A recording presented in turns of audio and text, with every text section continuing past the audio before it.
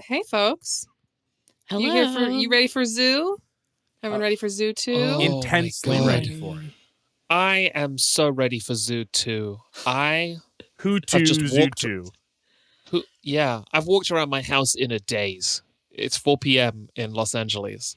What, 4:20? Whoa, it's 4:20 in Los Angeles. Whoa. Zoo up indeed. What, is 4:20 not the zooing hour? It is for us. Yeah, I'm so stoked.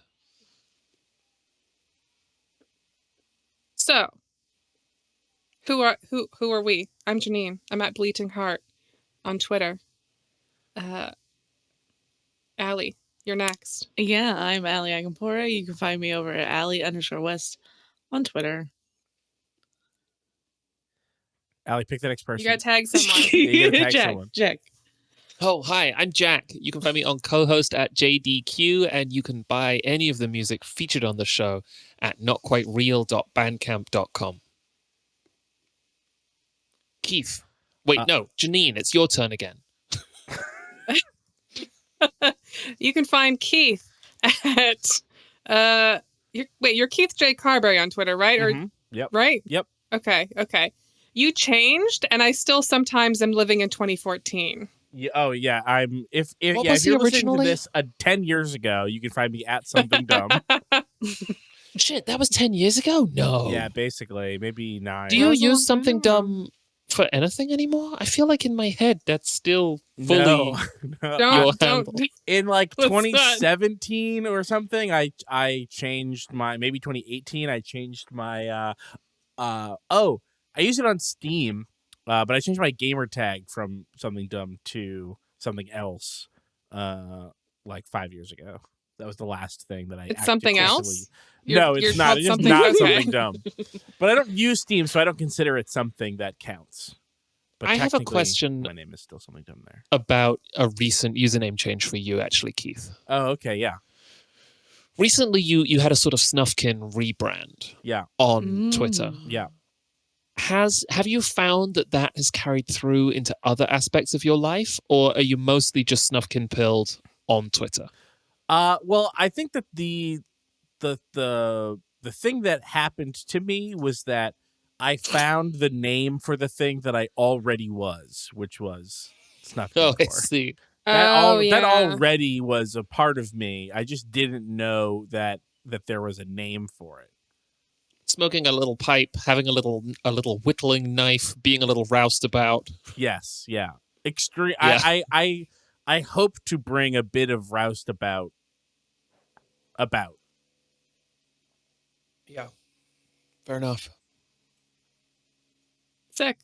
Yeah. So we're, for people who don't know, some of the people who do Friends at the Table, and we're here for a live game, a continuation in this, in a sense, a spiritual continuation of a live game that we did in 2018, which I don't like to think about because it was many years ago.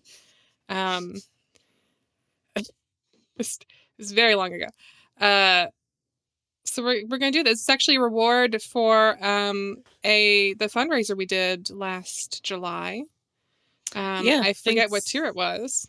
Thanks everybody for helping us support the National Network of Abortion Funds. Mm-hmm. It was a really high tier, is what it was. Yeah, we're still getting through that stuff, but also we are dedicated to doing it. Mm-hmm. All the stuff that's left is excellent too. So that's what I was gonna say. Is like a lot of the stuff that is left is stuff that we're like super excited about. So like, yeah. you know. Yeah, we did all the easy stuff, and now everything that's left is like the really awesome stuff that takes some effort. Mm-hmm. Mm-hmm. Including this. Yeah. Does anybody want to talk about their experience with revisiting the original Bluff City Zoo to prepare for this? So I didn't get to listen to most of it, so I think, Keith, I would love to hear your thoughts. This episode's hilarious. This holds up. The worst thing about it, I wish that the audio quality was a little better. I don't know what was happening with the mics. We must have been on like old microphones something. We were on old right? microphones, but I sat like, I don't know who was hosting. I think Jack was streaming. in my memory I was streaming, but I couldn't have been because I sounded the worst. So I think it was just like an Internet of Things issue where just for some reason the connection was weird and I sounded bad. Um, It was being routed through Jack's fridge. yeah, I was being routed through It the was an fridge. Internet of Things issue. Yeah. Also, it was going under the ocean. It was at the time going Right. under the Yeah. ocean, yeah. And that's a long The Right, when the sounds we were sharks- making were going under whales. Think about that. And yeah, the Potato Nuts' shout out to the Fat Wiki editors, clutch plot synopsis for catching up. What an Oh my god, yeah. absolutely Yeah. thorough Thorough. plot synopsis, which I was reading alongside Unbelievable. listening. It was so good. This episode's Scholarly hilarious. tier. It super holds up. It's super funny. I love Fiasco. This is the first time. It was kind of wild listening to me play Fiasco for the first time, a game that now I consider probably my favorite tabletop game. I don't think that there's ever a time that I wouldn't play Fiasco.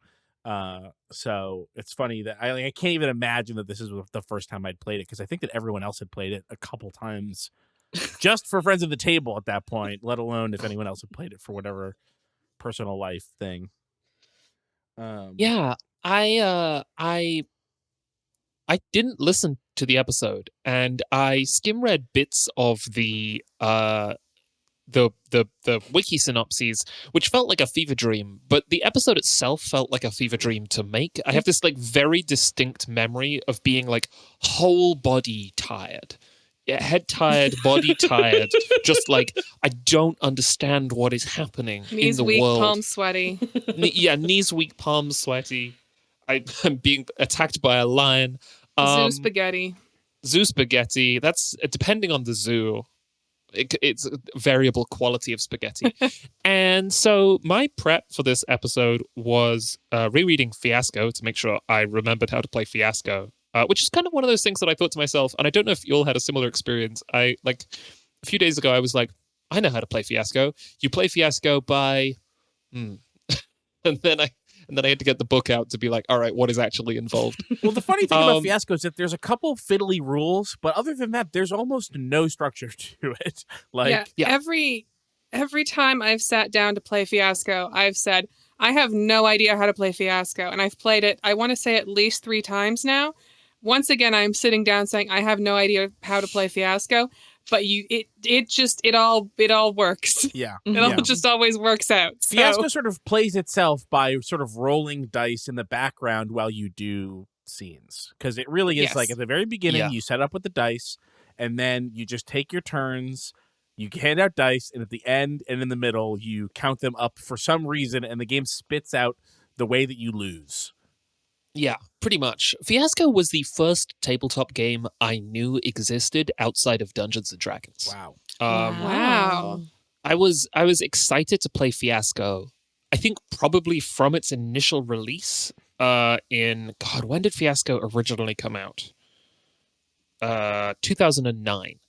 And yeah, this was like the game that made me go, oh, tabletop games are a thing outside of like Dungeons and Dragons. So I've always really loved Fiasco, and I'm so excited to go back to it. And now it's 4:30 instead of like 11:30 p.m. So I'm excited to see what it's like when I'm like cogent. Did you know that there's a Fiasco 2nd edition? Mm-hmm. Is it? Is this the one with the cards?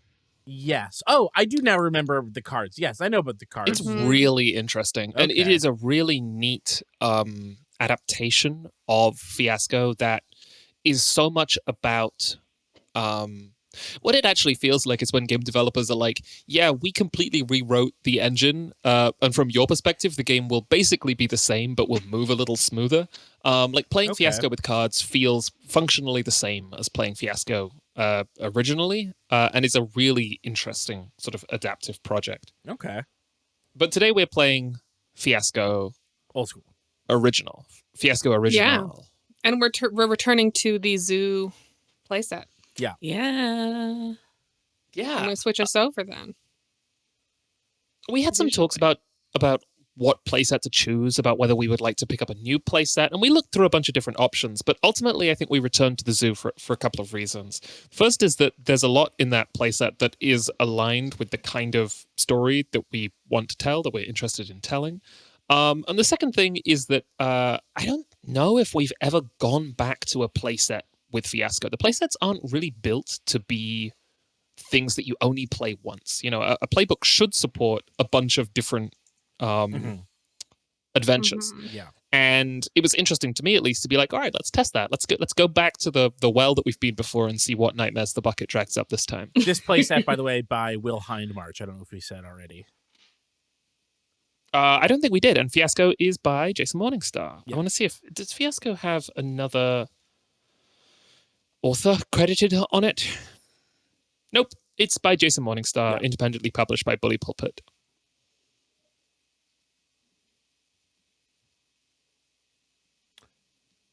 Oh, I should be in Roll20. Why am I not in Roll20 yet? I just opened That's Roll20, so we're That's here. a good question. We're here together.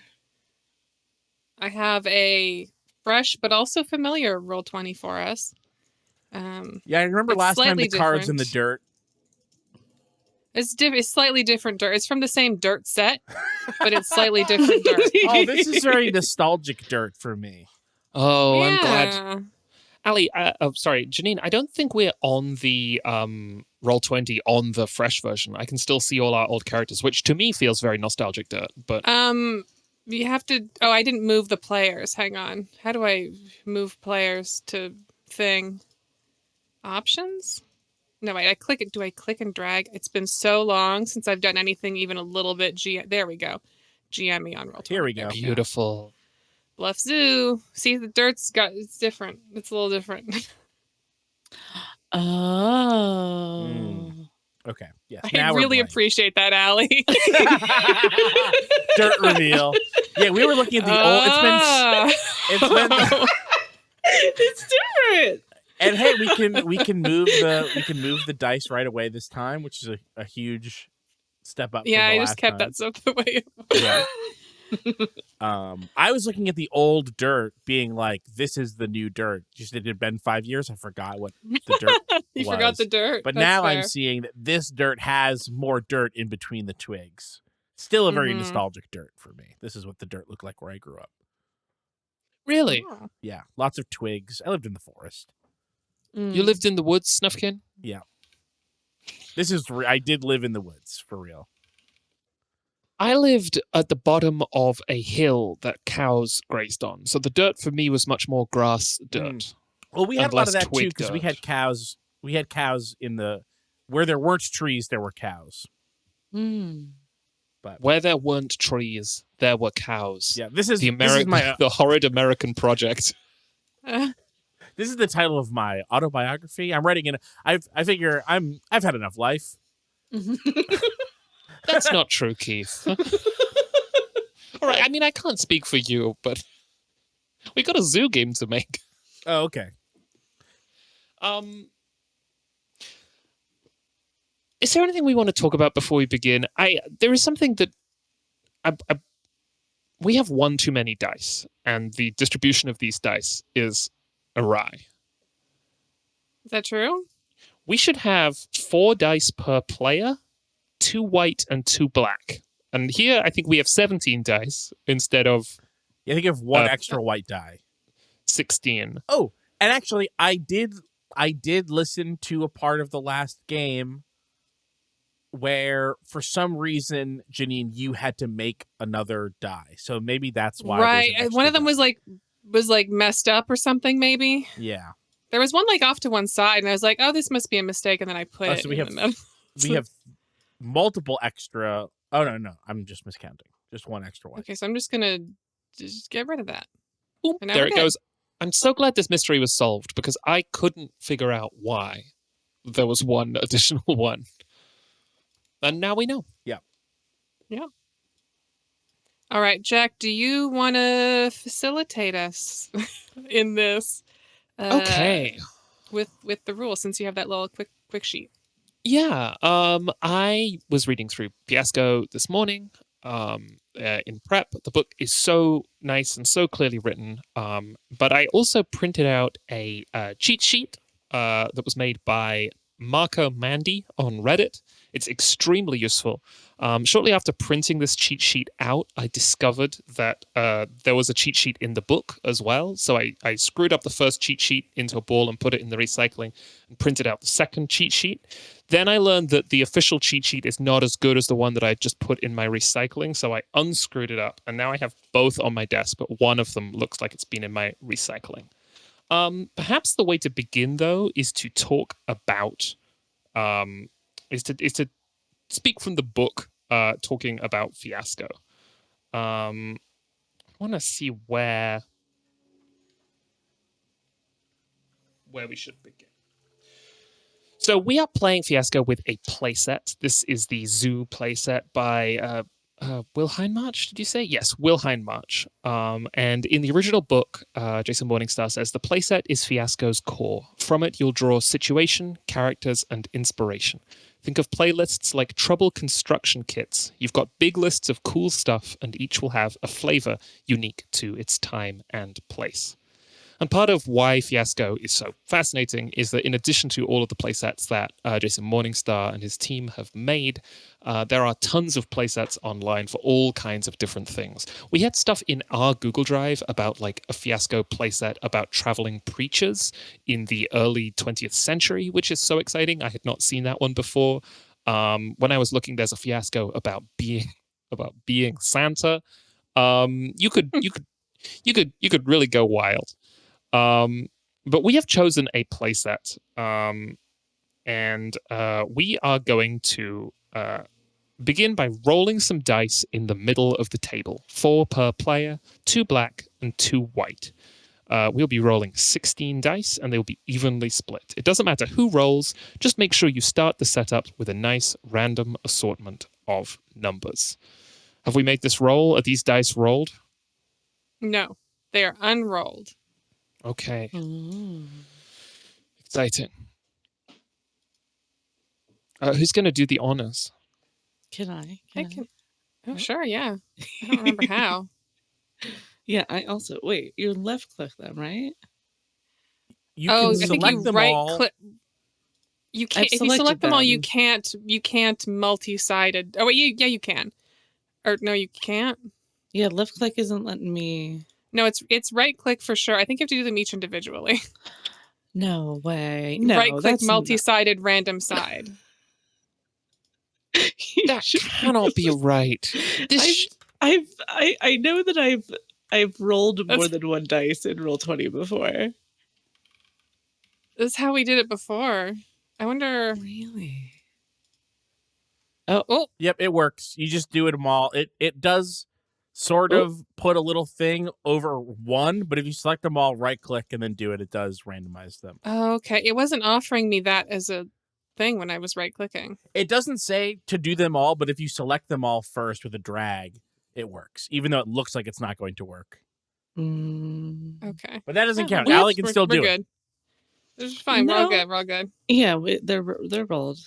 Just under half of these dice are 6s, which is Yeah, You of can't course it stop happens me in the from game where rolling that good. really doesn't fucking matter. no, it does matter in this game because the next thing we're going to Wow. be doing is selecting details from a series of tables Yeah. inside our playset, and we're going to get that way by selecting dice. So, we had such a this bad is- distribution last time we played this that we re-rolled, I think, twice. We were just like, this will not be a fun distribution. There were no 1s or 3s. The one that the clearest example of this that I can think of in recent Friends at the Table memory is when we played Everest Pipkin's The Ground Itself to start Sang Fiel, a game about like massive geological timescales, and the first dice roll determined that the game was going to take place over like 1 human week with no additional time beyond that. We can re-roll these if we want, or we could just have a very strange, interesting 6 game. This is we were marketing this as Bluff City Zoo 2, but this might be Bluff City Zoo 6. Do you want to roll like half of them, which would take only like some of the 6s out? Yeah. Yeah. Let's You know go. what? Okay. I don't know how. Oh, okay. Oh. There you go. Okay. I think we have as many 5s as we had 6s, but No, we only have 4 5s. You know, a full quarter of these numbers are 5s. We got some 1s in here. We have a 2 now. To be fair, that's only slightly above what it should be. this is fine. Yeah. Let's go. I feel think- better about this. I think this is fine. I look at this and I feel peace. Fiasco's traditional opening for person who goes first. So what we're going to be doing is we're going to be using these dice to draw from our tables at the beginning of the zoo playset. I think we'll probably put that on screen. Are we able to do that, Janine, when we choose? Sorry, what? Put To what on put- screen? The playsets? That's okay if not. If you want to follow along at home, you can download the playset The Zoo. But we will talk you through it. Yeah, we'll definitely this- say out loud all the things we're considering. This playset is organized into a series of tables. At the top level, we have things like relationships, we have needs, we have locations, and we have objects. And within those are subcategories. For example, the relationship subcategories are things like keepers, zoo hierarchy, communities, romance. And then within those, a further subcategory that says things, for example, like dolphin trainer and seal trainer. And these each have dice numbers associated with them, and we are going to use the dice that we have to select information between us.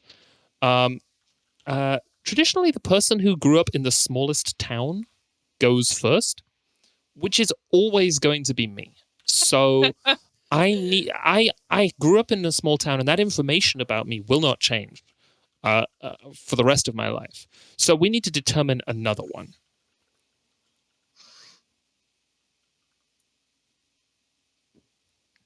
Mm, Who most recently went to the zoo? That was the exact one that we used last time. Oh, really? It was. Yeah, it was. I think also Who your suggested suggestion. it? I think it was you. Okay. Much like I grew up in the same place, I have the same brain that I did. Yeah. So I have a sort of interesting answer, which is that I 2 years ago lived in a place where my backyard was a sort of public park attached to a zoo. I hadn't been into the zoo proper in a couple more years than that, but this was the Roger Williams Park that is part of Roger Williams Zoo, which is a great zoo, and anyone near Rhode Island that wants to go to a zoo should go to the Roger Williams Zoo. So that's You ever see animals in the park? Were there any escapees who came running through the park to your back fence? well, there was lots of birds in the trees, but I don't know if they came from the zoo. I think they just lived there. I was at the Long Beach Aquarium the other day, which is a great aquarium, and the Long Beach Aquarium of the Pacific, and there was like a bird enclosure that had a very striking white bird inside it in their sort of like seabirds area. It sort of looked like a fancy egret. And as I was watching, one of those egrets came and landed on the outside of the enclosure. And I don't know what was going on there, whether it had escaped or whether this was just an outside version of the inside bird that had come to like gloat or chat or something, but it was a very strange experience. you've just volunteered that you were the most recent person at a zoo, Jen. No, but it can't be me because I grew up in a small town. And I know. So we have to pick who had the smallest pet at some. What's the smallest pet everyone's had? I had a hamster. I had a mouse. I also have had a That's smaller gecko. than a hamster. I had Anyone else got smallies? I had a fish that had children. So I also had Oh. I I had feel like a- those little babies. I were had the a smallest neon pet. tetra, which is this really teeny tiny little fish. Yeah. Did yours have children, Keith? No, but they are the size of another fish's child, Right. Yeah. and they Which don't w- grow we- up to be much bigger. Shout out Alright. to the 15 minutes episode on neon tetras. I'm arbitrating here. Fish child Allie. Okay.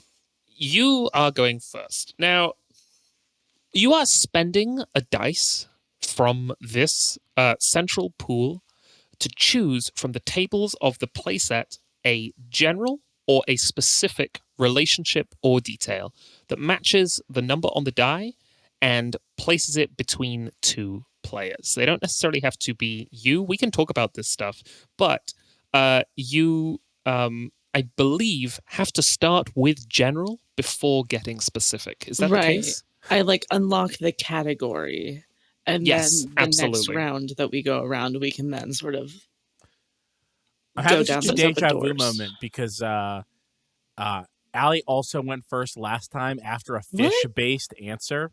What? You're fucking kidding me. No, Allie convinced you, and you ruled in her favor that an aquarium counts as a zoo, and that her going to an aquarium. It does.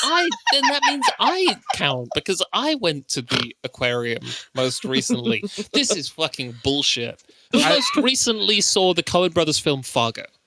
I saw it 2 days ago. I saw it 6 months ago.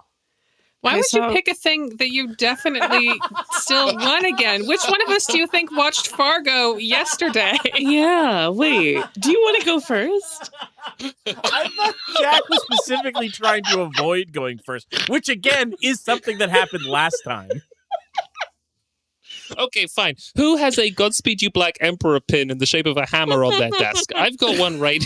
I don't have that. Okay, right. Allie, Allie, begin. Wait, before we begin. There's been some talk about returning characters, and I don't want to speak to whether characters are returning or not, but if they are, should we make sure that they are not seated next to one another, such that Yes, I was going to say, do we want to the relationships aren't necessarily the case? So we should yeah. we should swap. I know which two are returning, and we should swap Allie and Jack. Mm-hmm. Okay, sounds good to me. I don't have access to moving that stuff, unfortunately. I got it. Okay. Okay. All right. So, Allie, you want to take one of these die and talk about what you are unlocking? Yeah, I'm gonna take this white 5. Do I just pull it over to me? This is mine now. Just hold on to it for the time being. I'm gonna unlock the lost and found from the in the zoo objects category on page 133. Could you read what is contained within that? Sure. So the options that we have within the lost and found are a wallet with a fake ID, a large wax sculpture of a leaping dolphin, animal's toy not where it should be, a camera full of incriminating photos, keys on a broken chain, or an empty cage. So what Allie has done is like you said, unlocked this category for sort of future development. We should open up a Scratch doc so we can just keep notes of this. I'm going to do that now. And I will share that with... Google Docs is recommending that I give the document a name before I share it. Who to Ice Zoo cream. to?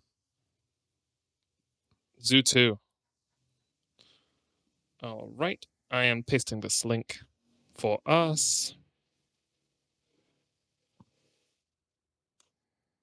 Thank you for your patience. Zoo. And we have unlocked Lost and Found. Right. Actually, not to be annoying, but do we not want to use this blank space underneath our thing to put this stuff so it's all... Oh, yeah, that's true. We could put it there. We might be able to, like, alter it later. That's true. These can just sort of be, like, general... Like a note section down here? Yeah. Okay. Let me see if I can put a big note card there for us. Oh, yeah. I'll fit it in the aesthetics. Yeah.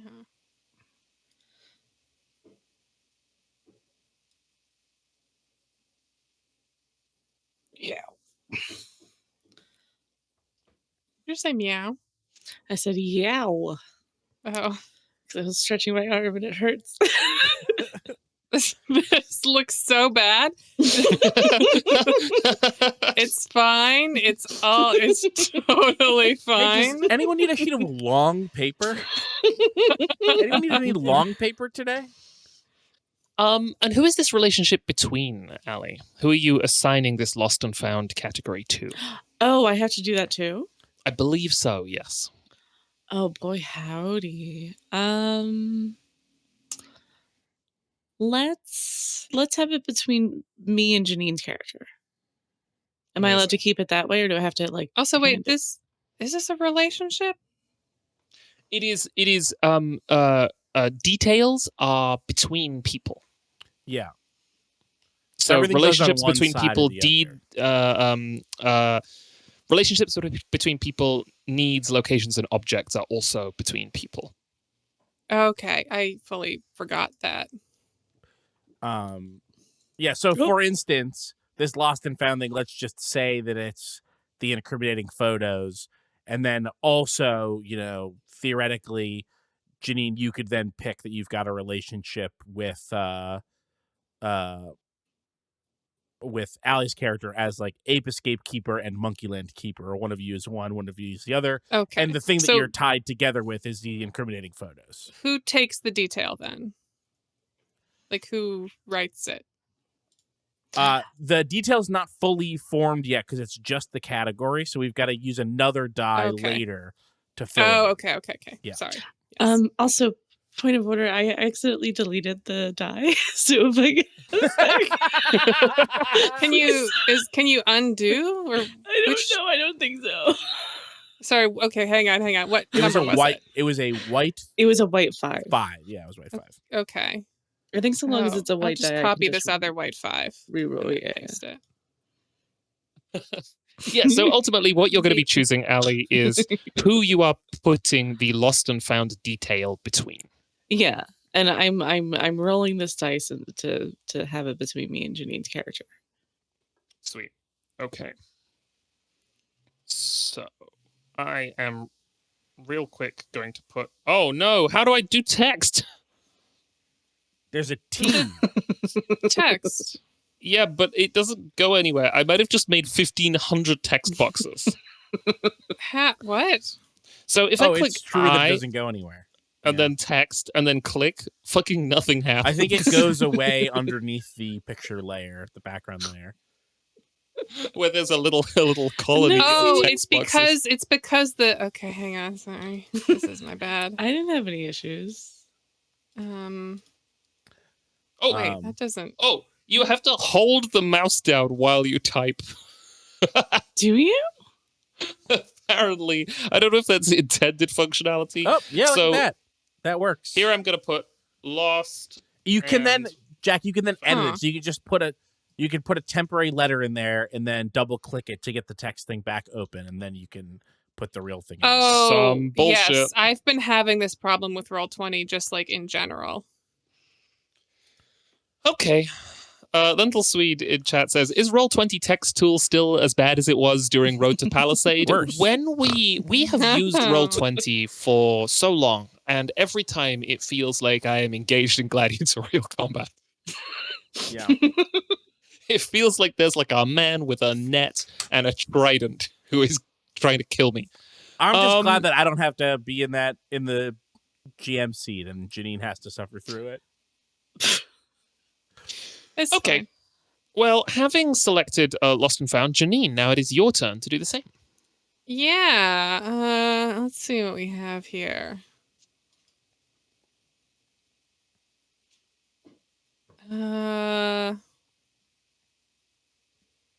Hmm.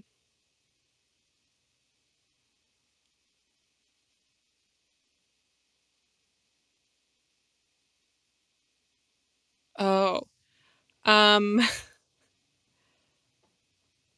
I would like to pick 6, which is the past as a relationship. Ooh. And what is contained within 6? What is contained within 6 is estranged siblings, haven't really spoken since the case was closed, spotlighted in the same local newspaper article, last 2 reminders of the old zoo before the renovations.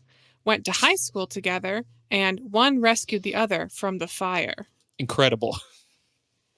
And I'm going to put this between Jack and Allie's character.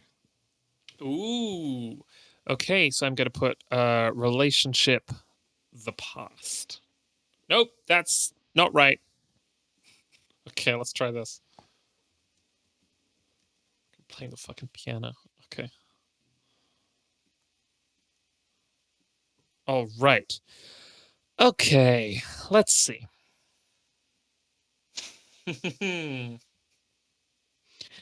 Now, I'm going to look at the dice that I have available because I would like to flesh out one of these relationships, probably the relationship between me and Allie. Just get a little bit more detail into this relationship. Oh, we don't have to do a full round before. I don't believe so. So long as I am unlocking something from the past, Okay, the category has been unlocked. Yeah. Let's see. Do you have any thoughts about these, Allie? Are any of these really speaking to you? Because I have a couple of ones that I'm interested in, but I wanted to see if there was any overlap there. I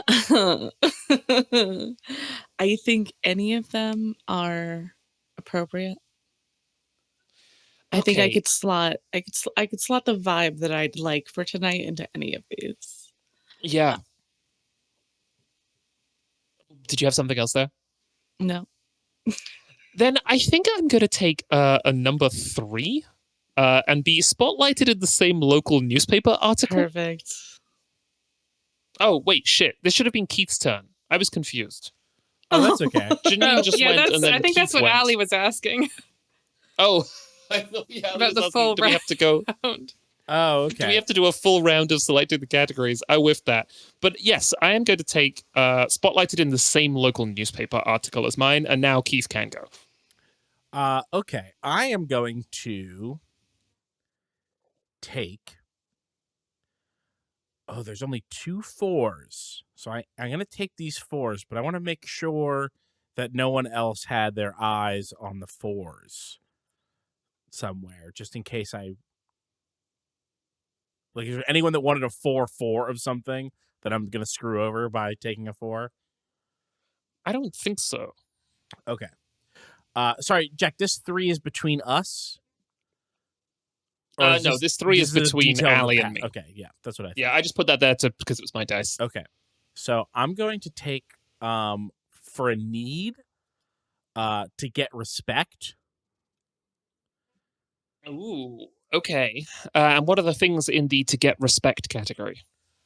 To get respect from the community for a job well done, from the board despite the mistakes, from the International Zoological Society who will understand, from the one who left, from D.E. Hitchcock the fourth, even though he's dead, or from an animal lest it turn on you.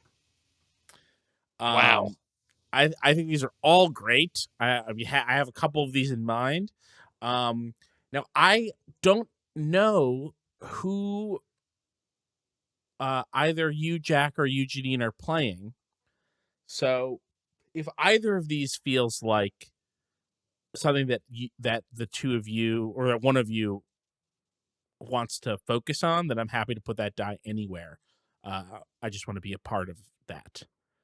If not, then Janine, I don't think has a die yet, so I'm going to put it between me and Janine, unless Jack is like, that works really well for me. No, go ahead. Okay.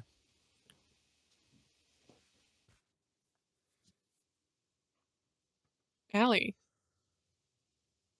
Hello. you're up. I am up. Oh boy. Now we got to start thinking about numbers and words. I know that first round is so easy because it could be anything.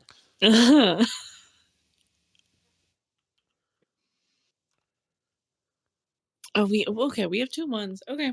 All right. Okay.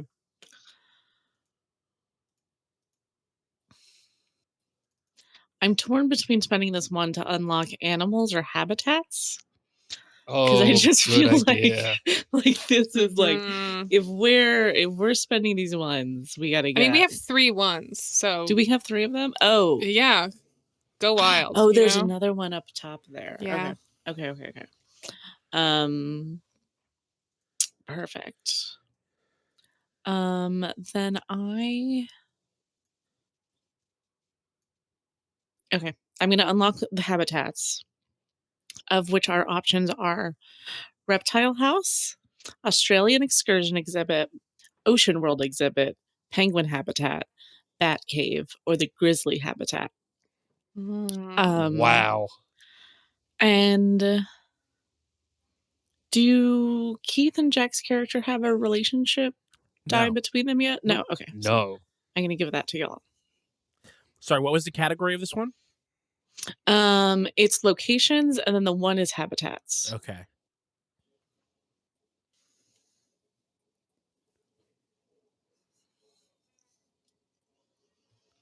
Okay. I know exactly what I'm going for. Hell yeah. I am going to fill in the rest of that detail that Allie gave me, the lost and found one. I'm taking another one. It is a wallet with a fake ID. Ooh. This is from the lost and found category? Yeah. Yes. Exciting. Hell yeah. I'll write that down. I got it. I did it very badly, but What was the category you just took? Too. Oh, it was the habitats category. Mm-hmm. Cool. And that's between Keith and me. Yep. I'll put that in.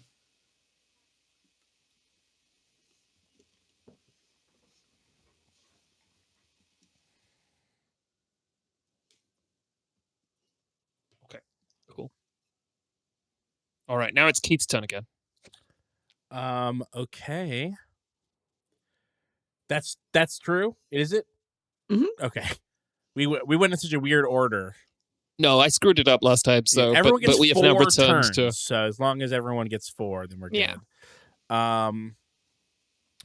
Okay, so Jack, we need a detail. Janine, we need a relationship. And then there's also There should be a relationship between every player. right Relationships are between every mandatory. adjacent player. Yes, but yes. But this is why it's 4 adjacent dice per player, right? Is you Right. get 2 for each thing. Yeah. To figure those out. So it'll happen. Yeah.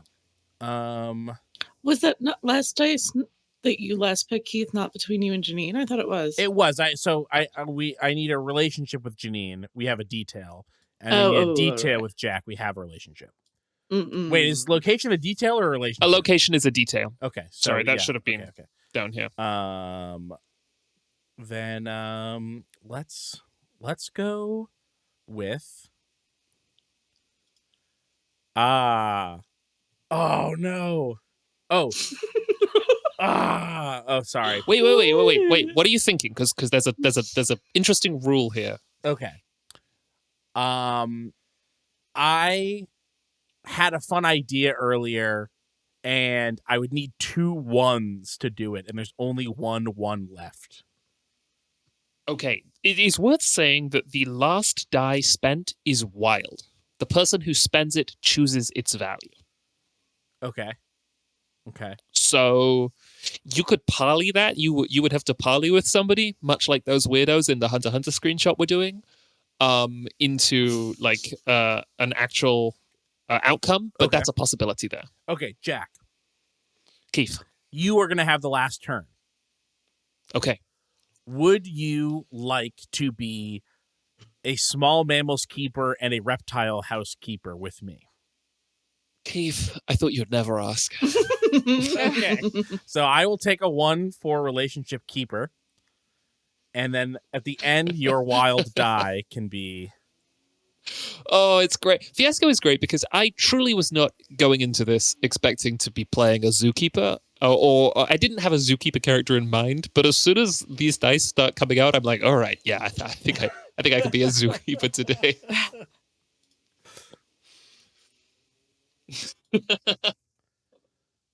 God, small mammals keeper and reptile house keeper is so fucking funny. Yeah. Okay, do you want to write that in, or shall I? Keep the snakes to a minimum.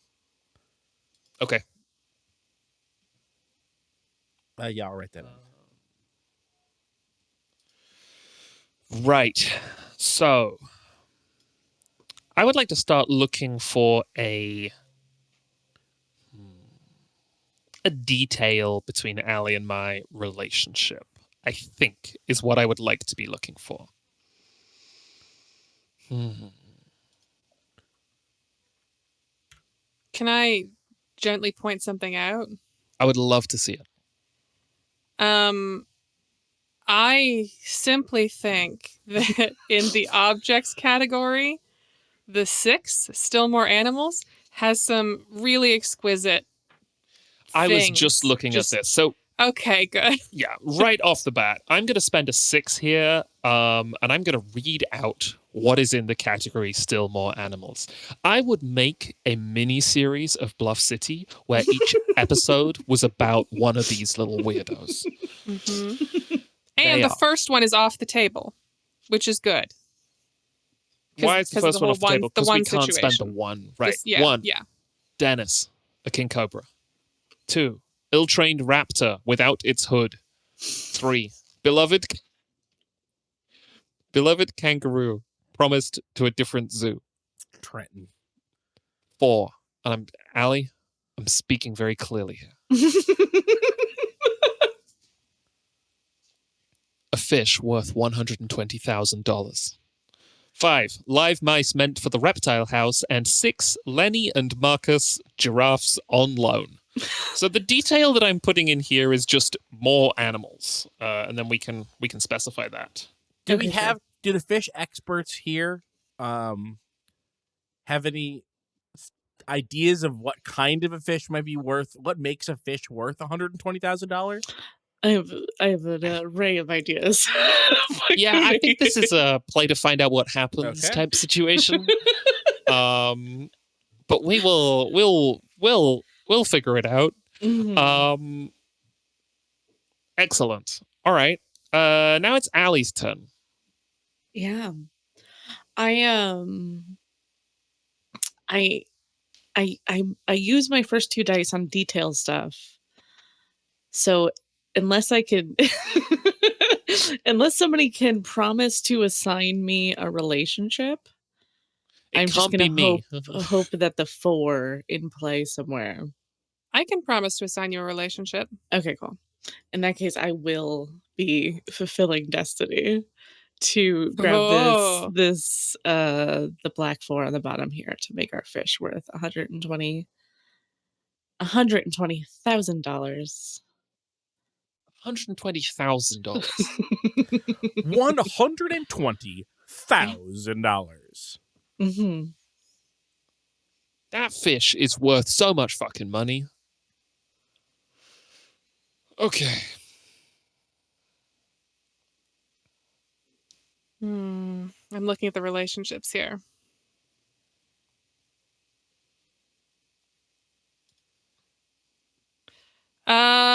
Illicit. Okay. Good. It's a classic. Wait, Read this one out. How do we have 3 die here on this thing? There should only be 2. Oh, I guess I've been sort of keeping my die here, but I think technically that 4 should have gone to Jack. Yeah. Okay. This is like the between us. Yeah. Illicit. Okay. Incredible. Yeah, the hardest part about playing Fiasco to me is remembering about where everything goes, because you have 2 cards between you. You don't have your own card. Mm-hmm. That's like really the only obstacle to playing this game. Could you read through the contents of Illicit, please, Janine? Yeah. So the contents of Illicit are the would-be thief and the one with the plan, betrayed by a common foe, the last 2 who know what really happened, partners in a fraud, the liar and the one with the evidence, and animal smugglers. That last one is just so straightforward. I feel like, yep, just animal smugglers. Yep. Okay, great. And that's between whom? That is between Allie's character and my character. Nice. Exciting. I love to see an illicit relationship in which one person has access to a fish worth $120,000 and the other person wants to get respect. Okay, Keith, I think you're up. All right. I'm going to put on the board. Let's see. We've got 3 3s, 2 5s, and a 2. So, let's see. Community. Another illicit. I'm looking for zoo hierarchy. Janine,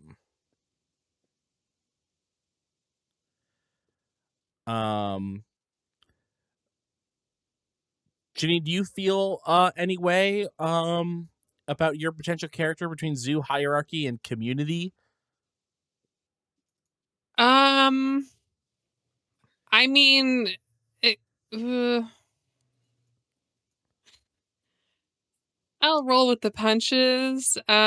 We could have another illicit maybe relationship. community? You could have 2 illicit relationships. That's fine. I don't know if you can.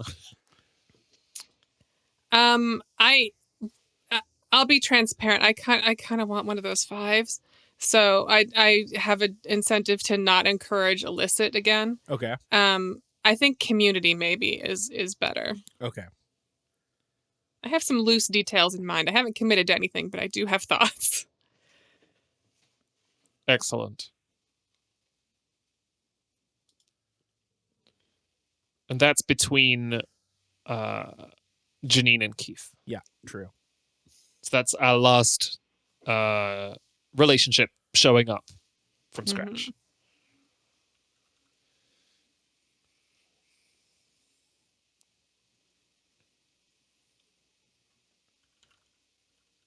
I love Fiasco. I remember the first time I played Fiasco, this process was so nightmarishly complicated to me, especially because I sort of didn't really know what was going to happen afterwards. But now it really does feel like looking at the props table backstage and being like, oh, wow, look what we've got waiting for us. Really, the work, it just take a little bit longer than you'd like. Yeah. I think part of that is Roll20. Yeah, that's fair. Yeah. And also we haven't played this playset in 5 years. We've only ever used any other playset one time. I think if this was a regular game for you and you had to more internalize these different options, it would be faster. Yeah. Okay, who's up now? You, right? You. Or Yeah. Keith? No, I just went. Okay. So what do we got? We are looking at a 3, 2 3s, a 2, and 2 5s. Okay. So Allie and I have a complete relationship now. Yeah. But we could always put more in, but probably shouldn't. So instead, I am going to work on the...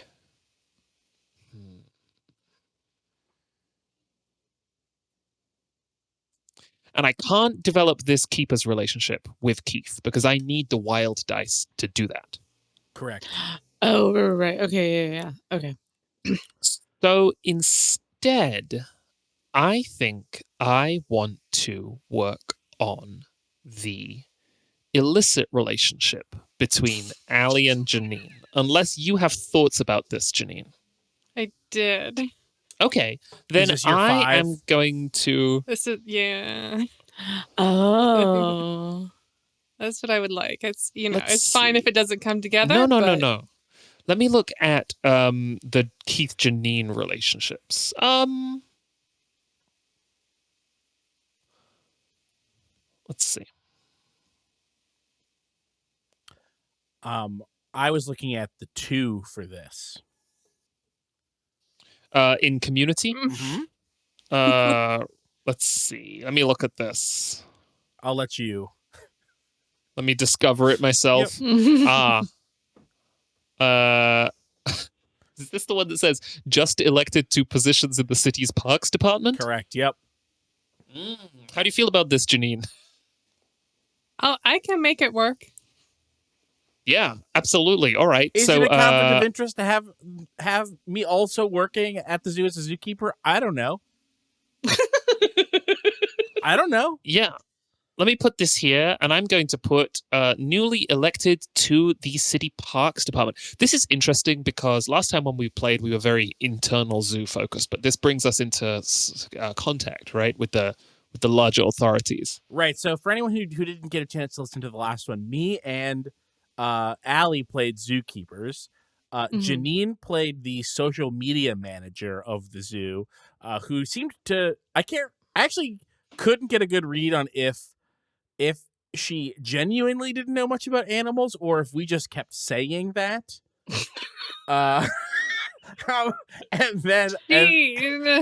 And then She knew a lot. She knew enough about animals. So. Yeah. And then Oh, Jack it looks like playing the stream cut the out. intern. Oh. Oh, Oh, whoa, did yeah. Stream went down.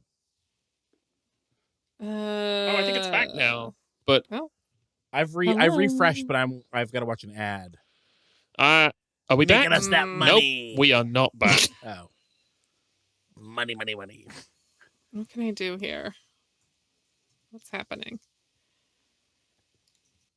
We return. We return. Nothing altered game wise. Other No. than we just Took a little break. and took the relationship that between Keith and Janine as recently elected to positions in the city parks department, which is Yes. I think what had happened before the internet. So now I think it's Allie's turn. Hello, and I am very bad timing chewing on a pretzel. Okay. What shape? What's your form factor here? Yes, make her form speak. factor here is a flat circle with Ooh, like time it's shaped. like It's weird. yeah, it's like a grid. It's like the top to a sewer. Butter flavored, Yum. fantastic. Yeah. I didn't know that like butter flavored pretzels were a thing. I was given some on a plane, and I was like, huh. So now I buy them at the store. You anyway, were given them on the plane by the plane crew? yeah. Well, it was like a Wow. plain snack. It was You like are- here's. This is a deeply rare experience, right? Of like having a snack on a plane, but from the plane company that is so good that you go home and go, I want to get some of that. Yeah. Well, no, because I also started eating the popcorners that they give to you on JetBlue, which is like the chips that are made out of like flattened popcorn ? Another thing I was given to on a plane, it was like, hey, this is pretty good. So All of these things you're saying sound really made up to me. Sorry, popcorners? What is a pop? What can you explain You- popcorners again? It's a You've popcorn never- chip, Keith. You eat them with your sewer grate pretzels that the airplane gives you. These are all real things. People don't know popcorners. The only I'm thing gonna I've put ever gotten on an No. airplane was a ginger ale with good ice. That ice is bad. You shouldn't Yeah. have the ice. I'm gonna What? put this in our Bluff. Plain City ice Zoo is chat. bad. Plain ice is bad? They don't clean out their water systems often Oh. enough. So you don't get watery things on. You don't get the coffee or tea or ice on a flight because the water might be. No, because they're not making the water on the plane. They're bringing ice onto the plane. Like I get it. I get it with coffee and tea, but I with think the, that's true. I think they're bringing I- ice onto I the think they plane. have bags of ice that they're putting into I a. don't know. I would be able to tell if the ice wasn't good because I'm putting that ice in my mouth and I'm hanging out with it. Anyway, with my with my turn, I am going to fulfill the detail on me and Janine's relationship to be the liar and the one with the evidence. Hell yeah. Okay, so it leaves us with 533 relationship. That one's filled in. Wait, what do we? Wait, where do we have 3 die? Where do they go? So Oh, okay, I we have a see. detail, Janine, and then me and Jack have relationship and location. Right. Okay. Keeper's location and to get respect. Let me take a look at my options here. I'm fighting for my life with the snapping. I'm gonna become the Joker. Oh, the snapping. Yes. Yeah. What's snapping? The Oh, the text is on a text grid. snapping. Oh, yeah, if you hold down Alt, it'll let you put it wherever you want. Oh, what? What? Yeah. Y'all didn't know that? No. Well, we normally don't deal with the. I think I might have known this at one time. Mm-hmm. Isn't it nice to be alive? Learn new things every day. Yeah, I love that. It's good. You know, I don't want to get 5 greedy, but I think I have to go with detail need to get respect from D.E. Hitchcock IV, even though he's dead. I think that's really fitting for the two of y'all's vibe. I'm excited to see this play out. I'm excited to find out who D.E. Hitchcock IV is. I have an answer. Oh, that's great. I can't wait to figure out how my character cares about a dead guy named D.E. Hitchcock IV. Yes.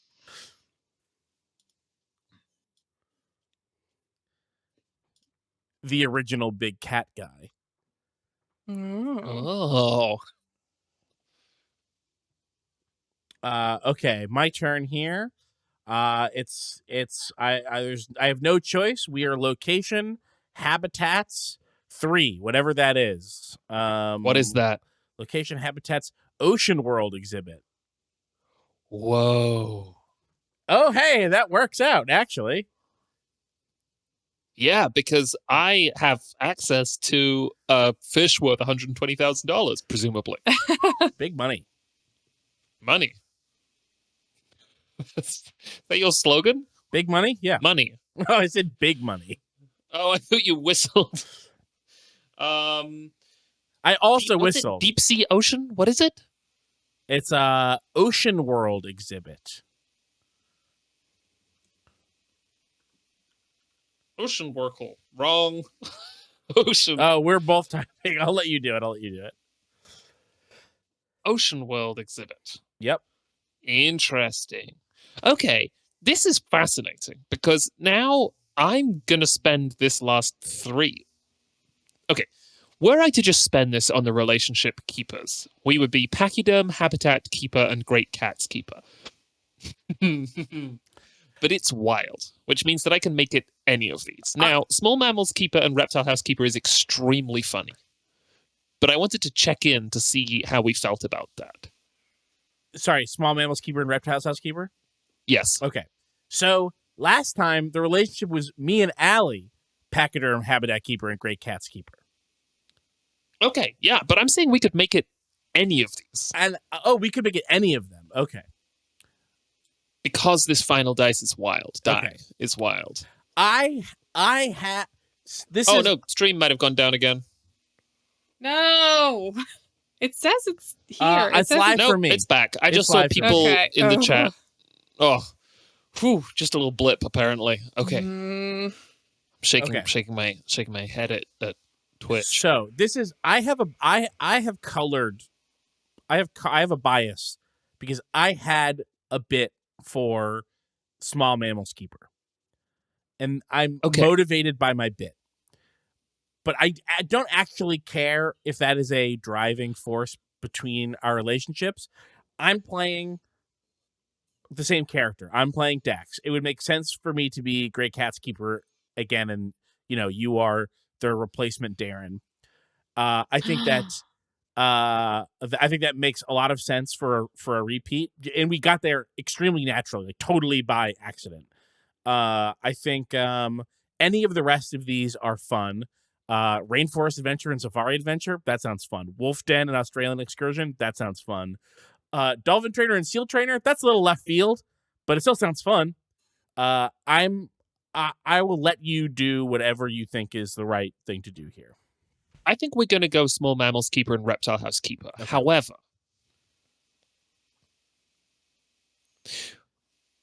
yes. I don't. I thought that I had a thought here. I don't have a thought here. No thoughts in my head. Okay. Okay. So, I'm Do you gonna hear Allie be wounded that someone would have that pachyderm job? I know. Okay. Being the pachyderm guy is different from being a replacement Darren. Okay. Whoa, yeah. You know? Yeah, Well, that's true. The end of that last thing tragically was that you moved to Trenton Zoo and we lose touch. We stop being best friends. I know. Oh my god. I shout out to the FATT wiki people, because the way that I prepared for this was just reading Darren's wiki, which is very dense. And I completely forgot that because of the way Fiasco works, which I did not internalize at the time, I just had to keep giving him like incredibly downer endings. Yeah. And so it's like he kept like finding a little bit of success in something and then it just getting like dashed away from him. I think the final sentence is like he loses his like animal marriage license. It doesn't get renewed by the Trenton school because like he has a bad reputation. It's so sad. The final bit for the episode part of the wiki is with Darren working at Trenton, Dax doesn't get to see him as much anymore until they're not really best friends. Dax, believing that the zoo is no place for animals, releases the great cats into the wild and is chased by the police. He skips town, last seen wearing Groucho Marx glasses as a disguise and heading to his favorite spot on the boardwalk to get chicken tenders before getting onto a city bus, trying to get as far as he can on $18. Wow. That's sad. When we did this at the time, we did not realize the like you can't leave Bluff City thing. Like there aren't outside of Bluff City isn't a specific. You can't just like go to. I mean, Cincinnati. you can get on a bus and go in a direction, but what happens after that is probably a bit of a question mark. And it was a lie. So this is a non/pseudo canonical. Yeah. Oh, 100%. I just mean like what we've developed through Bluff City, through like and we're going to talk about this more later when we talk about our zoo, but like Trenton was like a thing that existed that didn't really exist, and the thought of like going to New York City isn't really a possibility for anyone in Bluff City. I think the first time this really came on screen was when Jack, you were in the superhero game. Yeah. And I'm from England. But what does that mean in Bluff City? And the answer, that episode's good and you can listen to it, but what characters in Bluff City, where they think they might be from and where they're actually from and what they are ontologically is interesting. But if you can stay in Bluff City sometimes. So here we are. We have relationships between everybody and details to fill them out. I think we should go through these and talk about them. But before we do, I'd like to read a bit from the book. This is on the Fiasco rulebook, page 25. Something that I really like about this book and that I think is a hallmark of good tabletop writing is that you are given as many opportunities to learn about what makes the game good at the table as well as the rules. Jason Morningstar takes time to be like, here is how I think this works best. And I think it might be worth talking about objects specifically. He begins with this quote from Joe Sarno from The Way of the Gun, where he says, $15 million is not money. It's a motive with a universal adapter on it, which is an incredible line. But he says that there are some questions to ask about objects, which is the object capable of being equally important to both sides of the relationship? Is the object a clear magnet for trouble of various types? Is the object clearly going to have a life of its own rather than being useless color? If the answer to each is a fist-pumping yes, you've got a perfect object. And I think that the objects that we have on screen here, this wallet with a fake ID and a fish worth $120,000, kind of all check those check those boxes. He goes on to say, bind details together and come back to them again and again. Once they've been defined, one or the other should crop up in pretty much every scene. However innocuous a detail seems, it should be a fountain of trouble, and often the most mundane details are the strongest choices. So let's go through what we have. I will start. I have a relationship with Allie's character. We were both spotlighted in the same local newspaper article. And we have some sort of entanglement between us involving a fish that is worth $120,000. Allie, do you want to talk about your relationship with Janine? Yeah. So our relationship comes from the illicit category, and it is the liar and the one with the evidence. And then our the detail of that relationship, a thing that we both share, is in the Lost and Found, there is a wallet with a fake ID. My relationship with Keith's character is from Community, recently elected to positions in City Parks Department. The detail is a need to get respect from D.E. Hitchcock IV, even though he's dead. My relationship with Jack is as keepers, small mammal keeper and reptile house keeper, and our location, or our detail, is the location, the Ocean World exhibit. Interesting. Okay, so I think that the point that we should talk about now is who we are playing. And once we've kind of established our characters, we can kind of get a little more detail before we actually begin scenes. On page 21 of the book, he says, as you gradually build the game elements up, bits of situation will start to emerge. Encourage this and go with it. You have unlimited freedom in interpreting the meaning and positioning of the elements that are brought into the game. At a minimum, you'll need to sort out who is who if the relationship is unequal, and some adjustment will probably be necessary to make all the relationships mesh well. So I think that once we kind of figure out who we're playing, we can start being like, well, wait a second, what does this relationship involve as we move into play? Should we start with the people who are returning? Yeah, that makes sense. Sure. Allie, do you want to go? Hi. Yeah, sure. Hi. Hello. Hi. Hey. I'm going to be reprising my role as Darren Cruiser. Darren Cruiser, from what I gathered from my hazy memories of what? Hey, Derek Cruiser's got a few hazy memories of his own, if you know what I mean. My hazy memories of the last time we played. He was a bro, he was a friend, but he was a little bit of a go-getter. I described him at the time as the guy getting hit by the chair in the lads video where there's two guys out in a backyard. One of them picks up a cigarette off of the floor, smokes from it, bends over. I should say, I don't want to the chair. I don't want to correct you on this video, but I think it's really important that one of the friends, there's like 3 or 4 of them out in the backyard. One of the friends finishes smoking the cigarette, throws it into a pile of broken glass on the ground, and then another one of them picks it up to be like, that wasn't done. And then they kiss on the mouth. They kiss, yes. And then the one hits the other one in the chair. What? It's really hard. He crumbles to the floor. Oh, it's just one of the best videos all time. There was another video that I really, really, really wanted to share that I've been thinking of. I think I saw this tweeted when we were doing the marathon, and I put in the chat at the time, if we go back to Bluff City Zoo, I have to bring this energy back. And the video that I wanted to link, and I hope people know that I'm talking about, there's a guy sitting in the car, and a guy standing outside of the car leans into the car to light his cigarette with the other guy's lit cigarette. Yeah.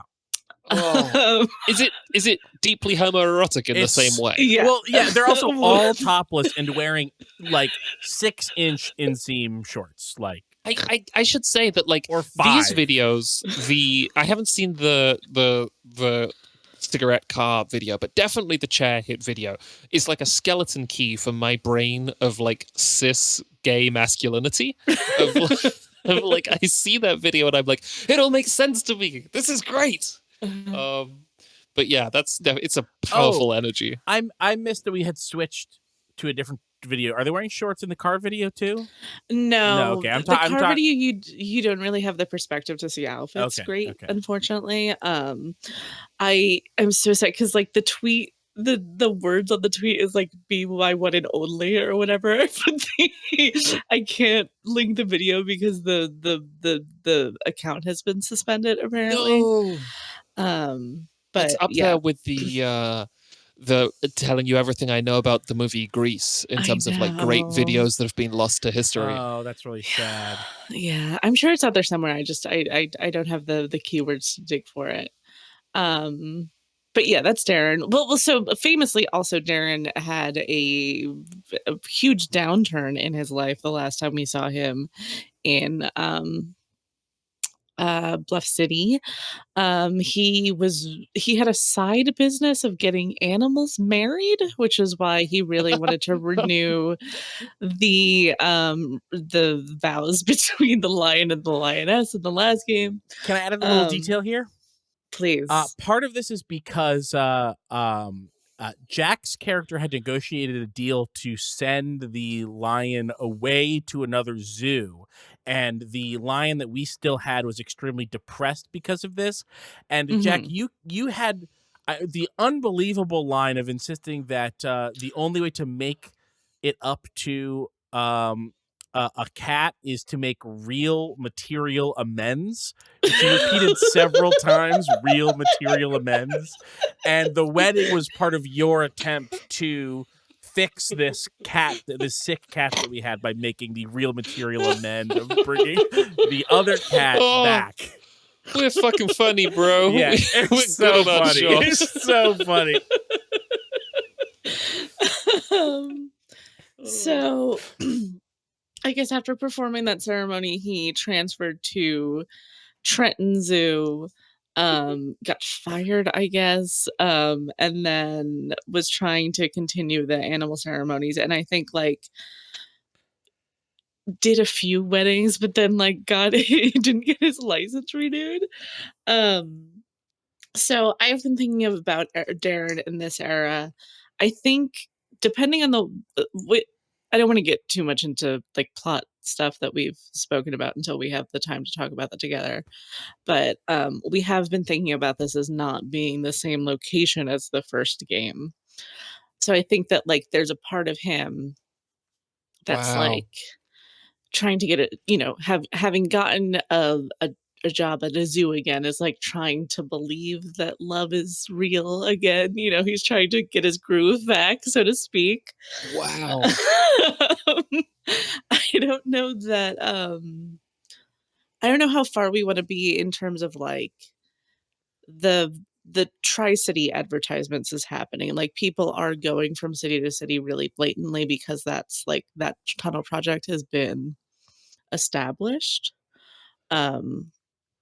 But the more that I think about Bluff City as a whole, the more that I think about I might be a Blue City girly. I might stand Blue City. And the thought of Darren as someone who like had a studio apartment in Blue City for a couple of years and then like moved back to Bluff City to like try to be like, yeah, I could be in a zoo again. I think I'm ready to be that person again is where I'm thinking of Darren. That does work timeline, because in my head I can't get away from just that it's been 5 years for us, and that it's also been 5 years in right 1 and 2. That seems very convenient. Yeah. Jack, in the pseudo canonical realm that we are in, I think we can make those things be true. Yeah. Yeah. Well, I don't think we had a canonical year. The only real that's true. touchstone that we had was that Dax was using a razor, and that was strange. Yes, but A Razor, sorry, Yeah. a Motorola Razor cell phone, gold colored. So you are playing Darren Cruiser. So good. I know. And Darren's pronouns are he, him, Yeah. firmly, Mhm. effortlessly. Kissing a guy and then hitting another guy with a chair. The kisser and the kissy, are they the hitter and the hitty, or is it just? I think the guy who gets hit kisses another unrelated man. Oh, maybe. Let me I watch think there's this two. again. I think there might be two kisses in there. No, it's the guy who hits him who kisses him. Yeah, at the very He very kisses beginning. and then he drinks some liquor and then he throws throws it on the, the ground. bottle. It's He so smokes fucking a funny. cigarette, he throws it on the ground and then he bends over and then his friend passes the cigarette up and then he gets hit by the chair. And then it so wasn't good that's- enough. Wow. One day we're gonna buy out a theater and just show that video. Oh my god, we really are. We really are. Okay. You want to get your information on the screen? And Janine, you can tell us about your character. Are you playing the returning Never Watson Wiley? No, I'm leaving Never Watson Wiley where she ended up because she earned that. Where did she end up, briefly? She ended up, I think she was like working at the aquarium for a bit and it was just like really. Never Phoning it Wiley was in. working at and then was quit from the casino. You were doing PR for the casino. Right. Oh. You Did just I have walked out aquarium one day in on the my- job. There must have been like a big fish tank at the casino or something. Yeah, she's. You had a very she's in the paved wind. parking lots moment where you Yeah. where you realized that you missed the zoo. Well, I'm not playing her. I'm playing Devin Zeller. Oh, wow. Who Devin Zeller is, I mean, how much should I flesh out here? Like, obviously not, but how much do we want to get into it with new characters? Let's get like a one sentence pitch. I think part of and I think this is so interesting with Bluff, which is so much about like the performance of characters in a story. There is something really interesting to me about Darren showing up with like a full backstory and understanding because we've already seen him in Bluff City once, and then next we have your character who we have like one sentence of because they haven't spent the time on Yes. screen and they Yeah. haven't built themselves up. So Devin Zeller is the daughter of a zoo manager who gets it's her mother sees the zoo as a little bit of like free childcare. Wow. Or these zoos, I should say. And you but have she is a teenager. and you have recently been elected to a position in the Yes. city parks department Yep. as a Yep. result of your family connections. No, I think that happened as I think Devin wrote her name in as a joke, but there was just no one competing for those seats. Yep, that's exactly what So I she- thought. Wow. Yeah. Yep. So yeah. when you say she's a teenager, are we talking like so? This person is now a city official. How old? Yeah, is Devin allegedly. Zeller? She's on a council or she's in a department. I think she's like 15 or something. Like Wow, she's okay. she's in that age bracket where her mom still thinks of her as a kid that you can just drop off and people will watch. Her mother expects her to sit there coloring or whatever. But Devin perhaps has a fake ID and is in that sort of space of life. Incredible. Are you? So your mother is on the board. Is on the board or the head of the board? Her mother works at the zoo in some capacity. Works of, at like, the zoo in some like a capacity, management capacity. But I do think her family has connections. That's why I picked the last name Zeller. Zeller's is a famous Canadian department store that went under. And Oh, to me, Zellers is very Bluff City, but it's also very Canadian. So I think that it's just like there's this like lineage of like it's a family that was something once, and you know you get like extrapolated down. incredible. And your pronouns are She, her. okay. What's this noise I hear over on the left-hand side of the screen? Is it just utter destructive chaos? Who's returning here, Keith? Hi, I'm Dax Leopard, Daxamillion Leopard. Daxamillion? Yeah. I don't know if that's from. I don't know if I ever said that before, but it occurred to me that that's very a good name. Funny. Yeah. Dax is a former Big Cat zookeeper. Currently, working with some other kinds of animals. Don't ask too many questions. He is extremely a bro, but also very emotional. Sort of like someone who you're not sure if they were in a fraternity in college or if they watched like a lot of like Terrence McKenna videos on YouTube, or Alan Watts. Right. Yes. And it could go either way, or it could be both. Former best friends with Darren Cruiser, current status unknown. Yeah. Yeah. Wow. Have you seen each other? Oh, we'll play to find out what happens. Yeah. We gotta establish what the last 5 years have been like for the two of you. Yeah. But we don't have to establish that now. Similar to Darren, very sort of like surprisingly ambitious. Not out of like sort of a greed, but maybe like or not quite a boredom, but like making things happen. Like, oh, that's what you're supposed to do. You're supposed to make things happen. If you're a zookeeper, you're supposed to try and figure out how to land $1 million deal. You're supposed to try to figure out how to get eyes on you, how to get eyes on the zoo. That's true, important. And where did we leave Dax Leopard? Dax was fleeing from the law after having let all of the big cats free into Bluff City.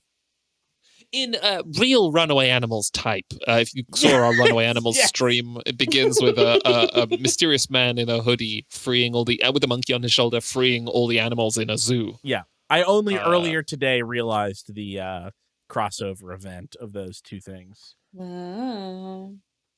I feel like Oh, sorry, I just saw the word face cast in from Lentil Sweet in the chat. Dax Leopard is the same age as Dax Shepard, the actor, the American actor. Same age. They look the same, except for Dax Leopard has frosted tips, is not fully dyed blonde like Dax Shepard is, just has frosted tips. And is, I would say, noticeably just a cooler, more chiller kind of guy.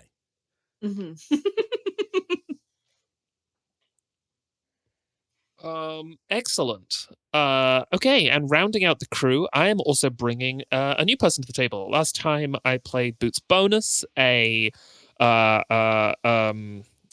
beleaguered intern working at the zoo. He when we left Boots, it didn't go well. It didn't go well for him, but it didn't go horrifically badly compared to how it went for some other people. Boots got a very bad internship report from Never Watson Wiley, who was not at all happy with his performance, and he went back to college and did not get college credit for his internship at Bluff City Zoo, during which, again, he was attacked by a lion. So, some bullshit. I am going to be playing Dudley Brick House. The 4Ds. 3 names. Brick House is his surname. Dudley is his first name. There's a space between Brick and House.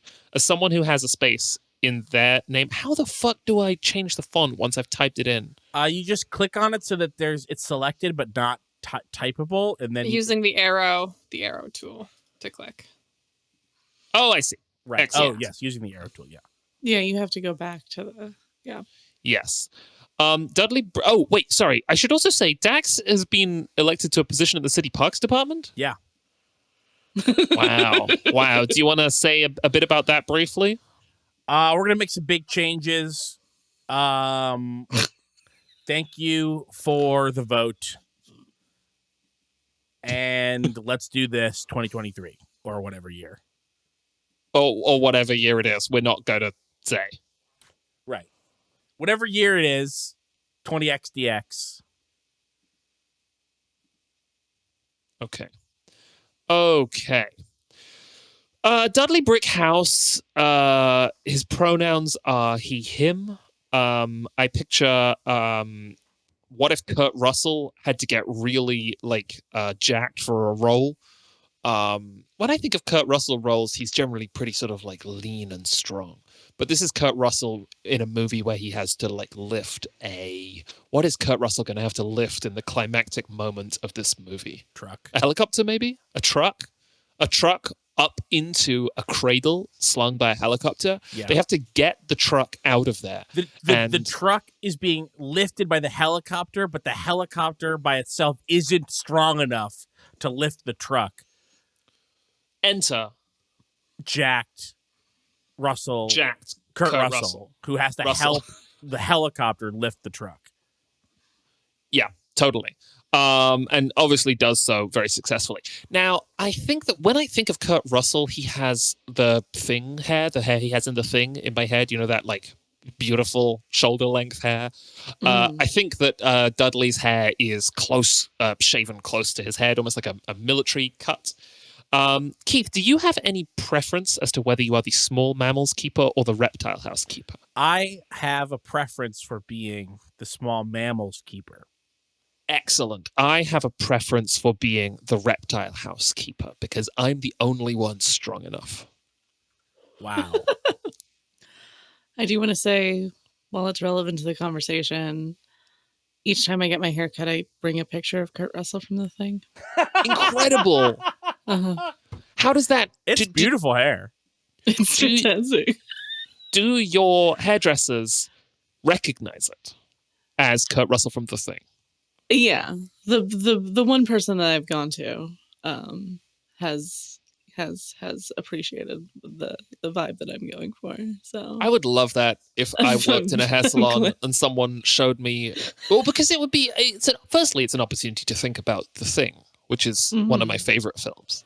So that's nice. And then secondly, I feel like I'm being honored, right? Someone is saying, look, here is a very powerful look, and I would like you to replicate it. What is Dudley strong enough to do that no one else is? Or is this just is just the thing that Dudley has in his head? Well, you ever see those lizards that do push-ups? Yeah.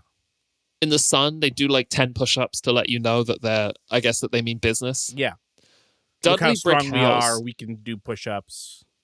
is one of them. No, wait. A push-up lizard.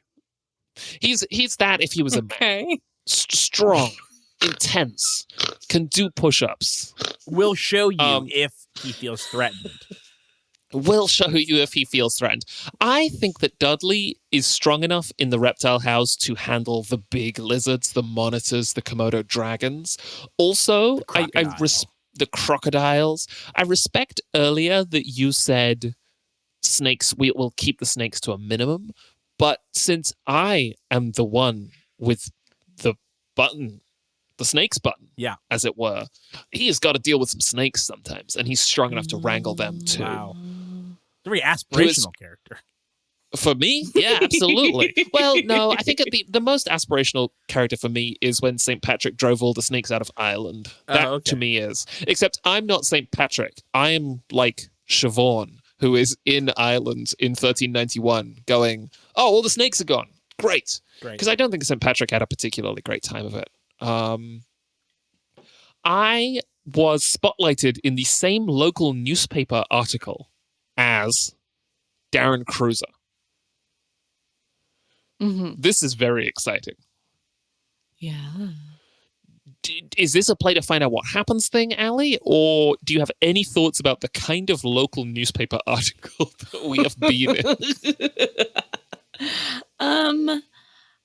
That's very interesting because there's so much. It doesn't have to be zoo related even, right? No, And I no. remember that like bad publicity was part of Darren's send off in the last time, but it could be.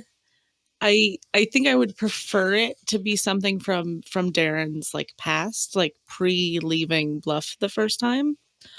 Right. Untainted by his contemporary reputation.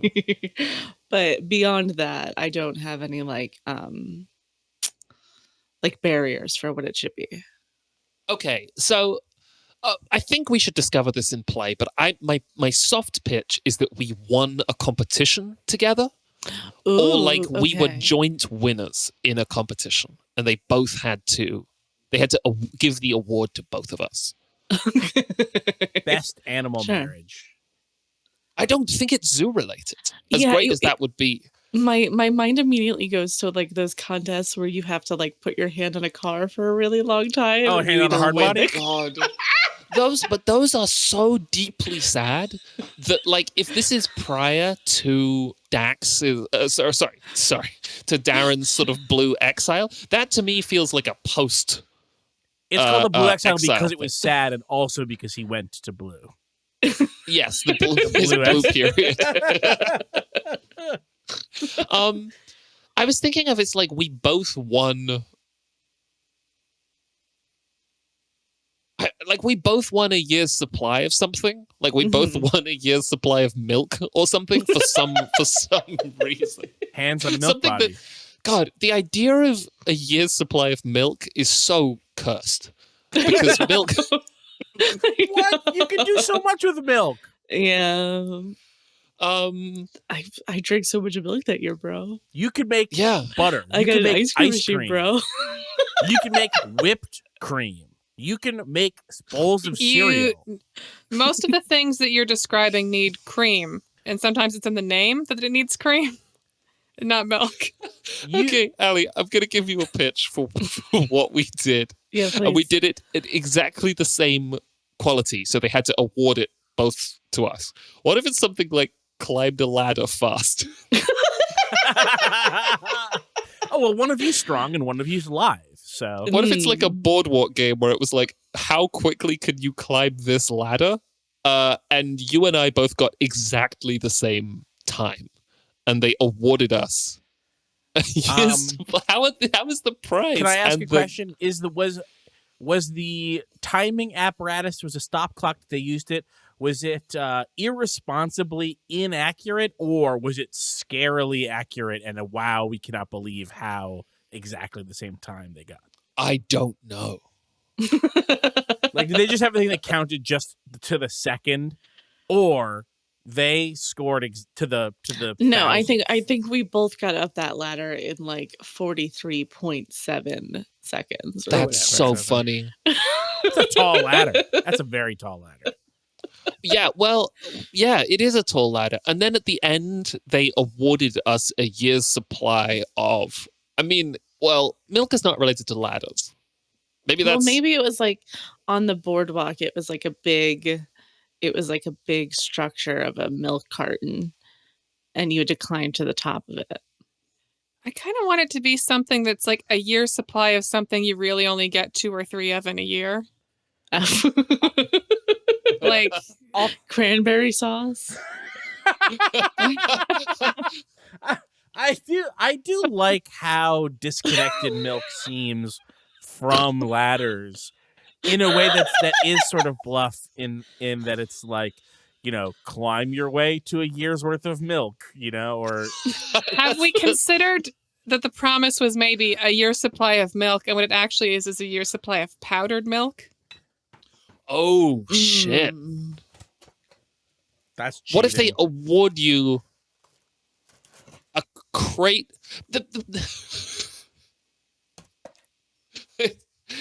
I don't want to get away from the liquid is the thing. Yeah. Okay. I appreciate what you're putting down, but the thought of just someone delivering Darren Cruiser like 3,500 pints of milk. Yeah. Wait, that's not how they don't give it to you all at once. It would be like 2 gallons. You just have a milkman. Yeah. Is what that would be. Or you have like a milk card. Like it's elementary school. Well, that's what it is. You have to go somewhere and pick up your milk. And I'm always there. You show up and it's like, oh, Dudley's here too, getting his milk.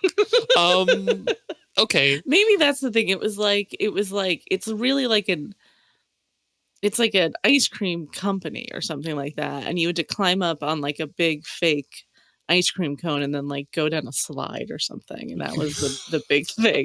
And then just once a week we in addition to our normal grocery shopping, we have to go to the like ice cream factory and like pick up our milk if we want milk that badly, if we want free milk that badly. I'm sure there's been a week in our lives where we've been like, I'm just gonna pay the $1.29 for milk because I don't want to drive down to Oh yeah, especially because I don't want to get too stuck on this. We should move on. But every time we pick up the milk, we have our picture taken. The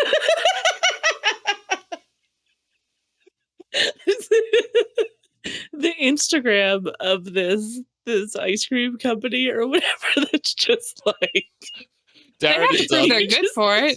Yeah, if you hold a competition and then people don't know who won, it erodes trust. The cream of the top ladder climbing contest.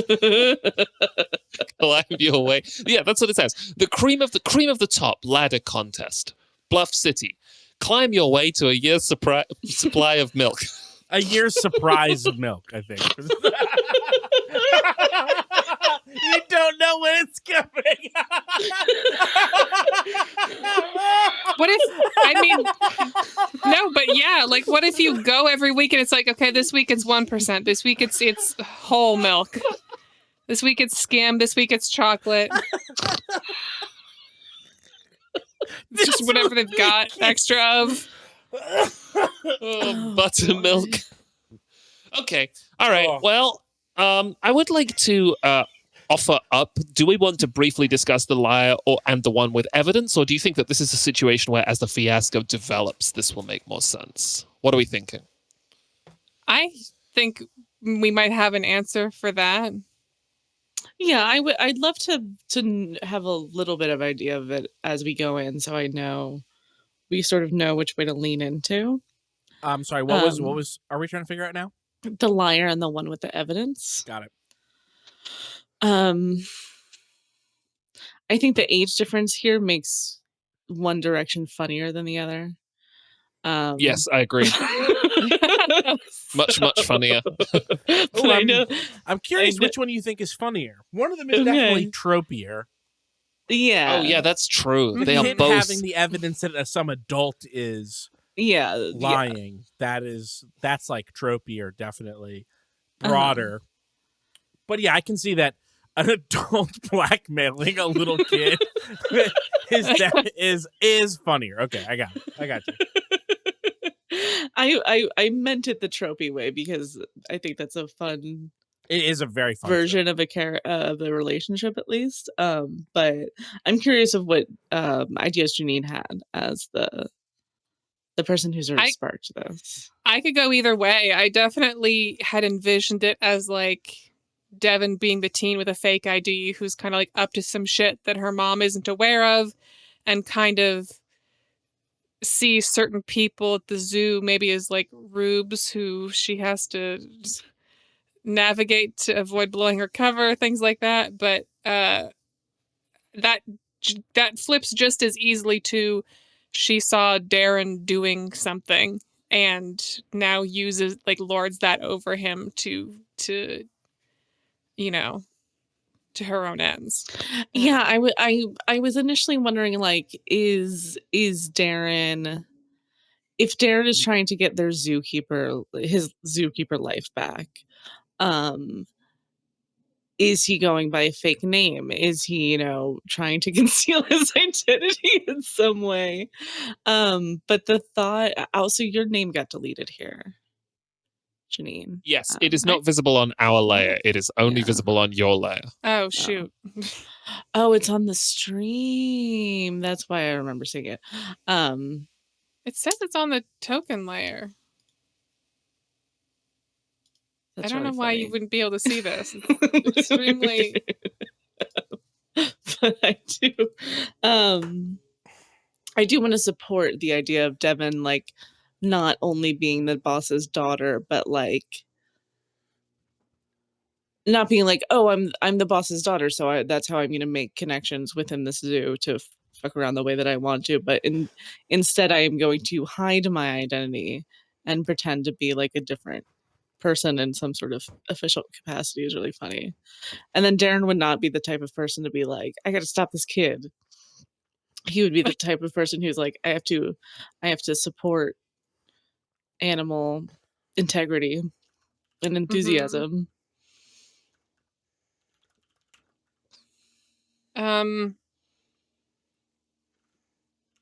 So what was the pitch there? Oh, it was to go the way that you had suggested it, which is that Devin has the fake ID and is trying to pull one over on people, and Darren is chasing his youth. Wait, I'm not sure I follow. So the liar is Devin in this case. Mm-hmm. Mm-hmm. And Darren is like, I'm not necessarily going. I know that she is a liar, but I'm not necessarily going to act on this explicitly because I am remembering that period of my life where, yeah, that makes sense to me. Yeah. Also, I mean, I guess also if we wanted to leave the detail as a separate thing that we work in later versus starting with it. Oh, right. Yeah. I don't know if we want to do that or not. I think we can. There's no reason why not to. Especially since we're going to have the tilt thing in the middle of the game where like we're going to be reintroducing a bunch of new things to this. I do also, the more I think about it, the funnier I think it is that Darren is working at the zoo like under a fake identity, but Devin recognizes him. Because she grew up in the zoo, basically, because her mom was always dumping her off. Oh, right. So you see what I mean? You remember from when I was like, yeah, she was, younger, like 11 or I don't know, 12. Mm-hmm. But because she was always at the zoo, she'd be like, "Oh, why does no one remember Darren? Oh, I guess because of employee turnover. Like it's just no one who was working with Darren is here anymore." But Darren's not Darren. here. I would know. Yes, I'm sorry. I meant like broadly because Dax is obviously not going to blow his cover, or is he? Right. I think Dax doesn't know. Can he see through the cover? I don't think Dax sees through the disguise.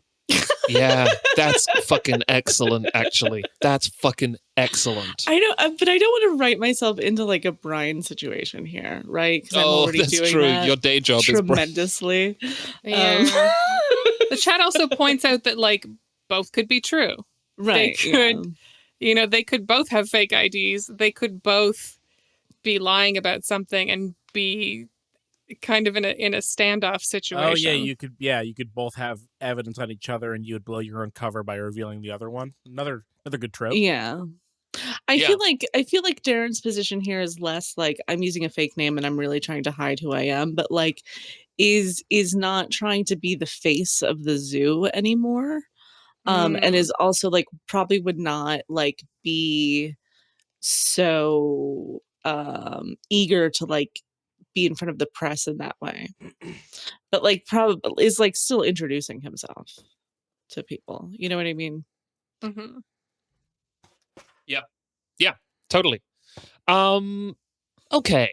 I think before we begin, we should take a little break. But before we take a little break, I'd love to talk about the zoo because it has been some time since we last played, and the word has come down from maybe the city parks department, maybe the department above the city parks department, maybe the department above them, that what is needed is another zoo.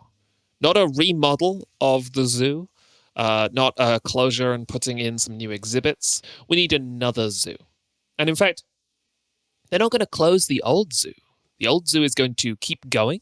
It's going to be the previous zoo, but a huge tract of land has been bought. Whether or not that land has all been built on is another matter. But land is ready for the expansion of Zoo 2. Do you want to think of this as a sequel or as like a satellite zoo? This is very much a satellite. I think. So I think what has happened is that up in the management of Bluff City, the word has come down that a new project has been begun. And this project is called, are you ready for it? Zoos. I'm pushing hard for the Improves the Zoos initiative. Well, no, actually, I'd like to workshop that slogan a little bit because what we're not necessarily talking about is improvement, although, of course, there is going to be improvement for the overall quality of life in Bluff City as more zoos are built. But what we're really looking for is, this is Zoo 2, and we are working on Zoo 2, a satellite zoo. But with the amount of land that has been set aside, we could go right up to Zoo 6, you know? Yeah. So it's less improves the zoos and more...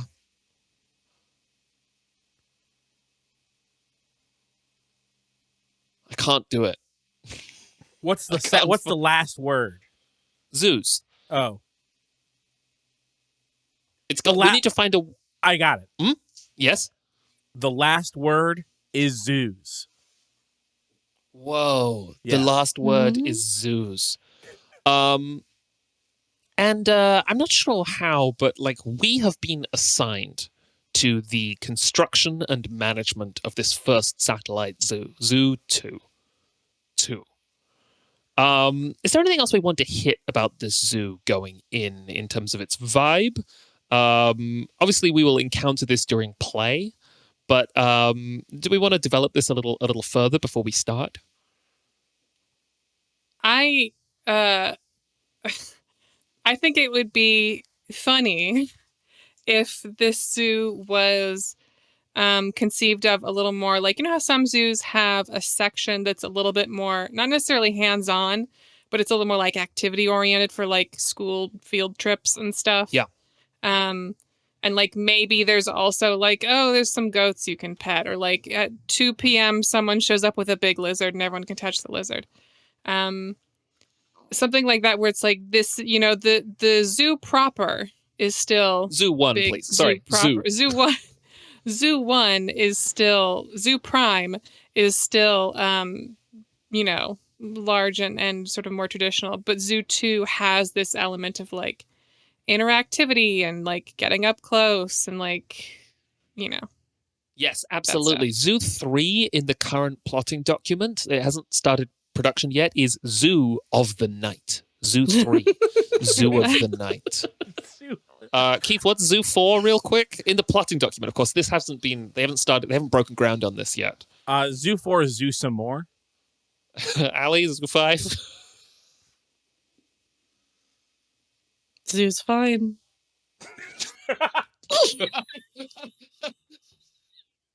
And Zoo 6 is Hell's Zoo. The planning committee has just written like question mark next to that because they don't know if this is something that they're going to be able to do, but there have been conversations about, can we do Zoo 6, Hell's Zoo? Listen, though, those walk-through haunted houses are really popular with the kids. It is so Bluff City that we started with Zoo 1, a fairly normal zoo. Zoo 2 is a zoo where there's more sort of interaction with the, more community events, more outreach, more people being able to come in and see the animals be fed. 4 zoos later, Zoo 6, we've gotten to Hell's Zoo.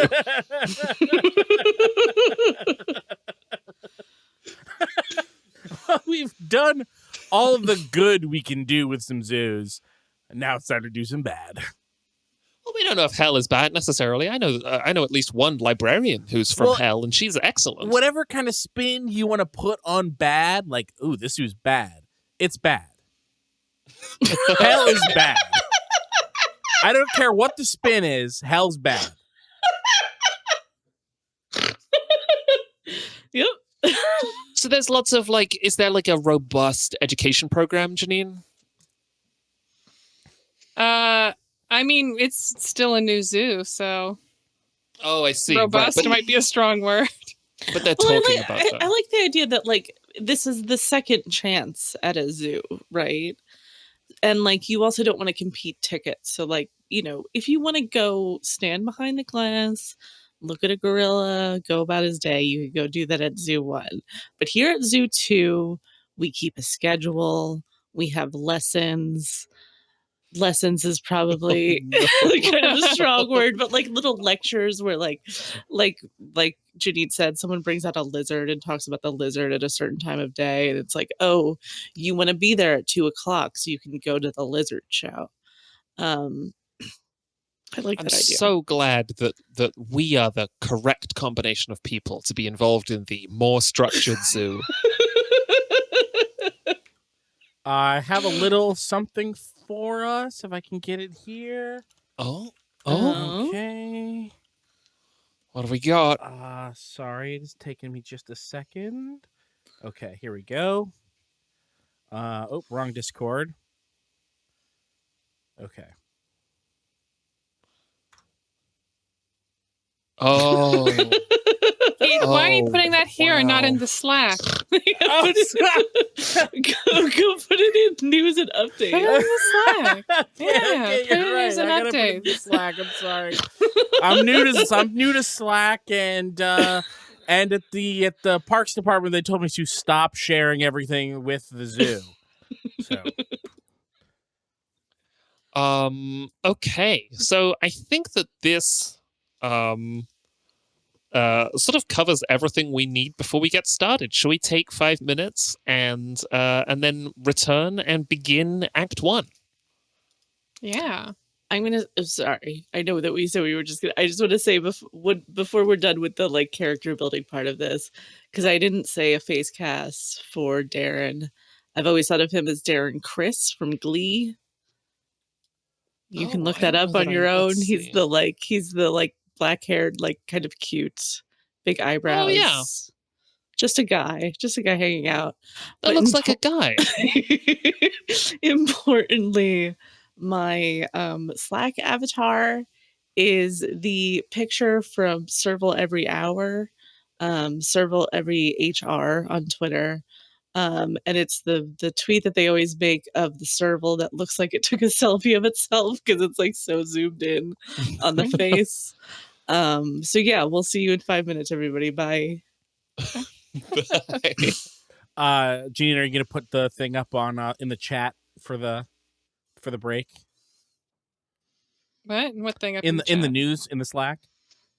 Oh yes, yeah. I noticed there was animal drama. So I had to check that out first. All right. We'll see you soon. Hello.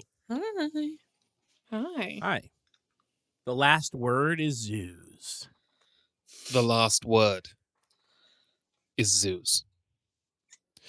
It's time to begin Act 1 of Fiasco. What we have been doing so far has been playing Fiasco. This is as much a part of the game as anything else. But this is the part of the game where the plot starts happening in front of the microphones. Yeah. Which is always a lot of fun. Step 1. So Fiasco is organized broadly into 3 sections. There is Act 1, in which we are going to be using half the dice on this table. And when that concludes, we are going to roll some dice and move into a period called the tilt, where based on the outcomes of the dice that are rolled, we introduce some new inflammatory element to the plot. Then we move into Act 2 as we work through the dice again with a slightly different a rule is changed that makes Act 2 move slightly differently. And then finally, so I guess it's 4 parts, we go through an aftermath where we total up the dice and colors, so both the value and the color are going to be important that we have in front of us, and using that get an outcome that tells us exactly how bad things have gone for our character. Is there any sort of big structural stuff about how Fiasco plays that I am missing before I talk about how scenes are set up? No, Okay, good. Yeah. nice. So Fiasco has really one mechanic that drives scenes, which is fantastic. When it is your scene, your character is in the spotlight, and you choose whether you want to establish or resolve the scene before it begins. If you choose to establish the scene, you are in charge of basically how it begins, where you are, who is involved, and what the situation is. You are the person maneuvering the camera to get the establishing shot and putting the characters in place. However, you do not get to control whatsoever whether this scene ends well or badly for your character. If you choose to resolve, you get to decide whether the scene ends well or badly for your character, but you don't get to decide what scene you are framing. The rest of the table are the people who make the establishing shot and sort out who is in it. Resolving works like this. So firstly, we should move all of the dice back to the center of the table.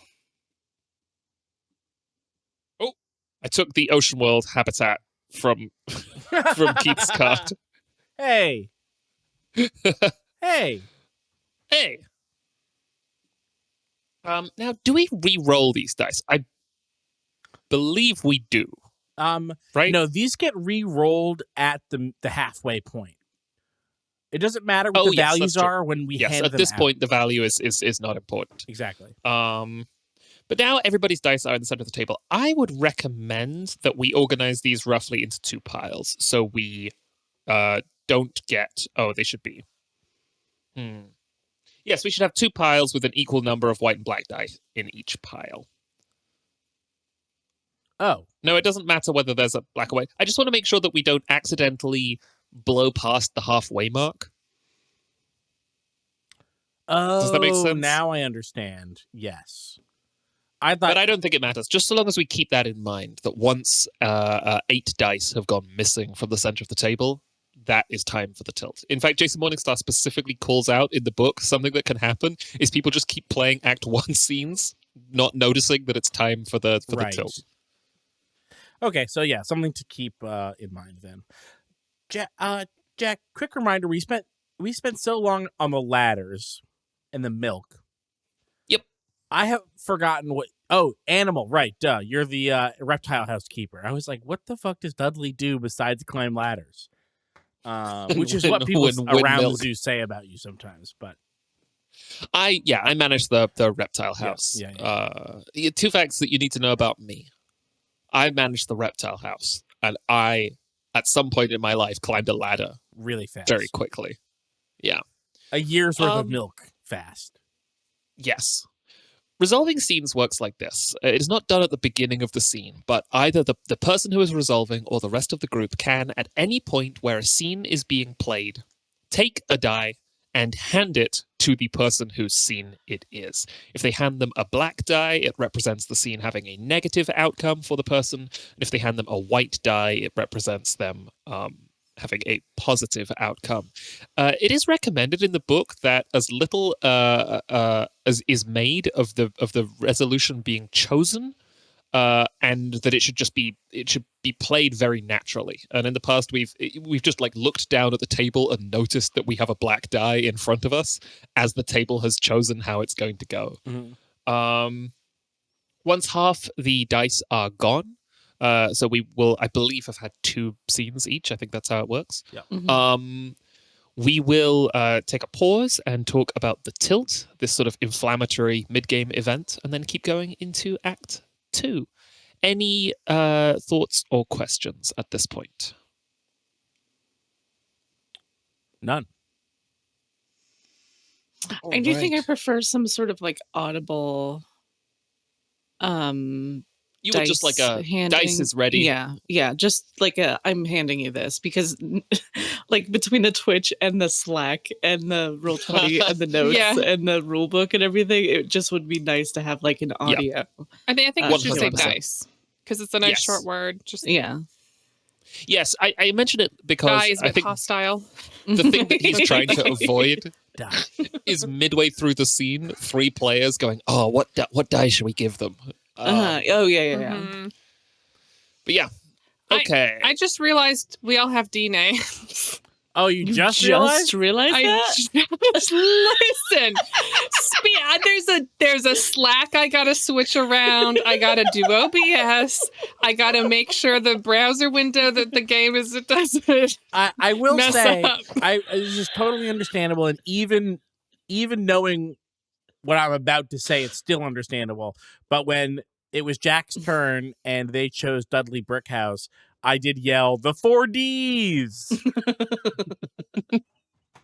I have as many windows open as we have dice Yeah.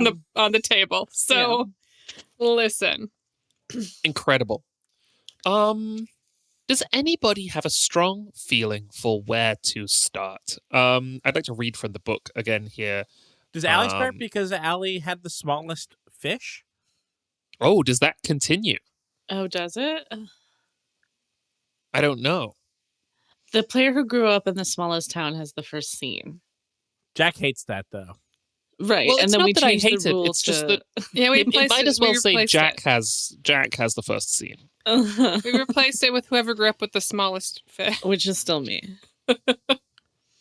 Okay. Okay. The book says, sometimes Fiasco's cold start beginning can be daunting. You've got a situation that seems primed for fun. Agreed. But how does this translate into action? The answer is to take a look at the character in the spotlight and start asking questions. Always build a scene for the guy in the spotlight around a question you would love to see answered. What does he want to know about other characters, the world, himself? Do you wonder what would happen if he shorted his dealer? Does he wonder if lying to a cop is a good idea or if lying on top of a cop is a good idea? Do you wonder if he has the balls to stand up to his dad? Sure, he got Chantel pregnant and now his baby daughter is an object in play, brackets, charming, but what does she know that keeps a maggot like him from running out on her? Don't be shy. You have few enough opportunities to create scenes, so go big when you get the chance. Yeah. Do you like to resolve? Oh, sorry, go on. The game is right that this is daunting. But yeah, there's different scene types, right? Or is there not? No, it's just you start a scene. Yeah. But you could also choose to resolve a scene, at which point it would be up to Janine and Keith and I to put you into a scene. Oh. Yeah, that's how it is. You get to either, if you create a scene, we get to pick a die for you. If you resolve a scene, you get to pick the die for you. Okay, I think you pick a die for scene. someone else when you What? Yeah, when No, no, is that not true? If what happens is at the end of the scene, you pass the die you got to another person. Yeah, I think that's what I said. Yeah. Oh, okay. I did not remember that. It's been a while. Yeah. Man. Mm-hmm. Okay. But establishing a scene. We're at the zoo. I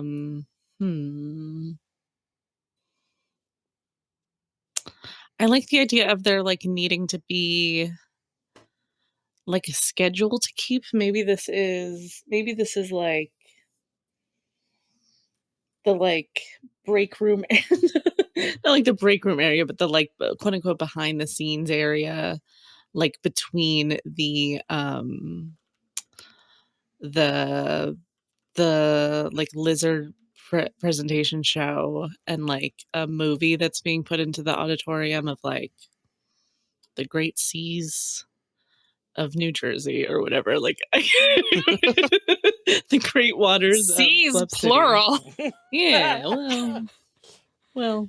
New Jersey has 5 of the 7 seas. Oh, did you mean seas like crab, carp, and right, chum? yeah, Or... cod. Yeah. Cod is a good one, better than chum. Haddock. New Jersey, the chum state. Is there at least like there's like the shore and there has to be like at least a river, right? I know that Austin has described there being Those aren't a seas though. Sure.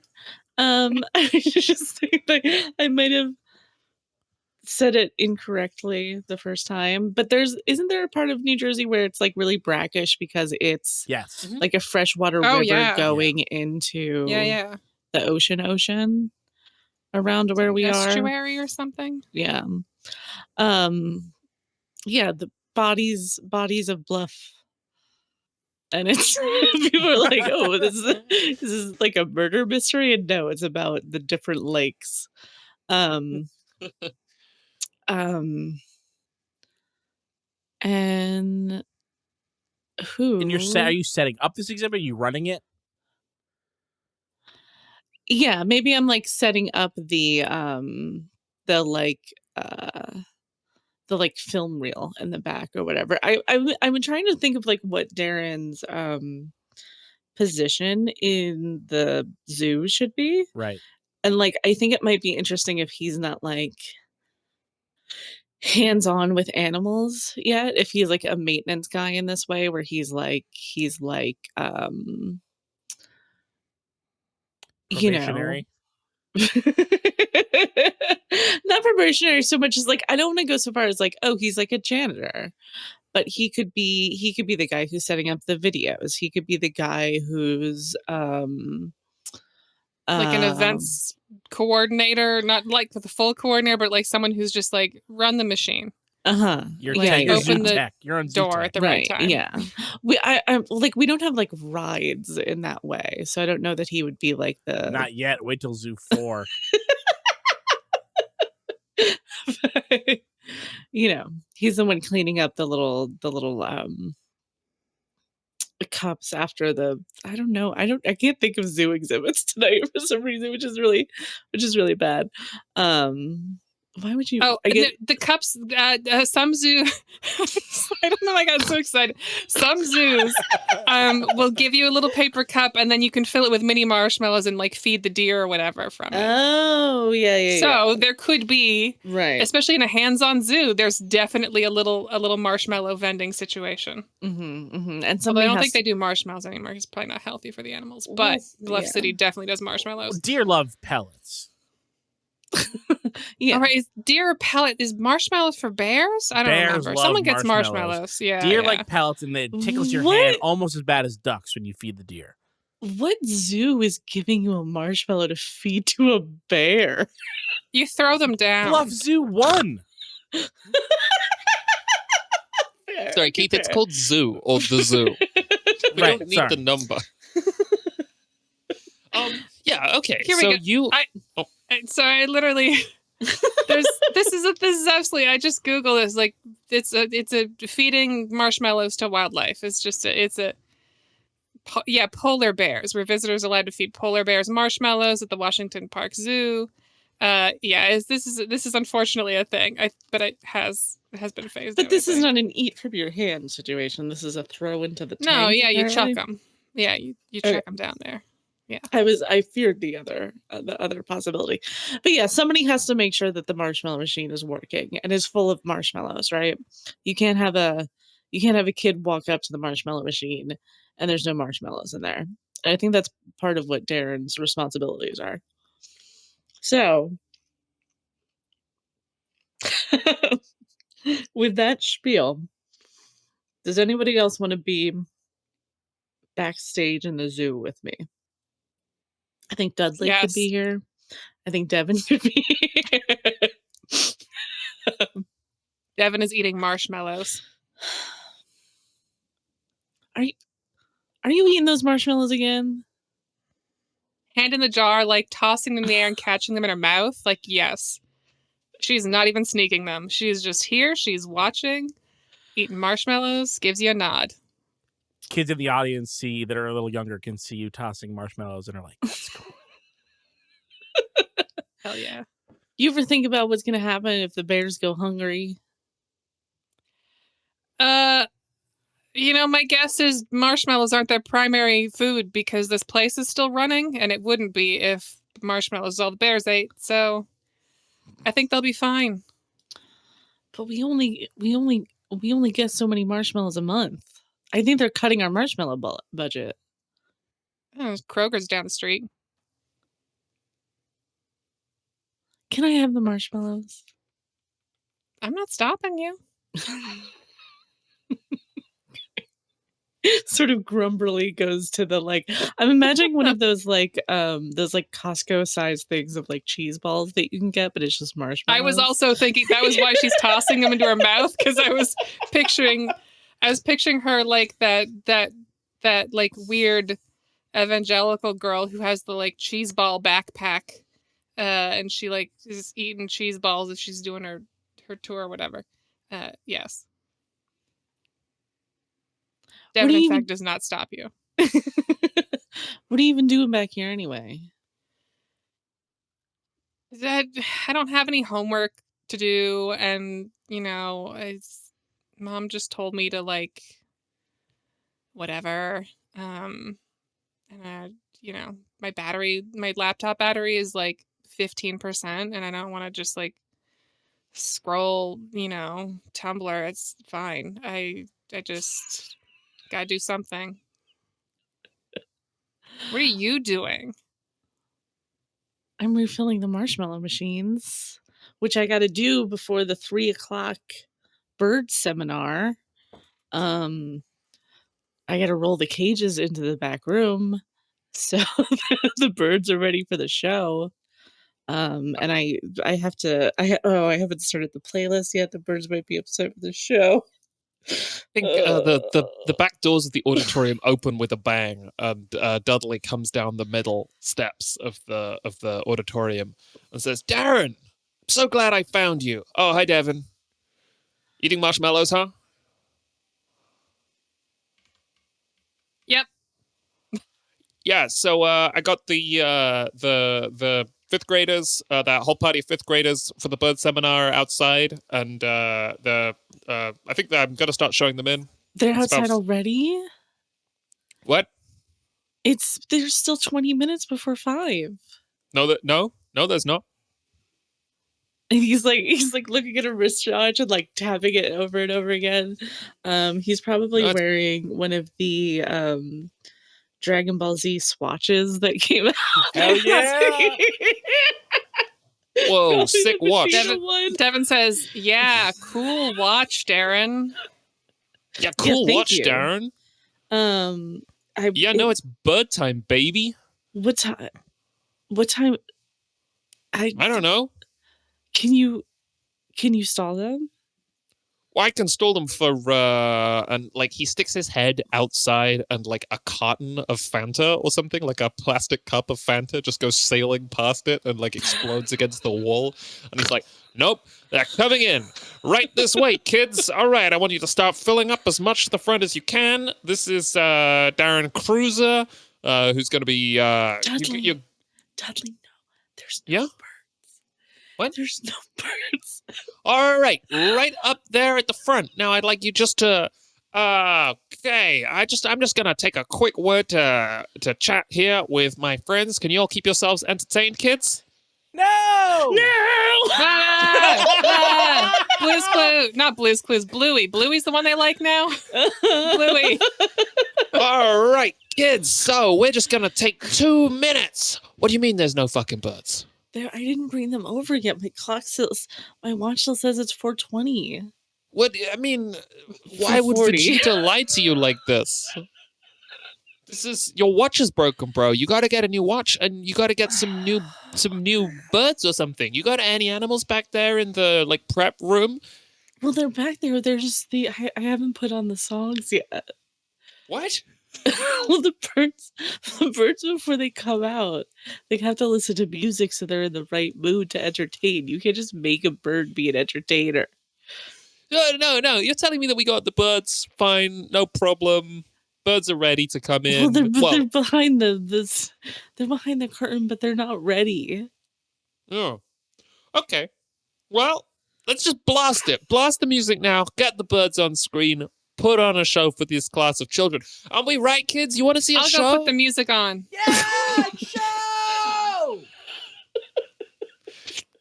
A+, Devin. You're doing great. Devin runs off, is fumbling to pull her phone out of her pocket. Look, I can see you're a little. I'm happy to help you with this, Darren. I know you're a good guy. I know you're good for the birds. And besides, look, I don't see what these birds need to be in the right mood to get entertained. They'll be fine. How does this show generally work? Well, you come out and you introduce each of the birds, and you make the birds say their own name because they can all talk and they're all highly intelligent. And then the kids all start asking questions about the birds, and sometimes the birds answer, but sometimes you have to answer for them. And then there's like a relay race between the birds. Kids throw up little peanuts, and it's great. It's fantastic. Sounds fucking You're gonna incredible. say kids throw up.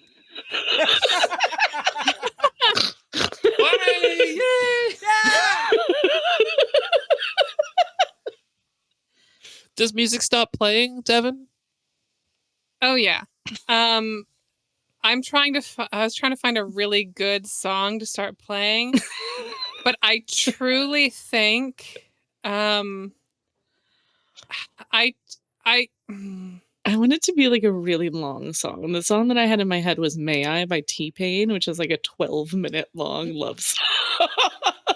But if you have a different idea.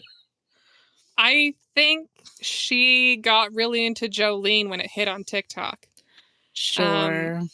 And so I kind of just wanted to, like, there are so many songs that I could be like, oh, this is a cool song, or just like a very aggressive song, but I really just think like something that's sort of like clearly wrong, but also probably she has the attitude of like, I discovered this. I discovered this song. Dice. Okay. Jolene. All right, Darren, let's get them out here. All right, kids, let's have a big round of applause for Darren Cruiser.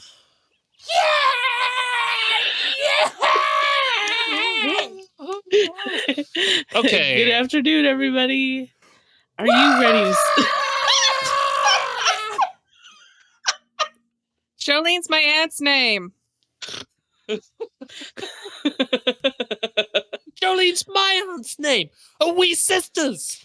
My mom said that she said that birds can fly. That's true.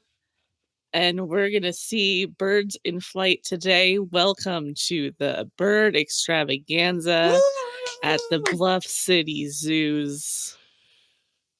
Satellite Zoo. Wait, I thought it was just called zoos. No, it's called Zoo 2. The project is called Zoos. The project to build 6 zoos is called The Last Word is Zoos. Okay. But it's called Zoo 2. Yeah, it's called Zoo 2. Yeah. Welcome to the second zoo. My name is Darren Cruiser, and who's ready to meet some birds? Me! I'm ready! So, as per the Fiasco rules, I've been given a black die, which means that this scene is going to have a sad ending. Necessarily sad. It's such a funny way of putting it.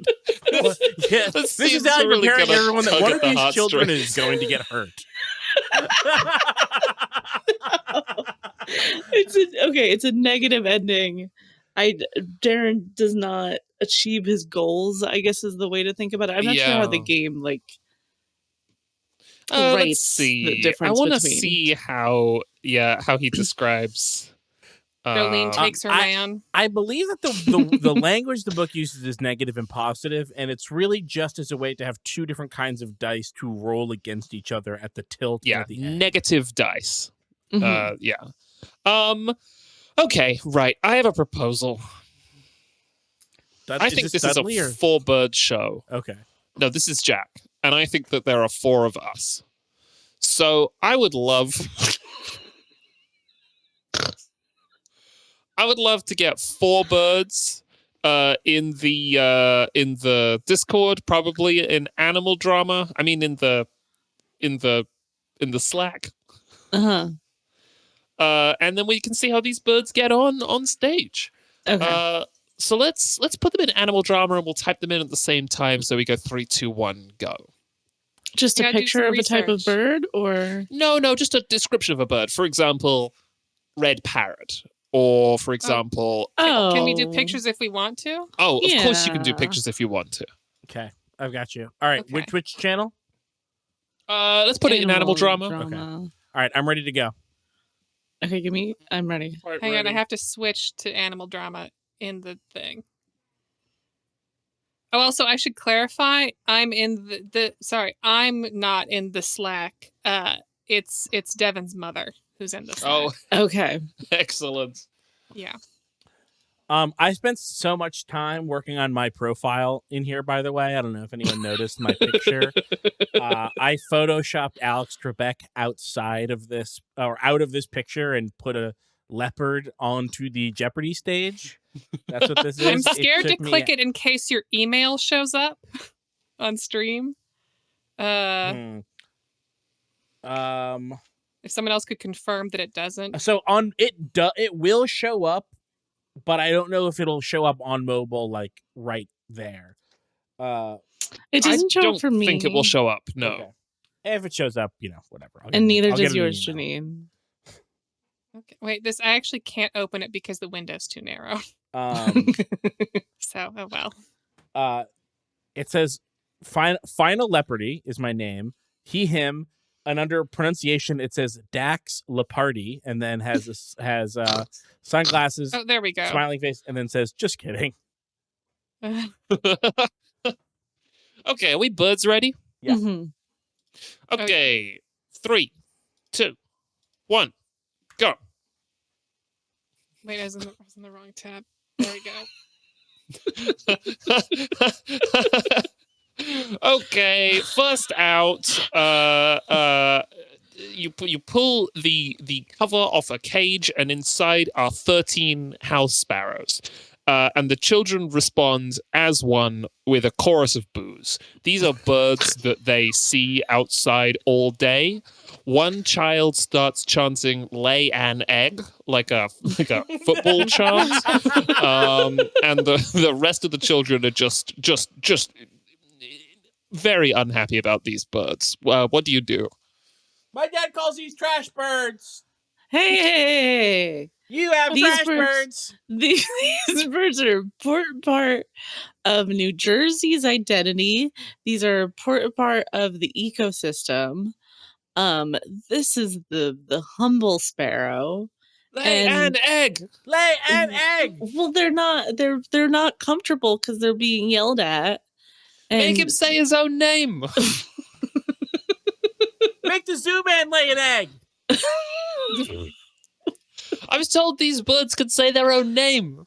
Well, they have a beautiful song. Sing a song. I'm sorry, I'm changing my bird. I'm defying the rules. Whoa. I just have to. It's worth it. Jolene. Jolene. I only like the sped up fast version.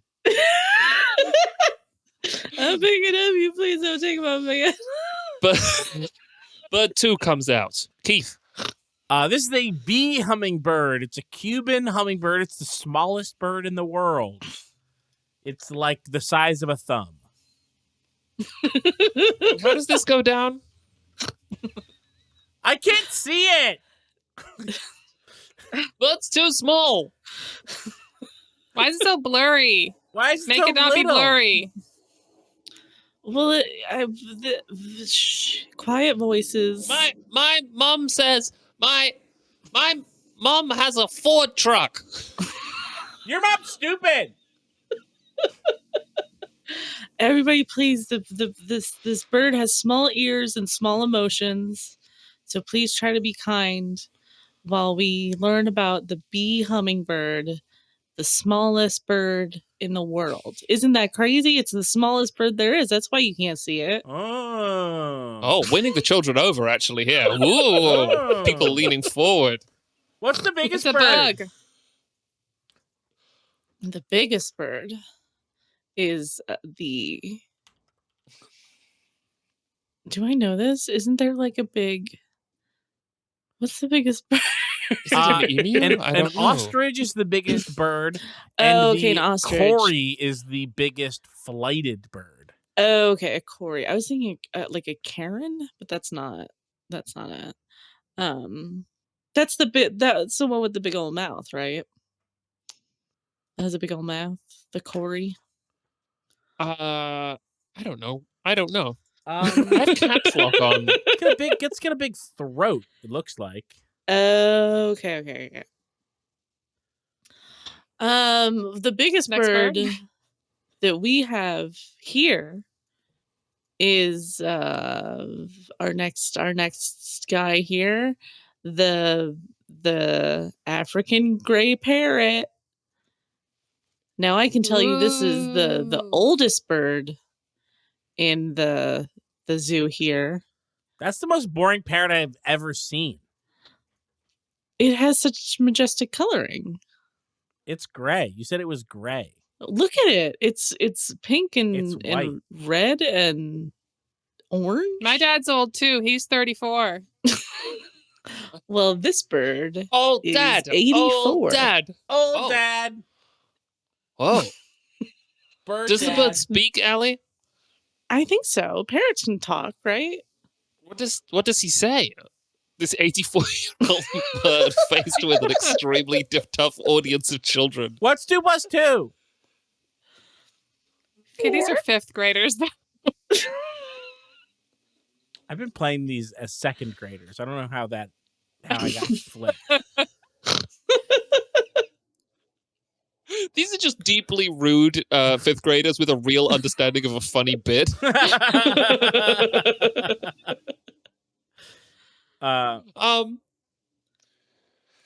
think the Okay. bird says, "My name is Joshua."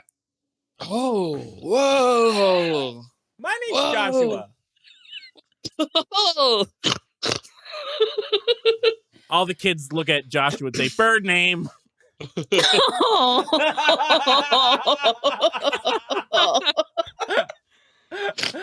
Final bird. And The final bird. Yeah, what's this? It is called an Inca tern. It has Gorgeous. a mustache. Beautiful bird. Distinguished. Fantastic portrait here. What was it called? The Inca tern. And everybody, welcome to the best dressed guy here, the Inca tern. Okay. Apparently, they don't like catching their own food. They just steal it from the mouths of sea lions and dolphins, which I think is sick. That's what I've heard too, says one of the children. I like Look its at his flat. beautiful eyes. Yeah, Yeah. the little like lip. It's very soulful. Yeah. Soulful bird. Now, yes, this is one of our most emotional birds in the engagement that we have here. A reminder that after this lecture, you can go to the big birds room and spend some more time with all the guys up here. But who wants to see a relay race? Oh no. Okay. Now what happens? I was like, where is the black dye going to come into play? And then I remembered that these birds have a relay race. Yeah, and I was thinking that like 13 sparrows versus a bee hummingbird versus some sort of parrot that definitely isn't an African gray parrot versus this I can only describe as a small, medium-sized. This thing looks like it's like probably the size of a pigeon to me. Yeah, it looks like Hercule Oh, sure, Poirot. yeah. I think the birds are just like bummed out. Because of Jolene, a Because of melancholy and Jolene, slightly yeah. sinister song. Yeah.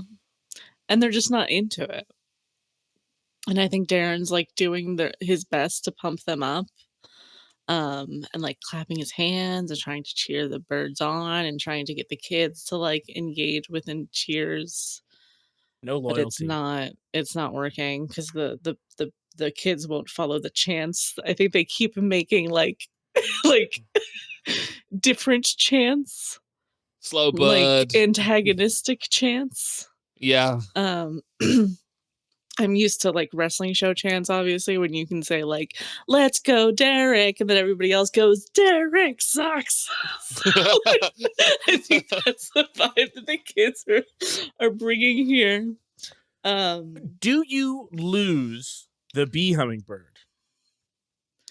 Do I lose the bee hummingbird? Do you think that it flies off? It's so small. It's tiny. It's the size of half of your finger. I feel like it would be hard not to lose. Yeah. It would be hard not to lose. It could get eaten by one of these other birds. I mean, a lot of bad stuff could happen with this bird. I think it just Or it's goes. fine. I don't think anybody knows where it has gone. And like in little straggling sad groups of 2 and 3, the kids are just leaving the auditorium. When they realize that their chants are only bumming the birds out more, and there's not any kind of they're just leaving slowly, drifting off unsatisfied to other areas of the zoo. Until I guess eventually it's just you and maybe Devin. Dudley has gone off to fuck knows where. Like looking for a hummingbird. Better last year. Yeah. Shih Tzu, I think. That's the first scene. So I keep the die that was assigned to me because it was my scene. No? You actually hand I have it to give it to somebody. Is that Yes. Wait, is that not true? If you pick your own scene, don't you keep it? Before passing the turn, the player passes the die obtained to another player. Oh, I right. In the believe second half, it's when you keep all you of keep them, right? them. Yeah. Mhm. Right. I understand. So it was the case that like if you decide to resolve a scene, you get to pick your die. Right. Yes, You the get to result is choose the same 'cause ending. You hand it Yeah. away either Yeah. way. And you hand it Oh. away in the first half, but in the second half, you keep it. Okay, got it. Okay. In this case, I'm going to give this to Keith for good kid folly. Excellent. Thank you. It's like the opposite of a contempt ghost for someone just shouting kid nonsense in the background. It is the negative die, so it is a little bit like that. Well, Yeah, that's true. No, it's good. Okay.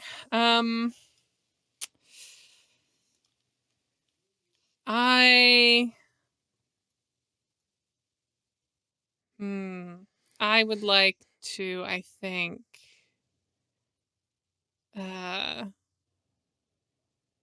put forth a scene where Devin has, Devin, played the song, and kind of watched chaos unfold a little bit, but then got bored really fast, I think. And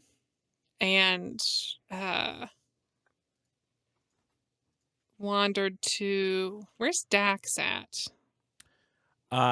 Dax is probably going to be in Zoo 2's small mammal pavilion. And do you want to establish this or resolve? I wanted to establish. Okay. Devin goes to the small animal pavilion. She has a bunch of like shredded documents, like just has sometimes businesses shred documents.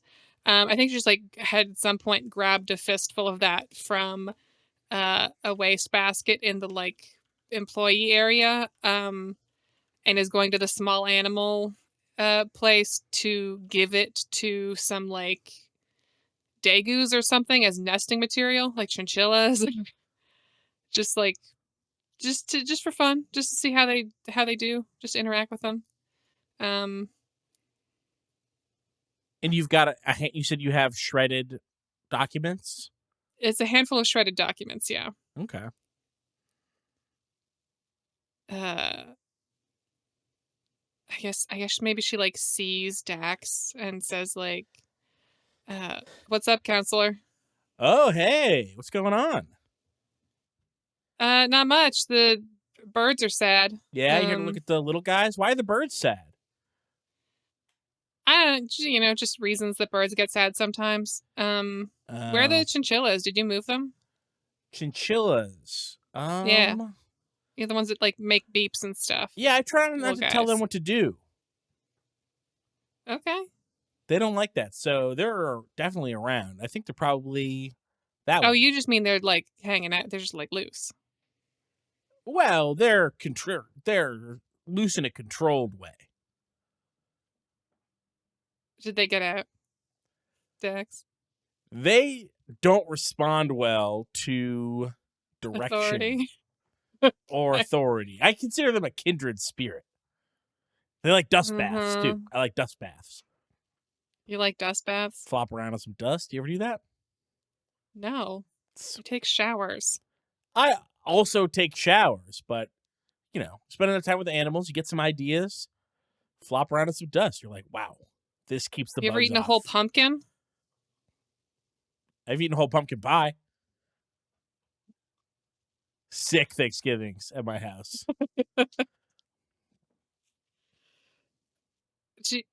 Okay.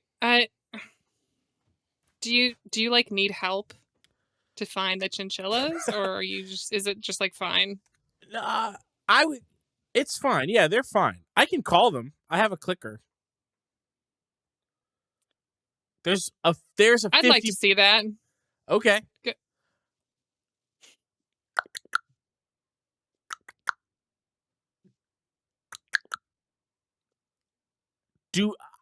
I'm going to, unless we want to flip a coin on this, I'm going to say that the chinchilla, at least one chinchilla does come. Excellent. It scurries up. It scurries up my leg. It's on my shoulder now. And I give it a nut. I have a nut. I have a nut pocket. I thought you said they didn't like being told. I didn't tell. I asked.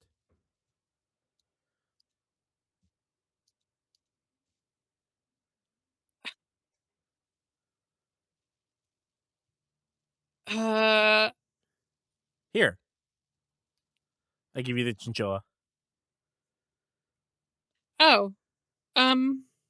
Cool. Thanks. I'm gonna leave with the chinchilla. Is this going to be a problem for me? Unless you stop me. What do you need the chinchilla for? Why are you? I thought you just wanted to like have it for a second. Huh? Yeah. Yeah. Why do you have to leave? Aren't you with it? busy? Like, it's just running around anyway. I can take care of it. I'm in thinking more than doing mode right now. Okay. I don't know what that means coming from you, Dax. I'm gonna be honest. I've got plans. I got plans this month. Big plans. Mm-hmm. About what? The zoo. Okay. Well, then then I'm doing you a favor. Taking the chinchilla off my hands? Yeah, you don't Is have to it worry about safe? it. Yeah, it's chinchilla. Chinchillas are safe and they have a good eye for danger. Yeah. Okay. Like me. I don't know. But yeah, fine. Did your mom know you're here? Yeah. I mean, she knows I'm at the zoo. She knows I'm at the zoo too. Right. Okay. Probably doesn't know I'm in here, but Would you Yeah. tell me what you're going to do with the chinchilla? I feel like I've asked around. we're just gonna hang out. You're just going to hang out with the chinchilla. You have a handful of paper. Yeah. I was gonna give them the paper to make a little nest. Okay. That's normal. But if they're out like vibing or whatever, I'm not gonna like make them go home or whatever. Yeah. They can do whatever they want. Yeah, do with the chinchilla what you will. But it might not like it. Do you have a name? They mostly just click at each other and whistle. Okay. I'll workshop. I'll let you know if I come up with anything. Okay. Devin is going to leave with the chinchilla. That's fine. Damn, and we don't have a dice yet. We don't. I gave the last die, so I didn't want to take the lead on die I can giving. give a die. I think that went well. I'm going to give Janine a white die. Got a chinchilla. Got a chinchilla. For something. For hanging out with. To hang out with, yeah. I'm going to give this to Allie while I think of a chinchilla name. Okay, now I think it's Keith. It's Dax. Okay. This is right afterwards. I'm going to seek out Dudley. I'm going to frame a scene and let's reprise our 3 health star or 3-star health cafe from the first Bluff zoo. And meet in a sort of corner over I have square cafeteria pizza. They have like slightly better than cafeteria pizza here at the cafe.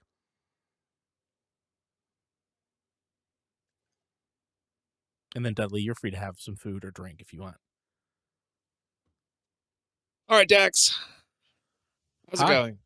It's good. I have some ideas, new thoughts. Oh, yeah? Thinking new thoughts. Yeah, I've absolutely. been laying the groundwork. I've been taking care of the little guys. Yeah.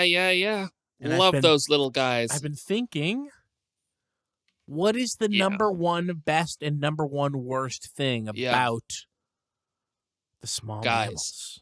About small mammals. Best thing about small mammals is that my guys love to eat them. They sustain them. Physically and spiritually. Let me finish. Okay. Let me finish.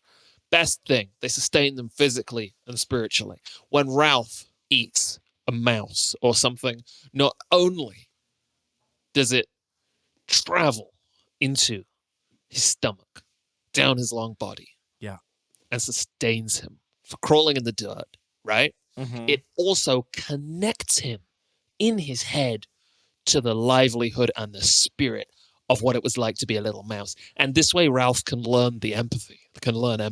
So that's good.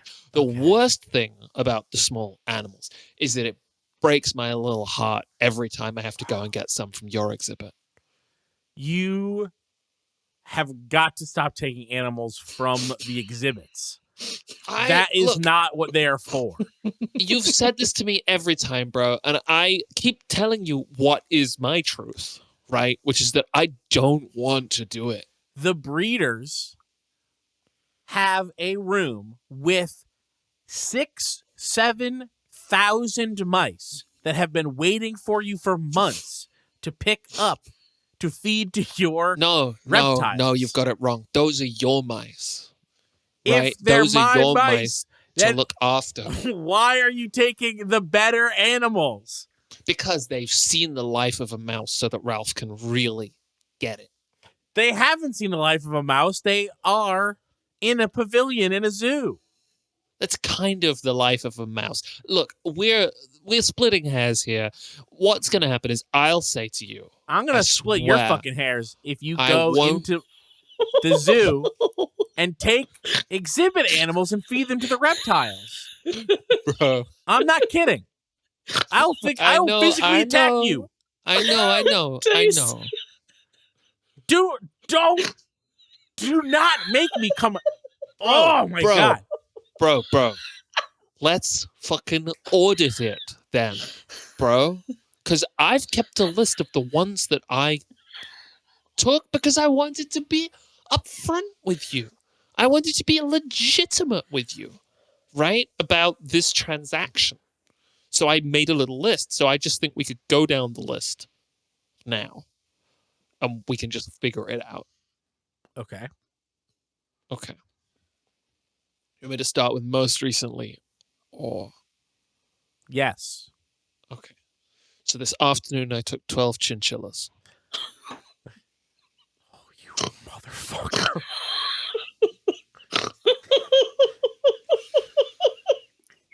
Okay. This morning I took 2 brown rats. This one, I didn't know what animal it was, so I drew a picture. Do you know what this guy is? That's a jerboa. Yeah, okay, I got one of those. And then that's it for this sesh. Dudley, Dax. I have lived my life full of happiness and love. I'm so proud of you, bro. And I have no qualms about coming out of that space What? to give What do you mean? what you deserve. Do you not remember the election? Which election? You're fired, bro.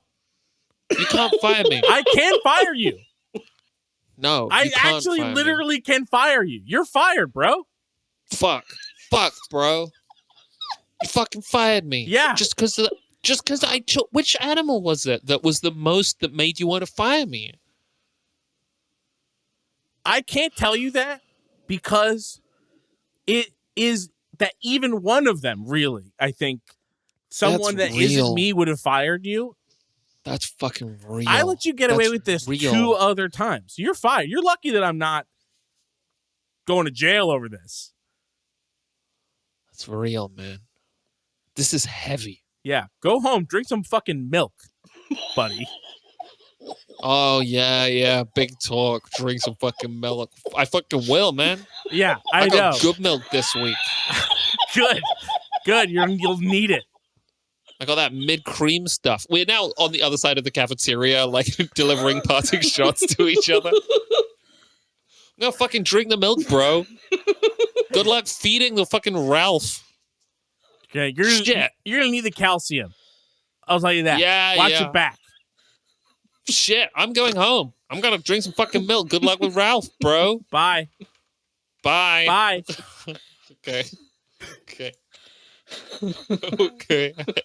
Excellent. I think Fiasco is developing.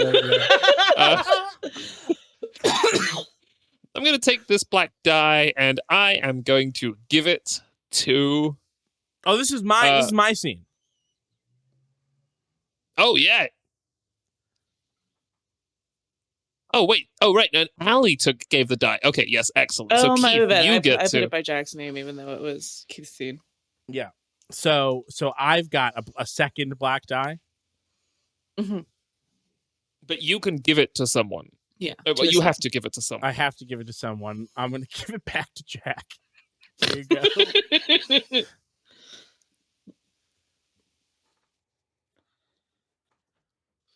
Okay. So now it's my turn. I am going to also establish. This is tough because we've all been establishing scenes so far, and Fiasco gets just as good when you choose to resolve scenes and let other people put you in the soup, as it were. But I have a very specific idea that I want to make sure that I hit. It is 3:00 in the morning. The lights are low in the aquarium, in the specialist exhibit. The specialist exhibit is called Rich Fish.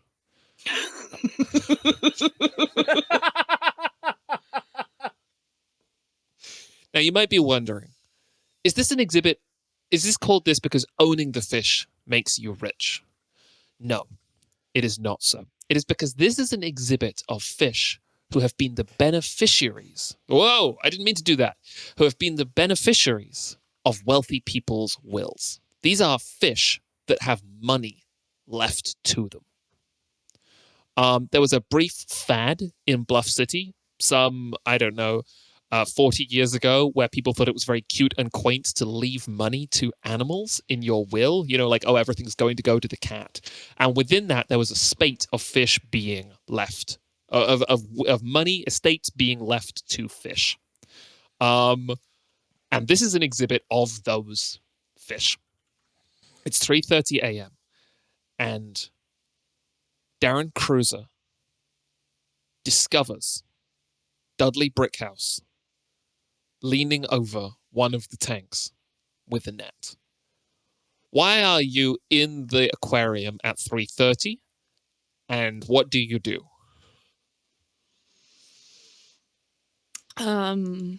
I'm in the aquarium at 3:30 because I had a bad day, and I wanted to find some inner peace. So I have the keys to the zoo in case there's any mechanical emergencies. So I snuck back in, and also my watch is broken, and I was playing a bunch of Counter-Strike. I thought it was only like 2 hours, and it was maybe like 4 or 5. So now I'm in the aquarium at 3 a.m. and I walk in, and I go, "Whoa!"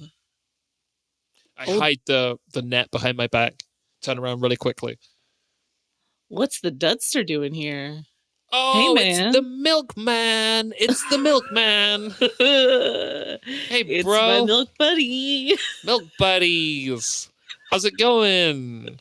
And then we do our handshake where we bump our fists together like a fist bump, and then we mime like we're drinking a glass of milk. Yes, we do. And then we go, calcium.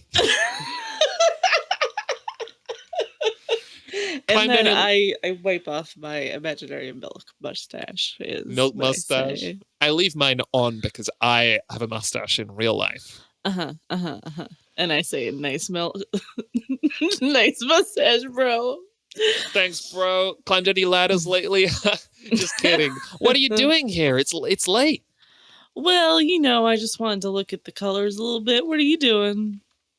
Oh, I just thought I'd check in with these rich fucking fish, man? Yeah, man. Imagine being a rich fish. Oh my Whew. God. When you say rich fish, lights start flat. There's a preset light show when someone says rich fish that goes off. There's like an arcade, like you want a jackpot noise, maybe casino, you want a jackpot noise. Oh, yeah. And there's a choreographed light show that dances across all the different mini aquariums also. Mm-hmm. Rich fish. Everywhere. They don't even know, man, that they're rich. They just get to live the life. You think they know? Look at the way they're swimming around. You don't think they're showing off to all these other fish? Oh God. Dudley just starts like sobbing. Oh my God. Hey, buddy. Look at him, bro. Hey, buddy. It's been a hot day, man. Oh, it's been an awful day, man. You had a hot day? Yeah, you were at that bird thing. I forgot about the fucking bird thing. You find that little shit? Sure didn't. It'll be back, though. It'll be back. Do they do that? Yeah. They come back. They got it, right? Oh. Fucking Dax fired me. Wait. You got fired? Dax fired you? Dax wouldn't fire you. He fucking fired me over the pizza. Dudley Brickhouse. Over what pizza? Pizza has nothing to do with zoos. No, we were having a pizza. We were sitting over a pizza. He was gonna like tell me about his scheme, and I fucking ruined it, man. He had like a scheme. He had a scheme? He had like a plan, man. Yeah, that's Dax, man. He's got great plans. He wouldn't fire you. He fucking fired me. Did he say why? Yeah. It was I've been feeding his animals to my animals. Okay, buddy. Wait. Milkman. Yeah. Wait a second, Milkman. You've been doing that? Well, yeah, but just like I'd fire you, man. What are you doing? a bit. No, don't say that, bro. It was just a few chinchillas, bro. That's Ralph was hungry. chinchillas are bread and butter. People love them. Yeah, they were fucking bread and butter to Ralph. He loved them.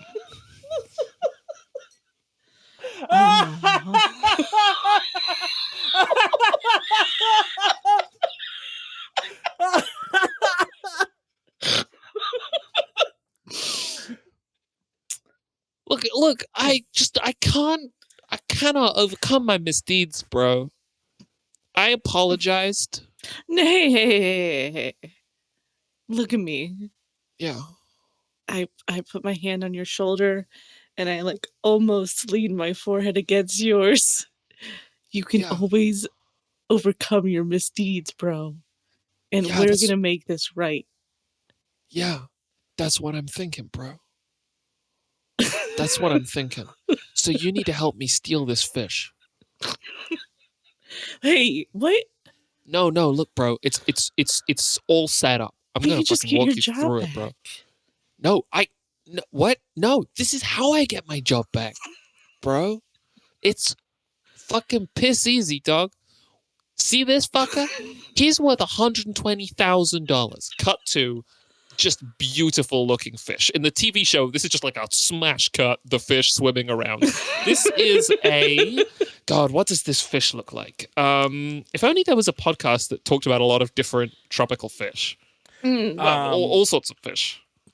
I won't tell you that this is what it is, but in my head, this is the rainbow fish from that kid's book, The Rainbow Fish. Oh, yeah. Yes. I think I know what type of fish this is. This is an So the thing is, this is a very beautiful fish, but the reason it's worth $120,000 is that, like, someone has bequeathed, $120,000. It was a beloved fish. Right. Yeah. It has a net worth. It's not Can worth. Can it be like a fish that won a blackjack game or something? Please talk me through it. Please talk me through it. I don't know what the fuck you mean. Please tell me. No, I see it. I get it. Yeah, I also get understand it. Yeah, I see that. No, I have to hear you say it, Ellie. I don't know what you mean. It's a novelty. It's like an event at it was like a casino zoo tie-in, or Oh, this is a tax scam. That's a tax. You say the casino runs an event where it says, "Oh, the fish are gonna play," and then we donate the winning fish that we have now created $100,000 worth of value out of. And then they donate it and then write off $120,000. Yeah, I think if a fish was going to play any game at a casino, blackjack is the one because you know, like the fish would know when to hold them. If it like dips down to look at the cards, that means hit me. Yeah. Yeah, absolutely. I've posted a picture of the fish in Animal Drama. This is a better. Oh yeah. I mean, we know it's a betta because it won at blackjack, but what kind of fish is it?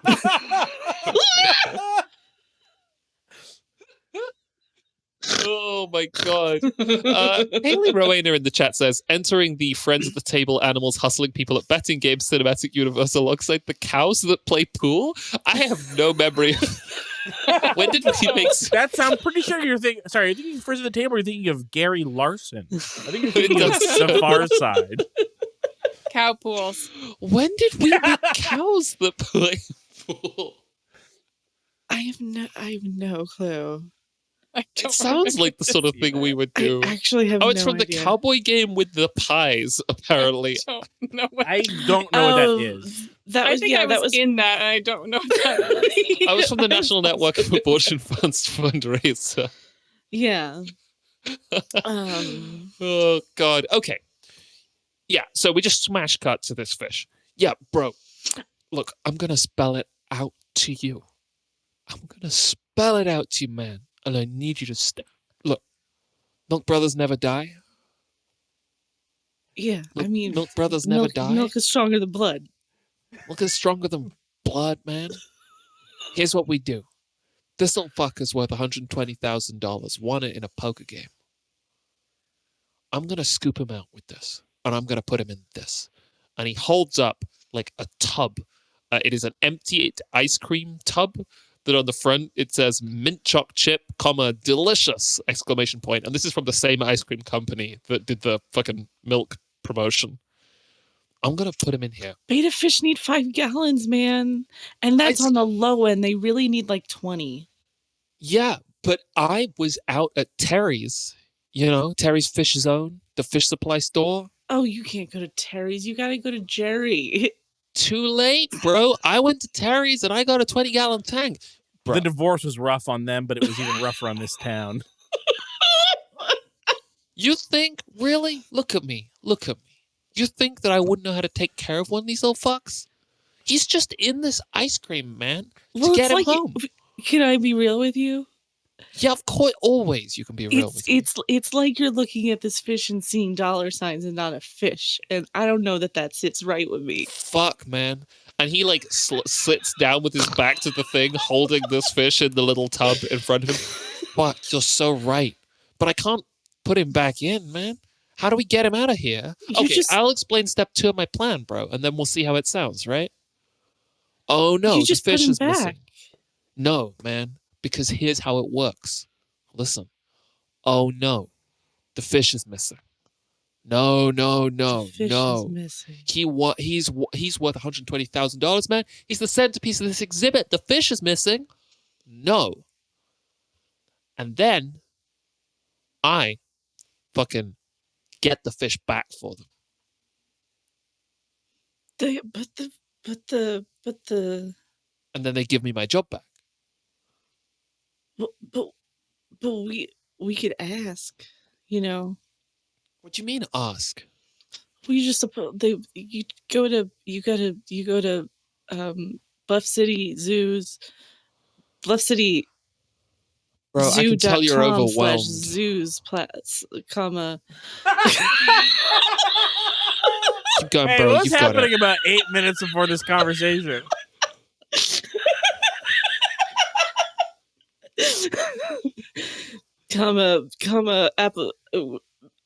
Opportunities. Yeah. And you just apply for another job, man. No, they won't fucking let me in. You should have seen the look in Dax's eye. He's a calm dude, but he was fucking flamed. Well, I mean, he's a passionate guy, bro. Yeah, so the only way back. This is the only way back in. Look, maybe you should. Look, I clearly don't know. Assigned 2 dice, or is that? No, my white die is the one I've been assigned. We got a white die on this scene. Okay, so that means I finish your sentence. Look, bro, I mean, I can't do this alone, man. And you clearly know about the pastoral side of this shit. You know how to make this fish, bro. No, yeah. So Milk Brothers, I'll handle the job. You climb a sick ladder, bro. I guess I can't. You gotta work here, man. This isn't gonna work without you here. Yeah, you're gonna take what I'm saying. You have a 20-gallon tank set up. Yeah, but I'm gonna need you to come by and make sure that little fuck's doing okay, man. That's what I need you for. When did you fill the tank up with water? What? Before I just came out, 2 hours ago, bro. Okay, then it needs to. It's gotta sit there for 2 days, man. It's gotta deoxidize. Man. Okay, look. So you come home with me. We'll swing by Jerry's. I mean, yeah, Jerry's, right? That's the one I should go to. Yes. That's a 24-hour fish supply store. We'll pick up. I'm sure he's got a spare tank in the back that this little fuck can stay in for until my tank's ready, and then we'll put him in there. Okay. I trust Jerry with that. Okay. I've kept fish with him before, so I think this. Okay. Yeah. This is the only way. It's the only way that makes sense, man. This is the truth of it. Milk for life, brother. Milk for life, brother. Yeah. Okay, I'm gonna take a positive die here, which was given to me, having stolen the fish. Yeah, and it just cuts to us playing Counter Strike in my house with an empty 20-gallon tank behind us, and then cuts to the fish swimming slowly at the back of Jerry's. I'm gonna give this white die to the recently chinchillaed, the last surviving chinchilla owner, Devon. Thank you.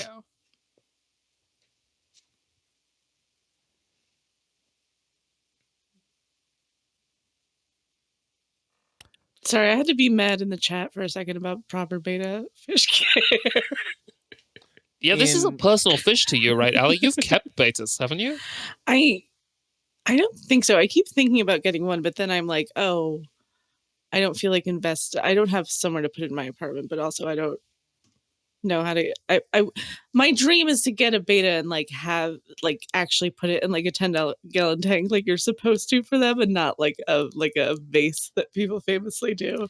Yeah, this is the same thing happens to goldfish, right? Where people are just like, it's fine if you just put it in a bowl with nothing else in it. It's happy. They don't have memories. It's like, yes, they do. I know people who have learned that beta fish don't do well in small amounts of water. They just technically won't die, which is why they're very popular, because they're kind of hardy, like in a sense. Sure. They live a long time, and if they don't have anything like dangerous in the cage, they can live even if they're unhappy. But people who have moved there have been convinced to move their beta fish into bigger containers, and they like literally go from being like gray and dull blue to being like bright colors and very healthy and happy seeming. It's noticeable. You can notice. Anyway, it is my scene, so I have more important things to focus on, like setting one up. Yeah, just to clarify, basically I'm handling the criminal side of the job, and I have roped you into handling the pastoral care of the fish. Yeah, because I would not let you mishandle the fish. Yeah. The wrong guy at the right time for that fish, as far as the fish is concerned. But yeah, Darren did not seem phased by hearing about Dax. I'm curious now what this relationship is. well, I said that you were passionate. Yeah. I was surprised that you would fire somebody. You were not surprised that I had a plan. I was not surprised that you had a plan, and I defended your reason for the firing once I heard it. Yeah. So, I'm just saying, it seemed like maybe we've hung out since you've been back, but I'm not sure. I still don't know. Yeah. Do you wanna figure that out here on the playing field, as it were? I'm totally willing to do that. I think maybe it can be the next morning. I don't know if you've taken a look at the news and updates in our Slack channel, but maybe that's the scene. It's another scene in this sort of cafeteria. I think Darren has ordered a smoothie. Watchless, unfortunately. And I think he saunters over, is like, "Yo, you see the Slack, bro? The Slack?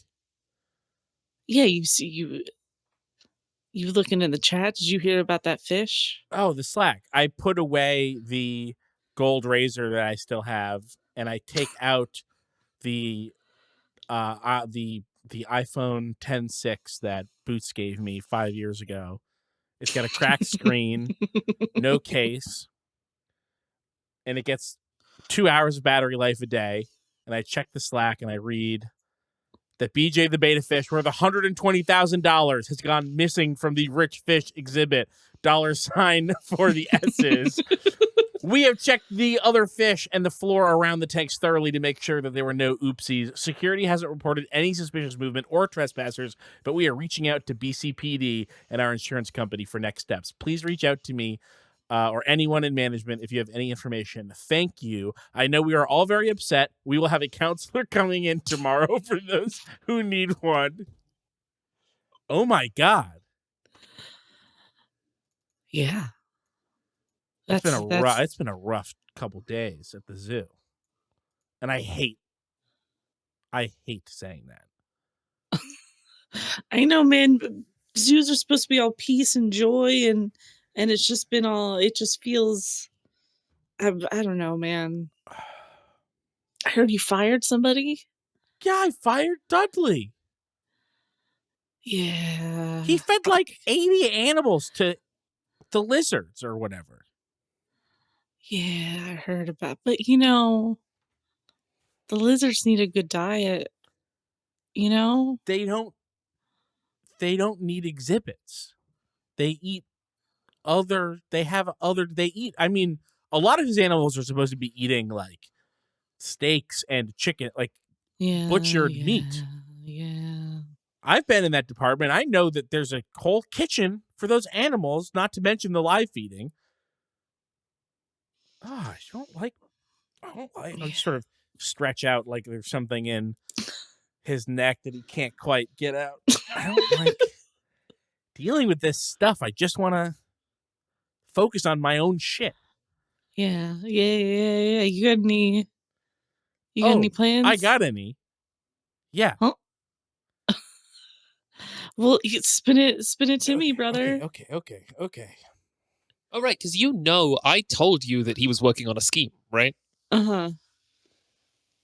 What is the best thing and the worst thing about small mammals? I forgot. Okay. That's how far we got. Okay. Yeah. Okay. The best thing, obviously, is that since they're smaller, they tend to be cuter. Yes. On average. Yes.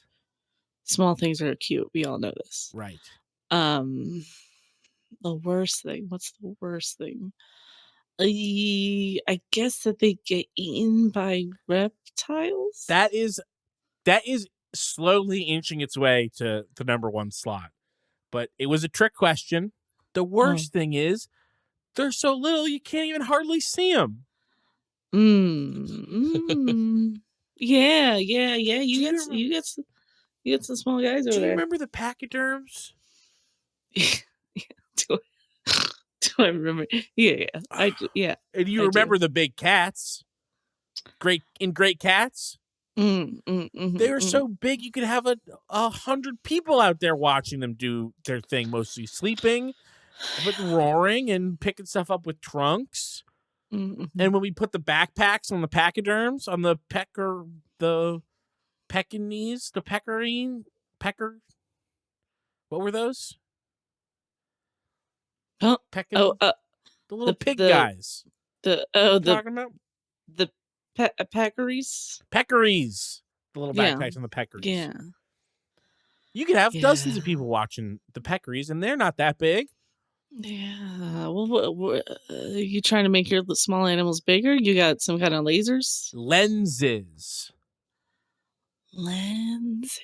Every exhibit, we build a perfect little exhibit for the littlest mammals on the planet. But we put a big, huge lens in front of it so that 50, 60 people can watch all at the same time. Like it's going to be the biggest little animal exhibit in the world. I got to think of it. Like how big are we like how big is a lens? Like are we talking like a 21-inch? No, we're talking 4K. like 21 feet minimum. 21 feet? Yes, across. We're talking football? Yes. We're talking basketball? Yes. Wait, why those? Isn't that the size of the things? No, football is 100 yards.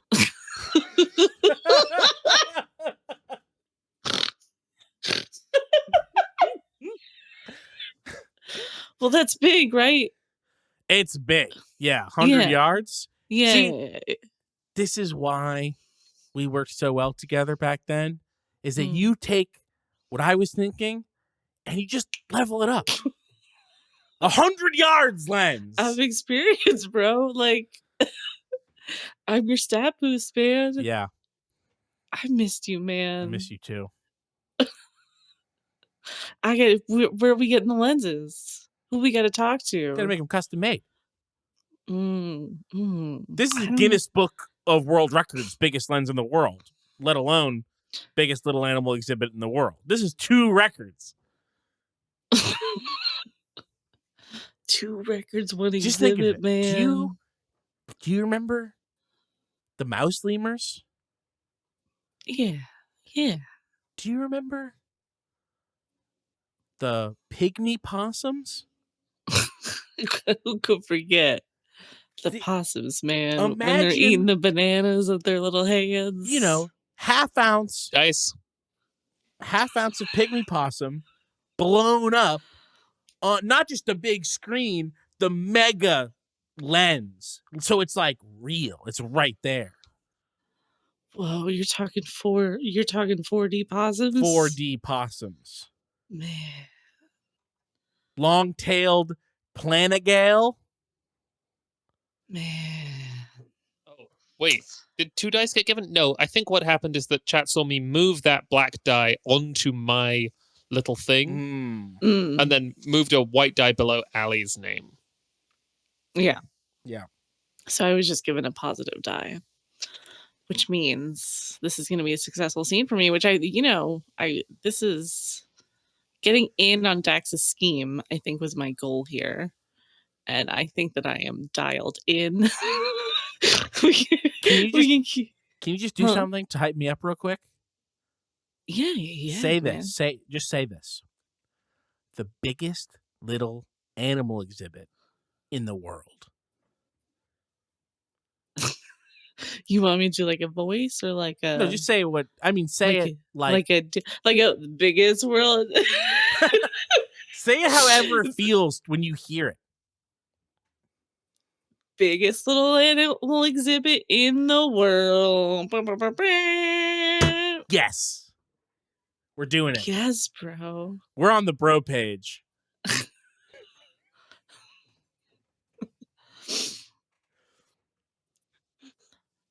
Well, let me run something by you. Yeah. Because I kind of got this. Oh yeah, what do you got going on? Well, I just kind of have this. Dax feels. I mean, Dud feels kind of bad about the. Dud? The old brick house. Shit house. Come on, man. He climbed that ladder all right. Maybe he just isn't. That's not important to me. No, I know. But I'm just, maybe if instead of, giving him access to chinchillas, maybe he's like a good. I didn't give him access to chinchillas. He broke into the exhibit I took know, animals. and you're not okay. And I'm glad you're a part of zoo staffing now, because you're going to turn this place around. But like, what if Dudley's calling is lenses, man? Can you just give me one reason why I should think that Dudley's calling might be lenses? Because it wasn't reptiles, and if I honestly believe that his calling is reptiles. He's just a piece of shit. Well, you need a really big lens, right? Which you're going to need a bunch of guys climbing up on ladders to polish it and carve it and everything. I was just wondering. So you're imagining that we're gonna fit ladders into the construction of the lens. Well, it's gonna be big, man. How are you gonna get around that lens? So you're saying Dudley could be an exhibit design? Yeah. But I already filed. I'm sorry for what I'm about to say. I filed the paperwork. Whoa. Ugh. Okay. Yeah. Okay. No, I Ugh. know. You gotta do that. You gotta. I mean, yeah. That's life, man. But but life used to not be me like that. No. I know. But you know, it's a new you every day. It's a new me every day. You know, Yeah. bro. Mm-hmm. Me and you were straight, and we're We're gonna do this straight. lenses thing. Yeah. By the way, I was out of line when I said I don't care about the ladder. Well, you know what? Thank you. I just don't care about him. No, I know. And he took 12 chinchillas in one day. So just like I know. No, stretch it listen. out over however long. The chinchilla. I stand with the chinchillas, bro. Okay, you I'm did the having right shirts thing. made. You did the right thing. Yeah. Firing him. What if he needed like a job? You know. It's out of my hands at this point. I can't do anything. Well, there's going to be lens opportunities. I'm just saying, keep an open mind. I got to look out for my milk. If My milk this brother. plays out in a way, milk brother. If this, sorry.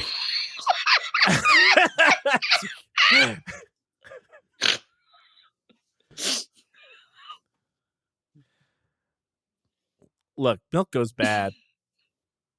Oh. Yeah, Oh my god. Listen, I'll see you around. Okay, I gotta wake up the muskrats for the. Hey, I heard the birds were sad. Oh god, bro, I can't even get into it. Okay. You have a watch? Yeah, I have a watch. I have the Goku Swatch. Oh man, Keeps perfect time. I missed you, man. I gotta go, but I missed you, man. Hey, if this plays out and we really need someone to climb a ladder fast, I'll think about it. Thanks, brother. You call me butter? That was I said I meant to say brother. No, I'm He's not. got milk on his He's mind. butter. I just didn't Wow. enunciate. Okay. That was very touching. That's a white dye scene if ever there was one. They should teach that in schools for a white dye scene. Yeah, when they're teaching Fiasco class. For Classco. Mm-hmm. Who are you gonna give this dye to, Allie? Oh, who am I gonna give this dye to? I think that I'm gonna give it to you, Dudley, because I tried to Oh, thanks, bro. I tried to fix some of your issues there. I appreciate it. I appreciate it. I've just noticed that the chinchilla's name is Popcorner. I'm so excited to explore this further. I think it's your turn now, Janine. Do you want to establish or do you want to resolve? I want to establish. Where I want to establish, and I want a scene with Dudley. Where would Devin find Dudley, or can Devin find Dudley right now? Yeah, I am in the BMX park that is opposite the zoo. I that's great. am BMXing. I'm Yeah? going up the half pipe and I'm spinning round in circles when I get to the top. Yeah. How do you attract my attention? Well,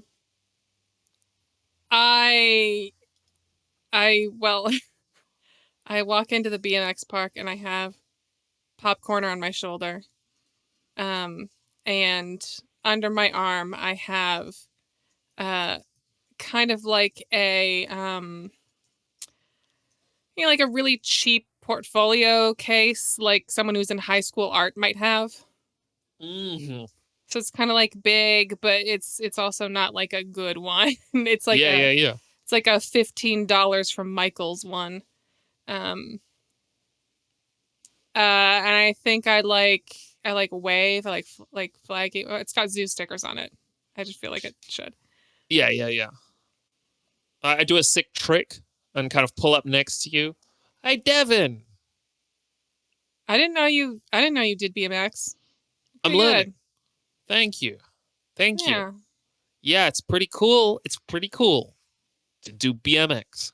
I heard you got fired. Who's asking? Me, because I heard you got fired. Yeah. Bad scene. Bad scene. Yeah. You got that chinchilla, huh? Who's that little fella? That was Popcorner. Sick. He like your pet or something? Yeah, Dax said I could have him. Oh. Cool. It's pretty cool. Do you want your job back? Do I fuck? How do I get my job back? Well, okay. So, and Devin like crouches down on the ground and opens up this portfolio. Bro, no, not here. Someone will BMX over it. Like they'll do it respectfully, but it won't be good for the portfolio. All right, fine. Come over here, and there's like a flat, like concrete thing with a big fountain of a dolphin, behind it. Just lay it out there, bro. It's cool. No one's gonna BMX over it. Okay. So Devin lays everything out, and what she has here is she has a few sheets of tracing paper. She has what looks to be an old will, and by old I mean like it's probably from like the 90s or something. So it's like it's aged, but it's not like old. Um, and she has a few sheets of like blank paper that have been aged with like probably tea. It's a little bit obvious because it smells like tea. And she says, "You know what this is?" And she lifts up the paper with the like. Looks like some kind of like legal document. Yeah, it's an old copy of my grandpa's will. Oh, cool. Yeah. Sweet. He was okay. You don't know who my grandfather is. That's fine. Most people don't. He was the main benefactor of the zoo. Whoa. Okay. Yeah, I'm listening. And I think a thing I could do for you is I could just like forge a little note that like puts in a good word for you using the handwriting on this will. And then someone could just like find that note and be like, "Oh man, I guess D.E. Hitchcock IV really, really liked Dudley. Maybe we shouldn't have fired him." And then the thing that you can do for me is get me some beer. Okay. All right. Look, kid. A couple of questions. One, isn't this man dead? He's like old dead, right? Yeah, but people, there's like, my mom says this. I kind of don't believe it, but mom says that our family's always had kind of like a clairvoyant thing. And so like some people really just thought that he could like predict stuff like that. So, my mom would believe this. She would believe this note. This guy was around foresee you in the past, and he foresees me. Right? Yeah. Okay.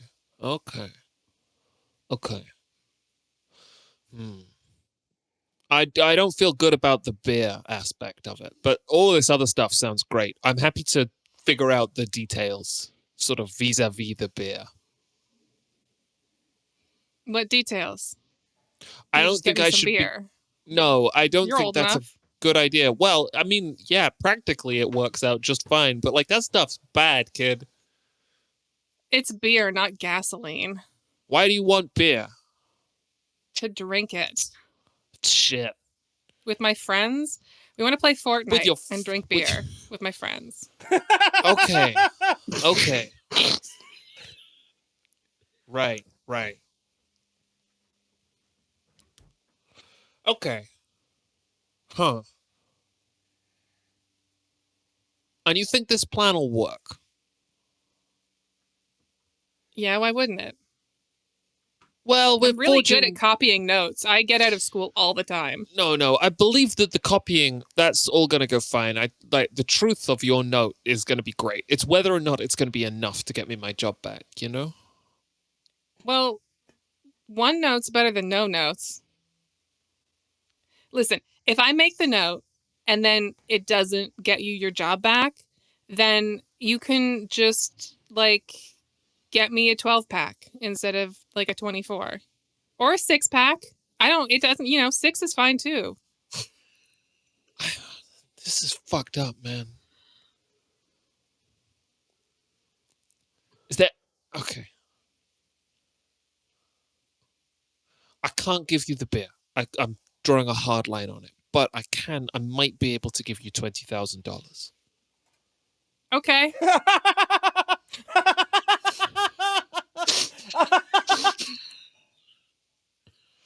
I got some fingers and some pies. Right? That if I manage to, like, if it pulls through, okay, $20,000 for my job back. I already said okay. Yeah, okay. I'm just making sure that we know the deal that we're talking about. What's the time scale on this that we're talking about? I mean, I can just do this note like it's not gonna take a long time. Okay. Old guy says some guy's good. It's easy. It's like 20 minutes. Okay. Yeah. Okay. Right. And I can get you your money. What day is it?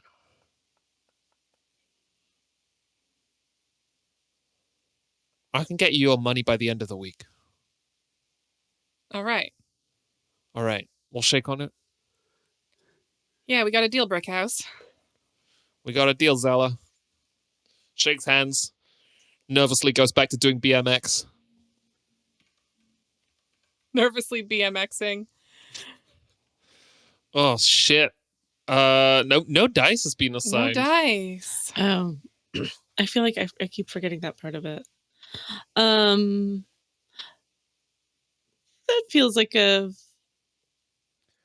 That's a We great can also question. continue and turn it into a Yeah, we failure can if we want fully- it to be a failure. Well, I feel like Devin achieved her goals there, so I feel like it's fair to give you a positive dice there. I agree. I know it's tough that we keep doing it after the fact, so you don't like get the enjoyment of being like, oh, I have to swerve now. But I mean, we can roll with the punches. We're Mhm. good at that. We've done that before. I'm gonna give this to Dax. Just to honor the fact that we have introduced D.E. Hitchcock the Fourth. Oh, thank you. You're right. Okay.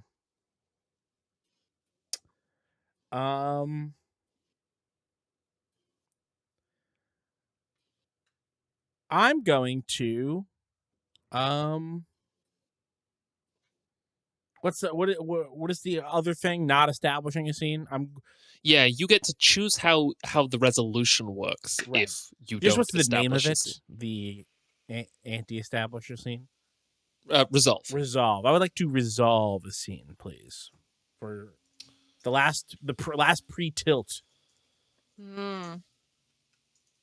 Oh wait, is that not true? No, I will go after because Ali Right. started. Yes. Mhm.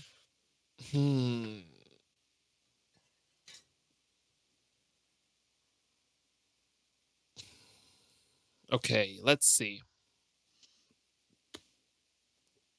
Oh, I've got it. Anybody else can be here, but this is Dax. Dax, you are sitting in an office. You were asked to come wearing a suit. Have you? Sleeveless suit. Yeah.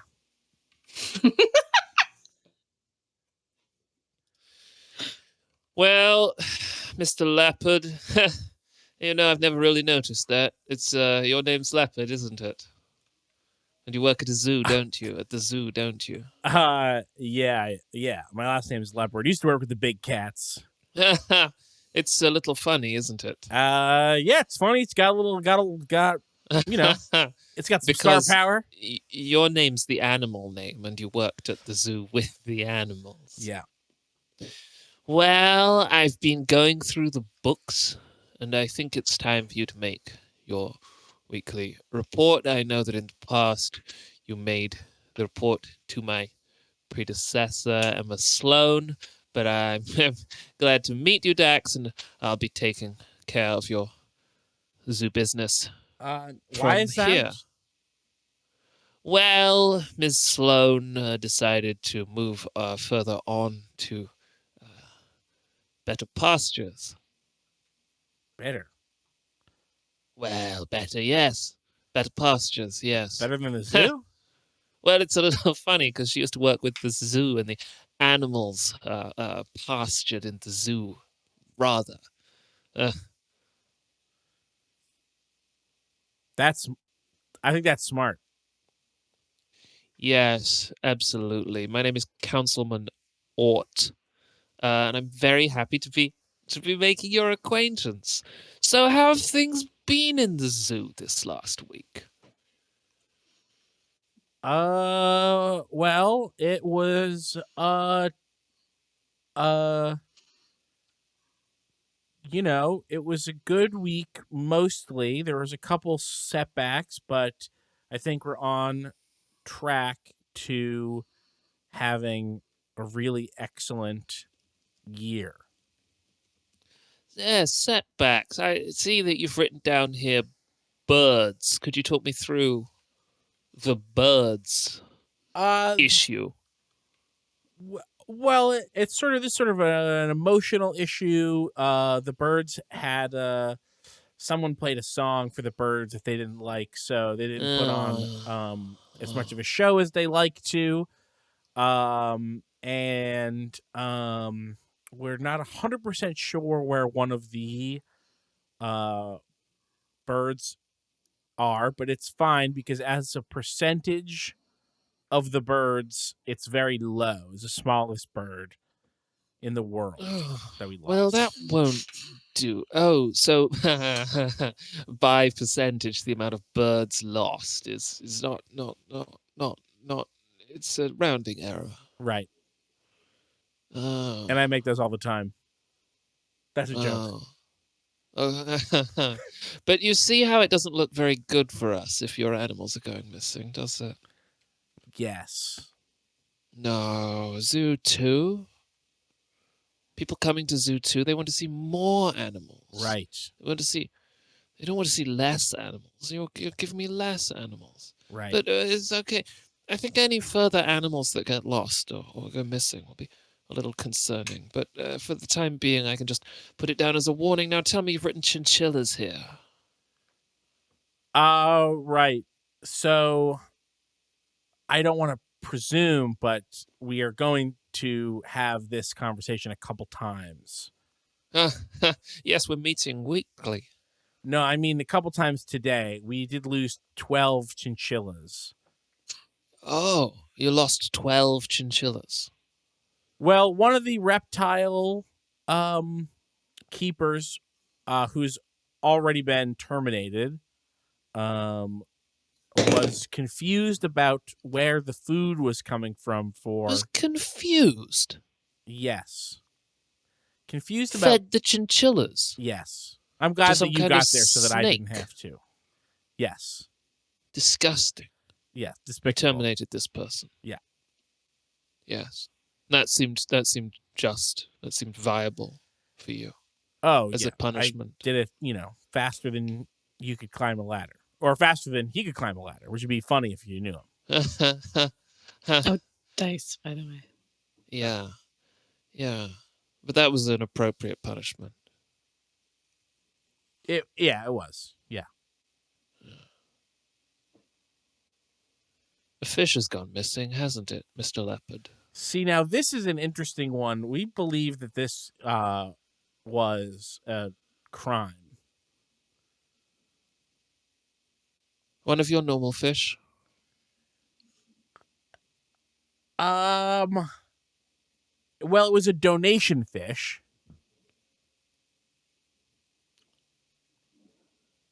Part of one of the special exhibits. The fish itself was unremarkable. Mr. Leopard, do you have your zoo ID card on you? I do, yeah. Can I see it for a second? Yeah. And he takes a big pair of metal scissors out of the top drawer of his desk and cuts it in half. Why You'll did you do need to that? be seeking further employment. Why? Well, this simply can't be allowed to stand, Mr. Leopard, as the representative. Of course, you'll be able to continue to serve in the City Parks Department, but I can't Right. have you working for the zoo. You lose a Why? bird the I'm size not of a zoo thumb. administration. I'm city administration. I'm a zookeeper. I work The in. buck stops with you, Mr. Leopard. You are the leopard at my desk. What kind of punishment do you expect? You lose a bird the size of your thumb. You lose 12 chinchillas. A fish worth $120,000 that it won by playing blackjack has gone missing, and you expect me to let you walk out of this office with your head held high as an employee of the Bluff City Zoo, too. What is your official position?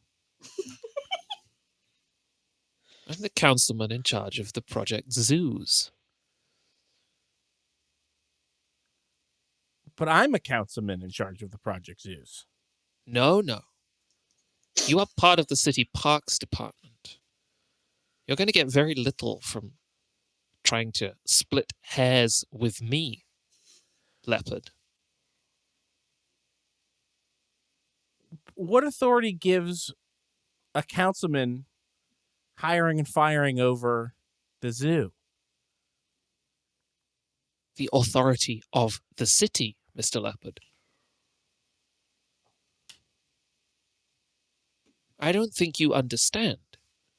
You are a citizen of this city, as are many of the people, and even the animals in your zoo. But the city itself speaks through me and through people in my station. When I tell you that you are fired from Bluff City Zoo, that is a material fact.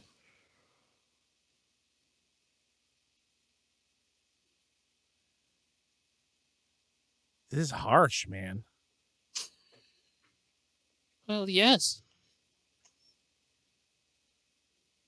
I don't think you've got the right guy. I was going to build we'll a see lens. about I was going to make the biggest little exhibit in the world. I'm sure it would have been beautiful. Well, are we done here? I take both halves of my card.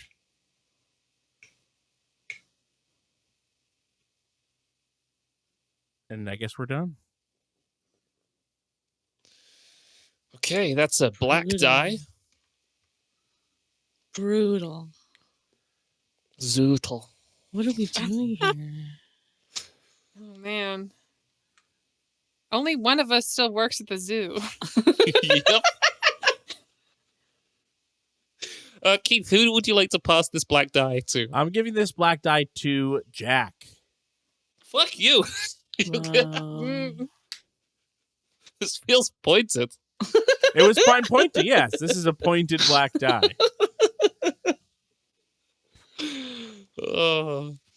Okay. I would also like to resolve a scene. Wait, Keith, you chose that scene was going to end badly. No, I didn't. I forgot that I did that. So actually, I don't get this black die. Wait. Yeah, I didn't Also, take that wait. black die. Where did that black die come from? Someone moved a black die into place. And then I just went with it. I assigned it because I forgot that Keith had chosen to resolve a scene. Well, I guess that we can leave it as played, or we can redo the scene. Well, what was the result you were going to choose for yourself? I don't know, because we got a black die right away. It was like halfway. Sure. Yeah, that was my bad. I do think it's funny if like someone who used I'm on the parks department to fire someone from the zoo gets that same shit played against them. Like, Yes, that is I mean that's funny. the like. In what way? Oh, Dax getting fired after firing Dudley. And doing the whole speech of like, what authority do you have over the zoo? It's like, well, but you.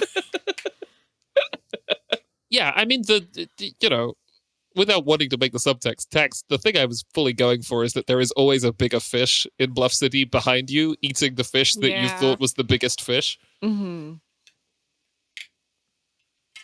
I think also it puts the power dynamics in the group in a really interesting place. If Dax's whole beef with Dudley was that, like, it was a fireable offense, and now Dax has also been fired. It's like a potentially leveling entity or an inflammatory entity at the same time. Oh, it's inflammatory. All right, I'm going to say it's Jack's turn. Okay, now I am going to resolve, and I'm going to. So now, people get to frame a scene for me, and I decide the final die. What should Dudley be up to? I mean, you had a fish to care for, buddy. That's true. What's like, yeah, I guess that's what I'm curious about in terms of Dudley's, because you stole a fish, you had some big plans to like get money from that ? And then you woke up the next morning and was like, I gotta BMX. I gotta get my mind right. So killing time until the fish is ready to go, right? Or until the water's good. Right. Yeah, I think so. So I'm is the getting my water mind good right. now? Yeah. Yeah, this could be maybe Jerry said good 24 hours will do. Gave you like a water serum or whatever. That's it. I don't know what a conditioner is what you would call that. Hyaluronic acid, keep the fish soft. Picked up some drunk elephant for the old fish. But yeah, I'm curious to see what you think step 2 is in this plan. Okay. Darren, your phone rings. What's popping? Little dude's doing great. Oh, I'm so glad to hear that, man. He's bopping about. Yeah. Did you get him one of those rings like I asked you to? Yeah, totally. He loves that shit. He's swimming through it. He's fucking swimming through it. Hell yeah, man. It looks and great. The temperature is good. What's the temperature? Temperature's good. Temperature's at the right temperature for a better. So like 78. Okay, cool, man. 78, cool, exactly man. Spot on. Cool, man. 78 degrees. Yeah, this is the best day. This is the opposite of yesterday, man. So, I wanted to call for some advice, actually, bro. Fish-based advice. Oh yeah. You got me. So, like, I know that the plan was that, like, I return the fish. You know, like I trade my job. I basically be like, hey, look, I found the fish. I recovered your fish. Give me my job back, right? Remember that? Yeah. But I got another plan going. And my job's a dead cert. Oh. My job's good. I can just get my job back without the fish, right? Yeah, that's what I was trying to tell you, bro. No, but I didn't know that second, like, opportunity was gonna transpire, right? Well, you're just gonna bring the fish back, right? Because it kind of had a nice lake set up in the rich fish setup, and I think that it really liked that song. It likes to be celebrated. I was thinking maybe something else actually. Yeah. What were you thinking? You can deal me in. Yeah. I'm a backup guy. I'm here to support my milk brother. Well, brothers, man. I was thinking maybe we sell it. Oh, come on. Old brick house. Come on, man. We can't. Come on. Well, A maybe fish isn't a commodity, man. Maybe we actually have to, because I'm now 20K in the hole to this person who's going to get my job back. Wait, what? Yeah, they wanted 20K. What? How much? Someone just assigned me a black die. You can't do that. I'm resolving this scene. Dudley, you're going to get a text message of a picture of a forged letter, and I'm just going to send you the text in Slack, and you can do with it what you will at the moment. It's a secret for now.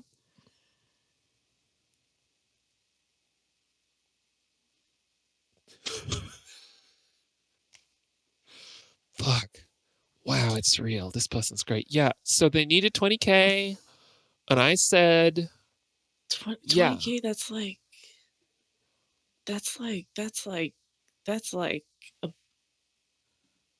that's more than I make a month. I know. That's more than I make a year, buddy. Yeah, I know. It's real money. Where are you? What? You could just... we got this lens thing going. I don't know that you need to we could just get away. You don't have to give this person money. We just give the fish back, and the fish will be happy, and then you'll be climbing ladders really fast, and you'll be happy. It's and too it'll late, just man. come It's too on, late for man. me, bro.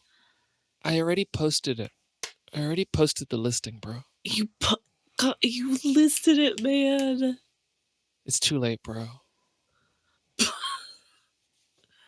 Bro. Yeah, the fit. Bro, I got a call coming in on another line, bro. I gotta go. Were you thinking of the fish, man? Yeah, I was thinking of the fish, man. Bro, I gotta go. Keith? Yeah. I need a fish buyer. Yeah, hey, man. Can you have accidentally put it on a 3-way call? Oh, yes. Absolutely. Do you have the fish?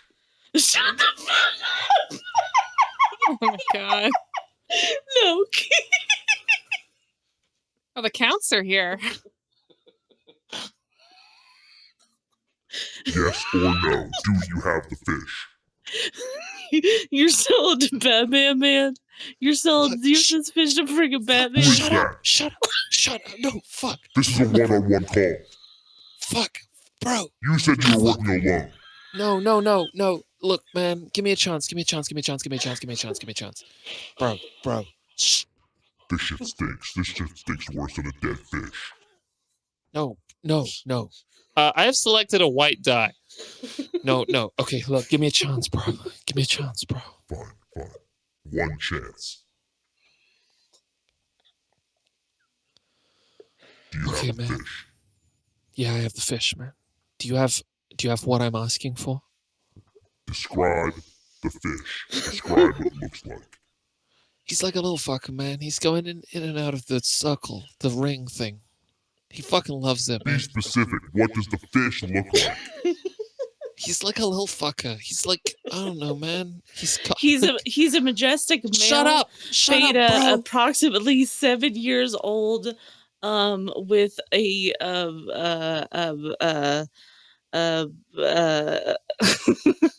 Jesus, bro. A golden gradient to red to a majestic blue. The colors run strong. It's been fed 3 times a day. What fish information you want to know, bro? Sick. I have one last question. Yeah, what is it? And don't fucking toy with me here, okay? No, man, no toying. Do you have the routing number and the account number? The what? The fish's routing number, the fish's bank info. What? This I wasn't know part of the what deal. fish this is, motherfucker. I'm not a fucking idiot. Don't play me. Shit. Okay. I'm not trying to play you. I'm not trying to play you, man. I'm not trying to play you, man. Why do you need the fucking account number? Sorry, I don't mean to be disrespectful, man. Why do you need the account number and the routing number? I know what the fish is worth. It's worth that bank info. That's what it's worth. No, but I was trying to sell you the fish, man. If this fish isn't worth any, this is a beta fish. This is a beta fish that won a poker contest. I know what the fish is. I'm buying if you're selling with the account info. Yes or no? Man, you know the bank tattooed that on the fish after the contest. Bro, okay, Is that listen. true? Yeah, it's true. It's true. Is that fucking Just true? give me...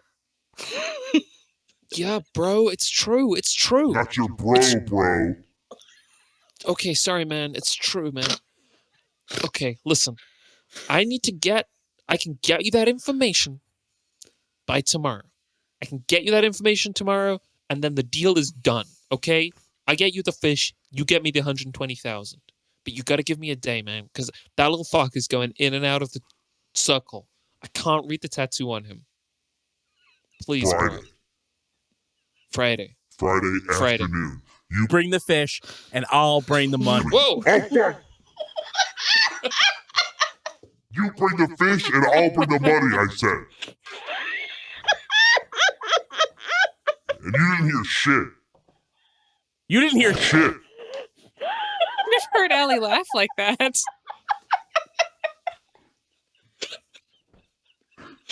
Cole, click. Cole hangs up. Okay. Bro. This is the type of people you're dealing with, man. You're talking to the Joker. You're Why do you talking to say the that- Penguin, man. Why do You're you say talking that to shit about the tattoo, Riddler, bro? Man. Come on. Why do you say that shit about the tattoo, bro? We know that there's shit tattooed on that fish. Why did you tell him that? What? You weren't saying nothing, buddy. Because you You weren't saying anything, man. Oh, I didn't know shit. I was fucking terrified of him, bro. Bro, 2 days ago I was feeding chinchillas to my snake, man, and now I'm talking to the fucking penguin. You gotta stay away from animals, buddy. I want to work at I a don't want to zoo. see you at Jerry's, okay? Man, look, man, I got the deal set up. This deal is set up. All we gotta do. That man's good. What did I to tell you, how man? fucking Fish aren't scary it sounded. commodities. I'm And not they trying they to commodify this fish.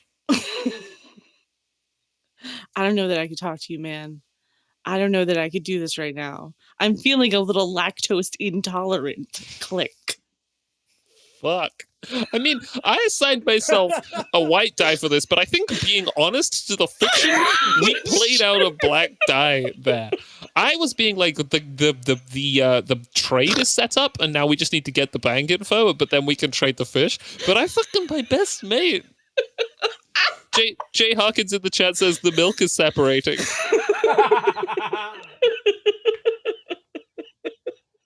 You can make butter with milk after all.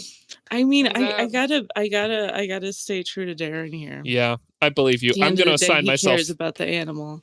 I'm gonna give myself a black die, and Well, I am gonna. It can be positive for you in that, like, this deal is gonna happen. Yeah, he didn't if I can stop get you. the fucking tax information, that's true. The tax information, the bank, the tax season's just finished. My brain is on getting tax information. The fish has to pay taxes. You have to pay capital gains taxes. Okay, all right. Okay, I'm going to give this white die to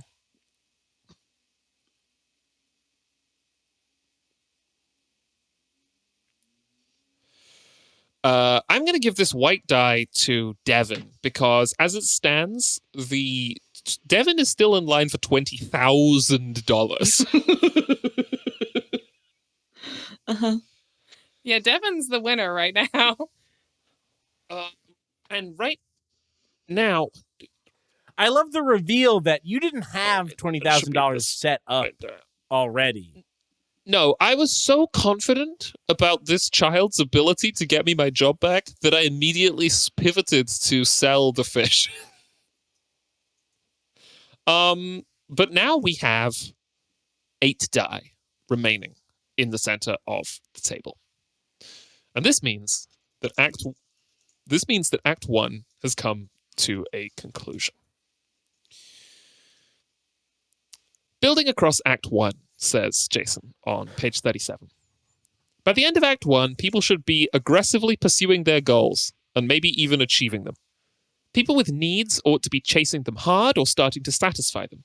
Encourage both poignant and revelatory color scenes and down and dirty, hilarious conflicts. Keep an eye on those dice. It's easy to forget Act 1 at the halfway point. If your group has a problem with this, randomly parcel out the dice into 2 piles of equal number and only touch 1 pile. At the end of Act 1, roll the dice in front of you. Do some dice math. As Act 1 wraps up, you'll have some dice in front of you as the result of the preceding scenes. These are the die on our little squares. Roll them all and add all the black dice together and all the white dice together. Then subtract the higher from the lower. For example, if you have 1 black die and 1 white die, roll 6 and 4 respectively, that's 2 black. It's 2 black because black was the highest number originally. Does this make sense, or shall we just start and Yeah. Okay, so I'm going to roll my 3 die. Multi-sided, random side. Ooh, interesting. I got And I have spider rolled. eyes. Whoa, you didn't get spider eyes. I have rolled spider eyes and a 5. 2. So my total is... I roll them all. I add all the black die together and all the white die together, then subtract the higher from the lower. So I have 8 black and 5 white. So my total is 3 black. Mm. Am I just a 0 or am I a -6? If you end Act 1 with only white dice or only black dice, that's a good thing. You're likely to have a high total one way or another. Let me see what happens if you have... I mean, 6 minus 0 is just 6. Yeah. Yeah, so you have a 6. So Oh, but it would be 0 minus 6 though, right? No, it's the highest. No. Whatever is your highest. Oh, is 6 whatever minus highest. the one- Okay, yeah. okay, my bad. I thought it was black minus white. Okay.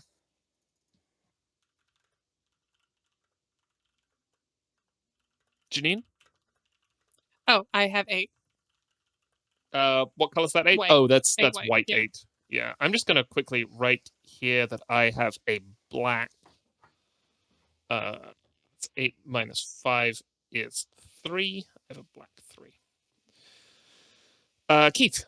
I have a white 1. Okay, so... let me just... Oh, wait, I accidentally started Act 2. If you have the highest number of either color, you will help add a pair of complications. The player with the highest white total and the player with the highest black total each get to choose tilt elements. The tilt is a standard list of details, just like needs, objects, and locations, but this time it represents disruptive, game-changing events, people, and impulses. So I think that's Janine and me, right? Because Janine has white 8 and I have black 3. Okay. Roll the unused dice in the central pile. You'll want some random numbers. In a 4-person game, you'll have 8 dice. Don't mix these with the dice you've earned in Act 1. Briefly try to make a text box there. Yeah, nice. Let's consolidate them.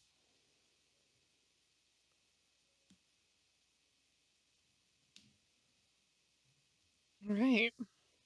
Let's give him a roll. Yeah. Oh. Okay. This is Weird. maybe one more. Maybe one more. This might have been a dud. Oh, I just rolled that one.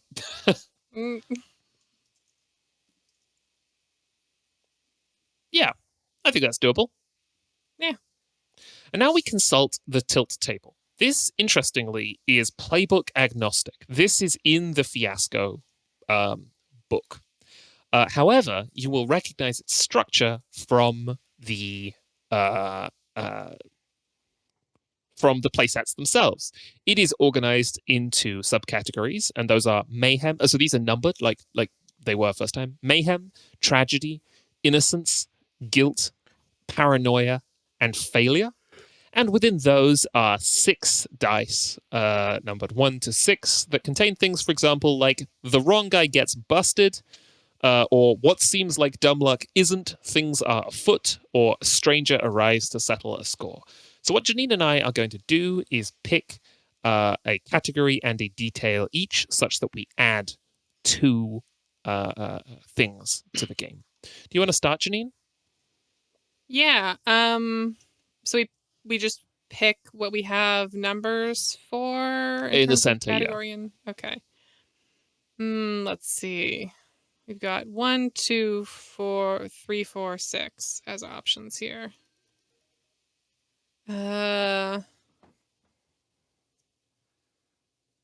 1, 2, 3.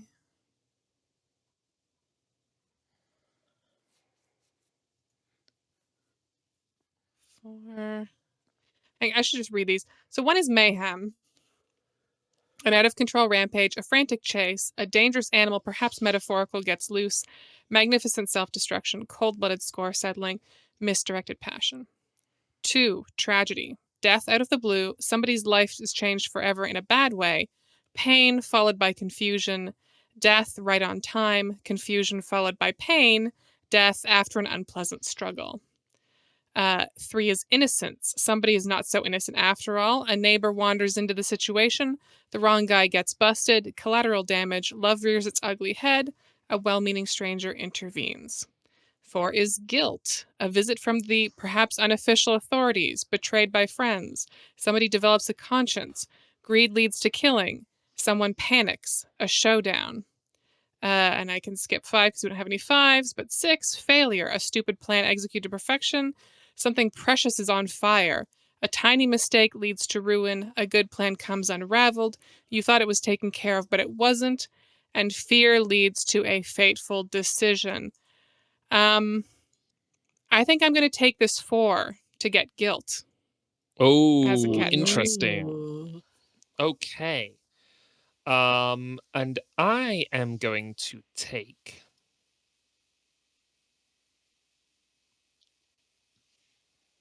Hmm.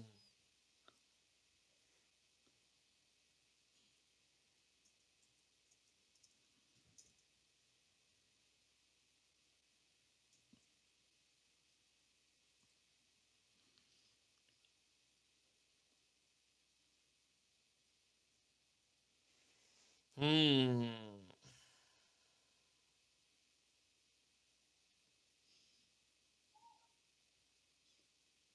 What sounded like an owl in the distance.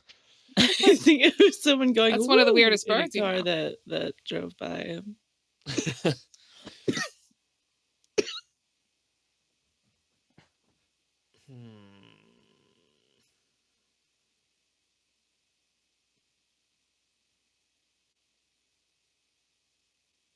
Hmm. Yeah, I'm going to take a 3 for innocence. So we've got innocence and guilt, which I think is fascinating. All right, am I next? Yeah. All right, I'm going to take this 6 for a showdown. Oh, great. Guilt, a showdown. Okay. And I am going to take.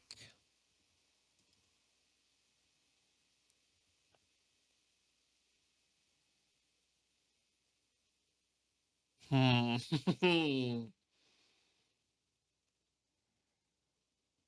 my options here are somebody is not so innocent after all. A neighbor wanders into the situation. We already know what the neighbor of the zoo is. Oh my god. What is the neighbor of the zoo? The BMX park.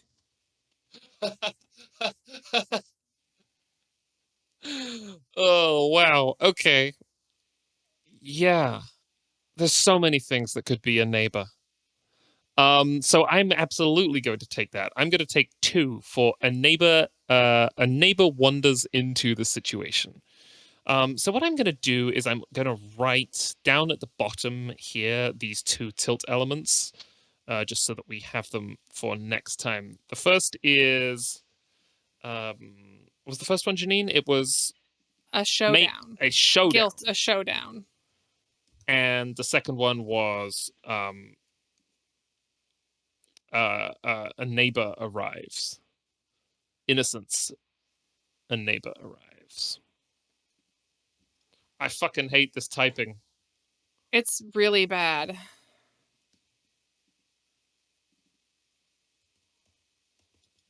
You can type normally as long as you put in like one letter and then you can edit it by double Yeah, clicking it's with still the arrow. deeply irritating. It is still pretty Yeah. bad.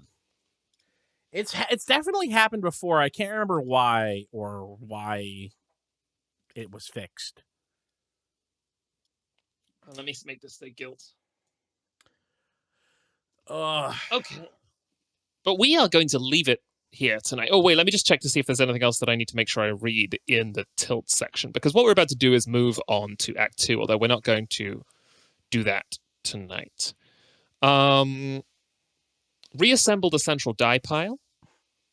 Okay. So there should be 8 die in the center. Oh, I moved a fish worth $120,000. Okay. 1, 2, 3, 4, 5, 6, 7, 8. Nice. Keep dice already assigned in Act 1. And then they say, take a break, stretch and get a snack. Talk about where the game is going. And that's what we're going to do. We are going to take a break here and come back another day. Is there anything we want to make sure we say before we leave off? Oh, I could read that letter. Oh, shit. The letter arrives on the desk. Yeah, that's a really good idea. What were you going to say, Keith? I want to get it on screen. I just want everyone to be clear that when I was using the voice changer and it shut off, that was in character. That was not a real mistake. No, yeah. Okay. I just want to make sure that we all know that, because then, well, I hung up and Dudley and Darren were both talking about that I was the Joker. So I just wanted to say it out loud so that we all know. It was But very you did good. sound like the Joker. When the Joker's making a scary voice. Yes, if the Joker sounded different than the Joker sounds, I did sound like the Joker. If the Joker sounded weird. Right. Yeah. I was the yeah. weirdo Joker. Oh my god, not him. But we've previously been dealing with the normal Joker. I'm like him, but weird. Yeah. How is the letter discovered, Janine? I think it is the kind of thing that Devin maybe like leaves poking out of like a cupboard or something at home, or like an old filing cabinet, or like they probably have like her grandfather's antique desk or something. So she like slips it between some wood panels so the corner of it's like sticking out for her mom to find. And this is what the note says. Let it be known that I, D.E. Hitchcock IV, have had a dream that I believe to be of great import. In this dream, I stood alone in a field. A clear sky became a dark sky, menacing and bearing heavy, roiling clouds. Thunder deafened me, lightning blinded me. Yet when my sight recovered, I saw safe harbor before me. A brick house, its door open, an inviting berth to harbor those otherwise at the mercy of merciless torrents. A brick house. June 31st, 1994. Man. Shithouse, more like.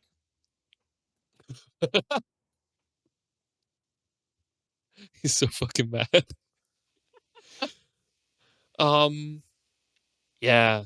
Night. Like one image of each of our characters as we leave. On the side of the BMX park, Darren Cruiser has got a little laptop open and is googling like find bank account details.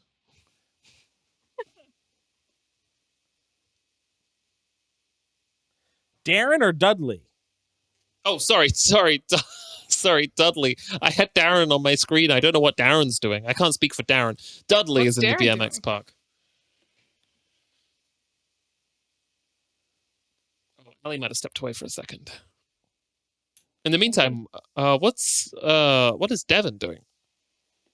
Oh, I was muted. I Oh, didn't there realize I you was. go. I didn't realize I was Oh. muted that whole Yeah, time. for a while. I don't think you said anything for Hi. a little bit. Sorry about that. I things you might have missed out on is me saying that during Keith's switch of voice that I was laughing so hard that I was actually in pain. It's like literally hurt me. Sorry. It's okay. I think Darren has had a really bad day. I think as a spoiler for our next time, I think Darren might want to steal the fish back for justice. Wow. But we'll see. We'll see. Anyway, what is Dax up to? Dax is alone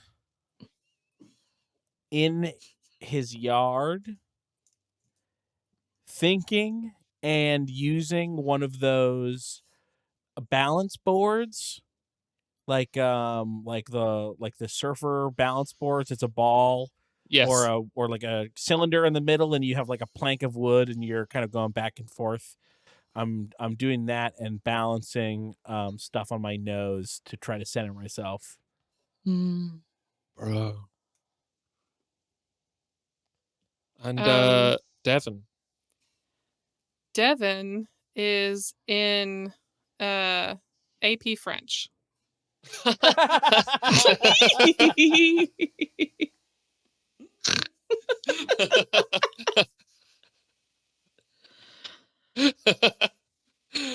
Oh my god, incredible. This is obviously Twitch delay, but I'm going to read it as not. A small dragon says, like a seal. AP French, like a seal. Oh, in AP French, like a seal. would Yeah, do. yeah, yeah.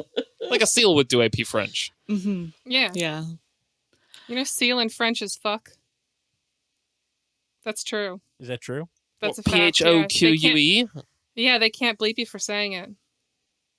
Because it means Let me seal. tell you, the day that we discovered this in grade 2, it was amazing. It was a very Wow. powerful day That for is us. that is not what I was doing in French class when I was in second grade. Well, we were in French immersion, so they wouldn't let us I was speak also in in English, French so we had immersion. to. Oh, I was in French immersion K through 3. all right. Wow. Well, you should have been cooler and learned swear words. In second Well, grade not in swear French words, immersion, animal names. in French immersion, we learned the word airplane, and which is avion. And then I got out of my chair. I put my arms out like an airplane and flew around the classroom and then out into and down the hall saying avion and like doing a voice and doing airplane noises. Keith, it fills me with so much joy to know that you have been and remain this person. Kinetic learner. It's like I look back in time at that version of you, and you're making eye contact with me and you now, and giving a 2 thumbs up and smiling. Sometimes I have almost the same feeling. I go, for all of the ways that I've changed as a person from when I was 7 to now that I'm 30, I also am the same in a lot of ways, which is sometimes comforting and sometimes discomforting. Yes. Mm-hmm. That's life, Very isn't it? relatable. Yeah. Okay. What's the plan? Well, we're gonna pause it for today. Mhm. And we're going to say out loud that in our heart of hearts, we would like to return to this soon. But if we don't return to this until June, that's just going to be what it is. But maybe. I'm going to try very hard to get us to do this in the next. This game is Yeah. so much Scheduling fun. gets a little weird, but yeah. But yeah. we're gonna fine. try. Yeah. Scheduling is weird, and also we have other podcasts to record Uh-huh. also during some of our free time. So Yeah. So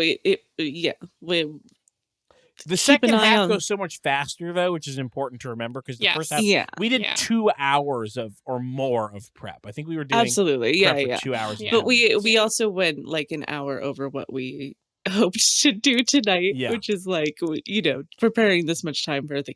The thing is the thing that we said with our Patreon thing, which is like, we would like to do these once a month, but if it's every other month, that's just what it is. But I have a good feeling about May.